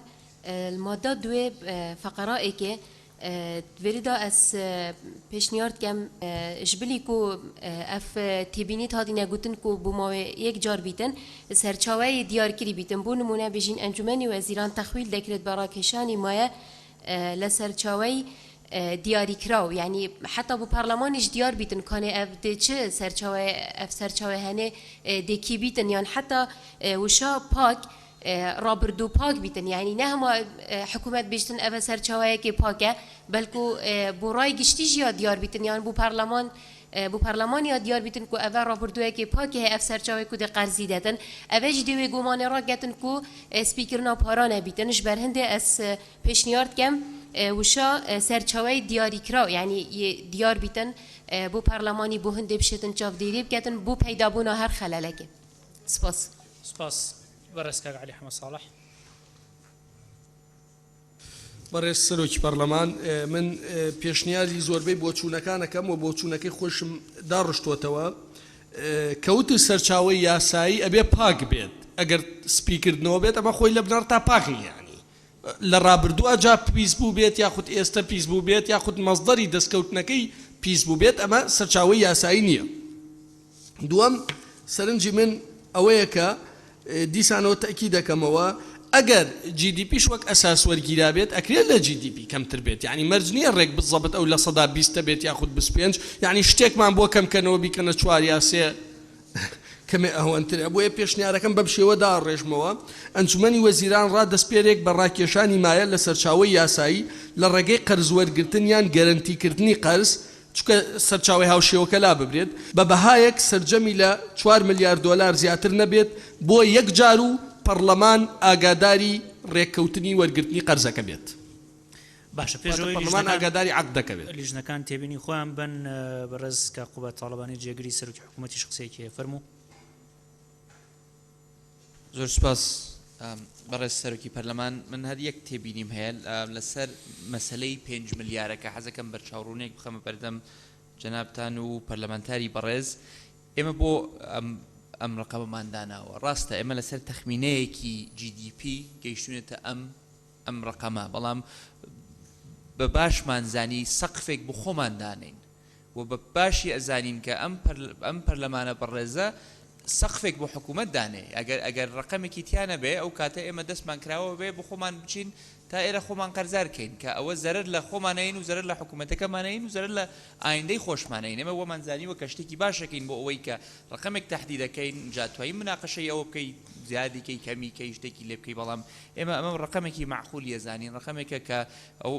هینیش نییە کە ئێمە بچین هەمومان لە یەک وەختە بچین قەرزێکی 5 ملیارد دلاری بێنین و یەکسەر پڕیکەینەوە و بگەینە سەقفەکەی خۆمان ئەمە سەقفێکە کە بەپێی گفتوگۆمان لەگەڵ پسپۆرانی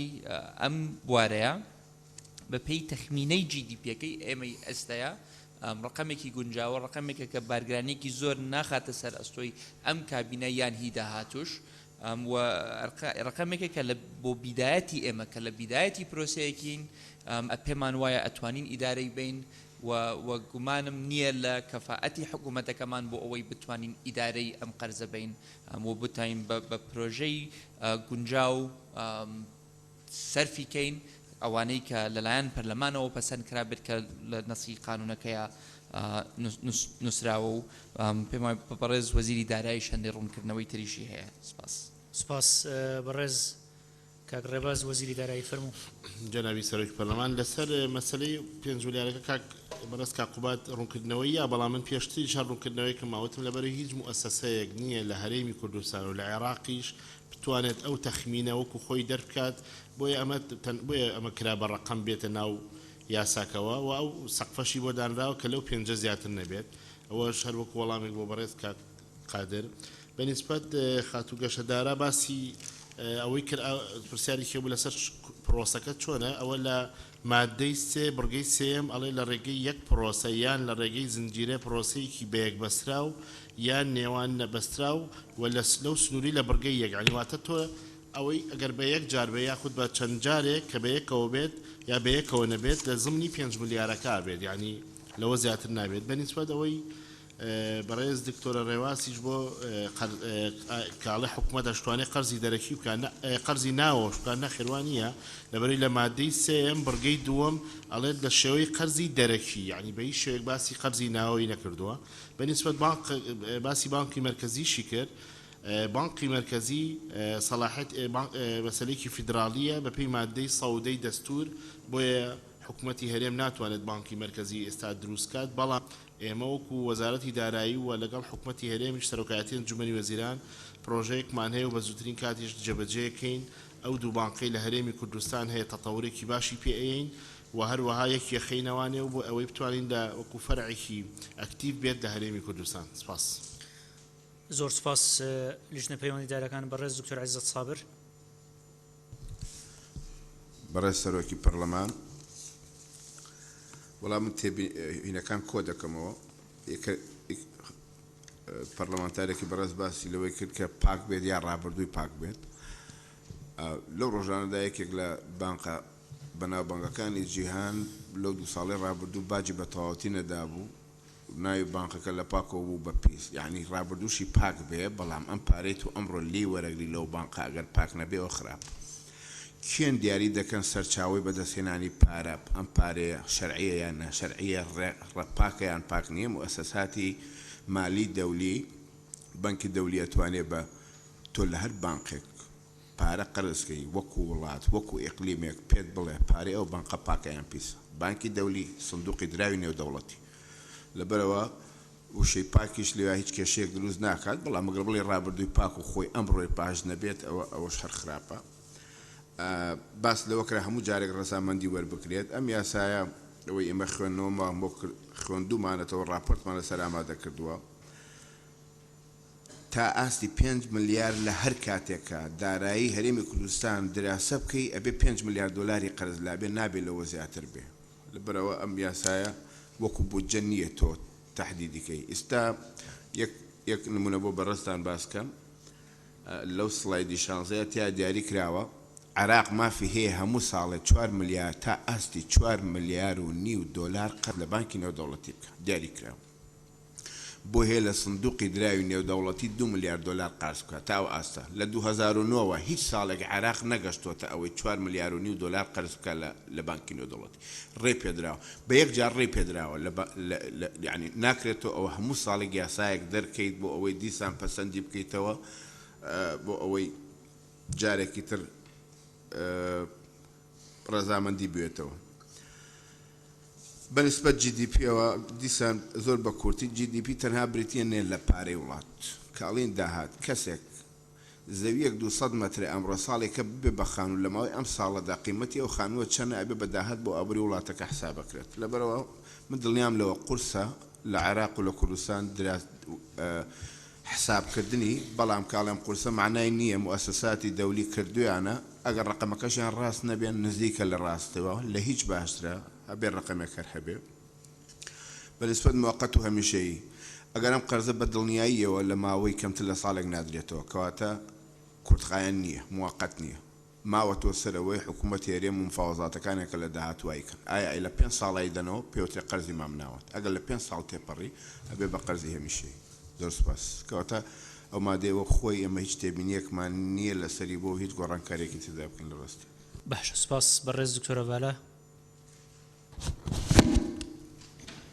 بەڕێز سەرۆکی پەرلەمان منش پشگیری لە بەڕێز دکتۆر عزت دەکەم ئەوەی کا پەیوەندیدار بوو بە سەرچاوەیەکی یاسایی پاک دەبێ بەو شێوەیە کە بە مطلقی هاتووە لە ناو یاساکەدا هەر بە مطلقی بمێنێتەوە نەباس لە ڕابردوو بکانە باس لە داهاتوش بکاتن لەبەرەوەی ئەو سەرچاوەیە دەبێت لە ڕابردوو لەو کاتی عقدشی لەگەڵ دەکرێت سەرچاوەیەکی یاسایی بێ و پاکیش بێتن و ئەوەیشی کە پەیوەندیدار بوو بە یەکێکیان کە داوای کرد قەرزەکە قەرزێکی کاتی بێتن لەبەرەوەی ئیلتیزامات نەخاتە سەر حکوومەتێکە لە دوای ئەودا دێتن ئەوە التزاماتی حکومت خۆتان دەزانن کە مەبدەیەکی یاسایی حکمی دەکاتن ئەویش ئەوەیە کە هەر حکومەتێکی تازە کە دێ میراتگری حکومەتی پێشوە هەم لە مافەکان و هەم لە ئیلتیزاماتیش واتە گۆڕینی حکومەت هیچ کار ناکاتە سەر ئەو ئیلتیزاماتێک کە لە ئەستۆی حکومەتەکەی پێشوودا بووە سپاس بەڕێز سەرۆکی پەرلەمان سپاس بەڕێز دکتۆرە بەهار بەڕێز سەرۆکی پەرلەمان ئیضافەم نییە بۆ ئەوەی کە بەڕێزان وتیان تەنها ئەوە نەبێت کە اقتراحی ئەوەی کە لە کاتی دووبارەبوونەوەی ئەم قەرزایە ڕەزامەندی پەرلەمان وەربگیرێیان بوترێ بۆ یەک جار بێت ئەوە بەشێکی زۆر لە ئەندامانی بەڕێزی پەرلەمان اقتراحیان کرد بخرێتە دەنگدان باشە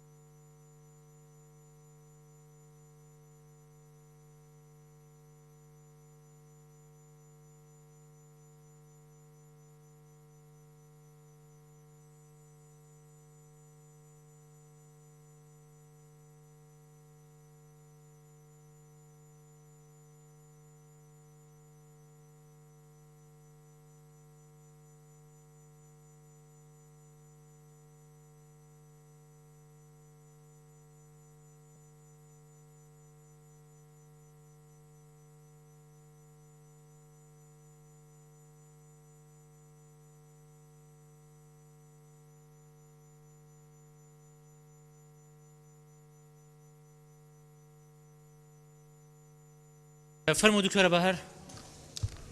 بەڕێ سەرۆکی پەرلەمان سەبارەت بەو پێشنیازەی کە بەشێکی زۆر لە ئەندامانی بەڕێزی پەرلەمان کردیان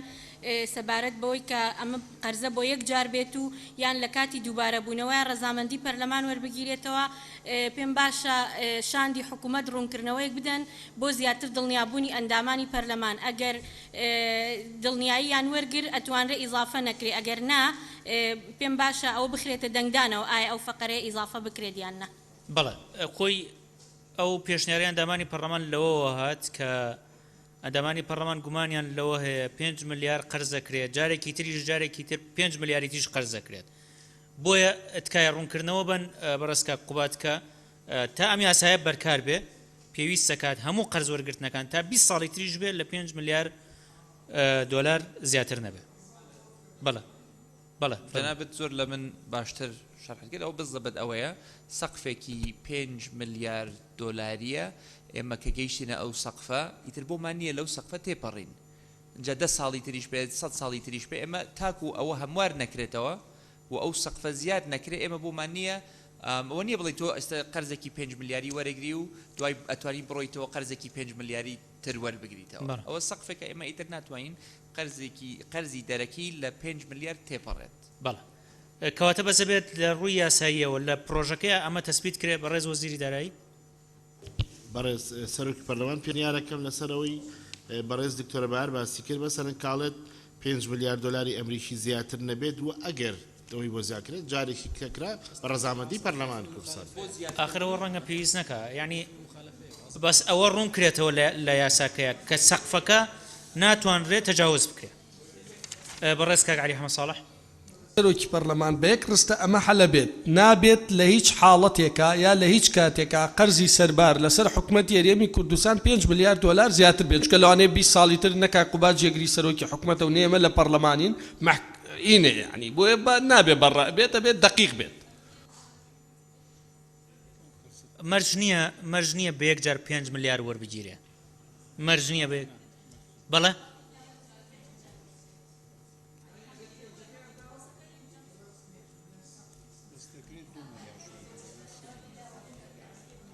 بەڵێ دکتۆر فرسەت. بەڕێز سەرۆکی پەرلەمان ئەگەر ئەو نەسەوەکو خۆی بمێنێت وا دەکات یعنی حکوومەت دەتوانێت 5 ملیار وەربگرێ و جارێکی تریش دەتوانێت 5 ملیار تریش وەربگرێ لێرە وا دەکات ئەگەر ئەوە تەنها ئەو نەسەی بۆ ئیزافە بکەیت کە کاک بەڕێز وەزیری مالیە گوتی ئەگەر نە ئەو نەسەی بخوێنیەوە دەتوانیت جارێک 5 ملیار وەربگرێ توانی پاش 6 مانجی 5 ملیار تریش وەربگرێ نەسەکە مطلقە یعنی خۆی بڕگەی دووەمەڵێ مەرجە سەرجەم قەرز وەرگرتنەکان یان گەرانتیەکان یان هەر پرۆسەیەکی تری هاوشێوە تێپەڕی ئەو بڕە نەکەن کە لە بەرگەی یەکەمیان مادێدا باسکەوە. بەڕێز کاک گۆران. بەڕێز سەرۆکی پەرلەمان یعنی نیەتی حکوومەت بۆ ئێمە وازەحە و نیەتی ئێمەی پەرلەمانتاریش وازەحە بە فعلی ئێمە دەزانین ئەم پرۆسەیە بە یەک جار نییە لەوانەیە بە 2-3 جار بێ و سەقفەکەش دیارە کە 5 ملیارە بەڵام پرسیارەکەی هاوڕێیانمان ئەوەیە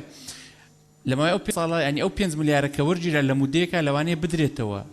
ئایا دیسان حکوومەت لەبەرەوەی سەقفەکەی 5 بە بەردەوام ینی 5 قەرز کرد بزەبت بەم شێوە 3 داوە 2 ماوە دیسان 3 کە قەرز دەکات لەبەرەوەی سەقفەکەی 5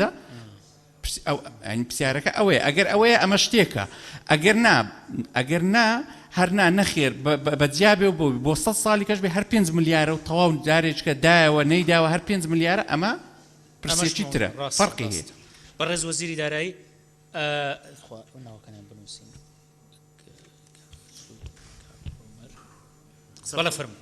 بەڕێز سەرۆکی پەرلەمان یعنی ئەوە من جاری کاتچمەوە سەر مادەی 3 بڕگەی 3 لە ڕێگەی یەک پرۆسە یان لە ڕێگەی زنجیرە پرۆسەیەکی بەیەک بەستراو یان نێوان نەبەستراو و لە سنووری بڕگەی یەکەم یعنی بڕگەی یەکەمی مادەی دووەم یعنی تۆ ڕێک تهدید کراوە لە سنووری 5 ملیارەکە ئەگەر جەنابەتەوە تەرکیز کرد ئەوە یعنی بەڵێ کاک قوبات نەخێر تەواوە ئەوەی کاک عومەر. بەڕێز سەرۆکی پەرلەمان تەنها یەک پاراگراف یەک جملەوەی ئیزابە بکرێت بە مەرجێ قەرزە کەڵەکەبۆکانی قەرزە کەڵەکە بۆ دەرەجەکانی حکوومەتی هەرێم لە 5 ملیار لە هیچ حاڵەتێکا تێپەڕ نەکات. بەڵێ کاک برزوو. بەڕە سەرۆکی پەرلەمان ئەگە قەرزەکە مستەمڕە و سەقفە بەرزەکەی 5 ملیارە ئەگەر بەم جۆرە دەبێ لەم مادەی نۆمە کە بۆ یاساکە زیاد کراوە تقریبا حەلی ئەمەی تێدایە کە دەڵێ پێویستە لەسەر ئەنجومەنی وەزیران و وەزارەتی دارایی و ئابووری و وەزارەتی پلاندانان بڕی مایە ڕاکێشراوەکە بۆ پرۆژەکانی ژێرخانی ئابووری و وەبەرهێنان خەرج بکەن دوای ڕاستاندنی لەلایەن پەرلەمانەوە یعنی ئەم قەرزە مستەمڕە کە جورعە قەرز دەکرێت بەڵام لەژێر سەقفی 5 ملیارەکە کە جورعەی نوێ قەرز دەکرێت دفعەی نوێ بۆ پرۆژە نوێ قرز دەکرێت ئەم پرۆژە نوێیانەش بێگومان دەبێت دیسان بێنەوە پەرلەمان تەصدیق بکرێنەوە یعنی ئەمە لەوێت تۆزە چارەسەر کراوە. باش سپاس بەڕێز کاگاری هەرسین. زۆر سپاس بەڕێز سەرۆکی پەرلەمان من پشتیوانی لە قسەکانی کە گۆران ئازاد دەکەم و یەک تەوزیحی ژێم ئەو ئەگەر من باش حاڵی بووم مەبەستی لە سەقفی کردیت بوو ئەمە یعنی گە زۆر پسوشی کەینەوە لە وڵاتانی ئەوروپا هەموو هاوڵاتیەکەیشی سابتی هەبێ حەقی ئەوەی هەیە داوا لە بانکە مەسەلا هەموو مانگە 1000 یۆرۆ سوور بوەستێت هەموو جارێک کە پڕی کاتەوە جای تر بۆ هەیە بچێتەوە سەر هەزارەکە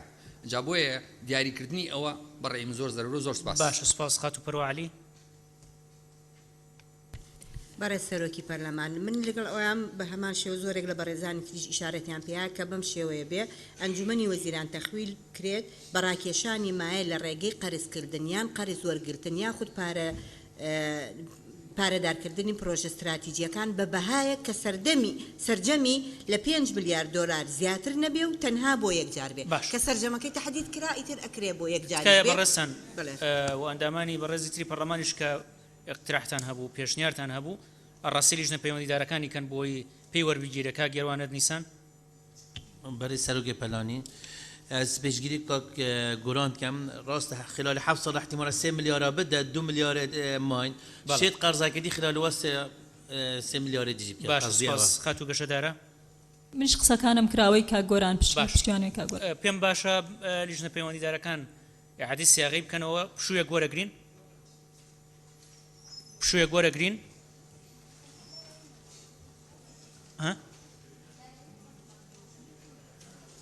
ئەوە ساخکەنەوە پێشوێ گۆرەگرین و کاتژمێر 3:30 ئەگەڕێنەوە هۆڵی پەرلەمان.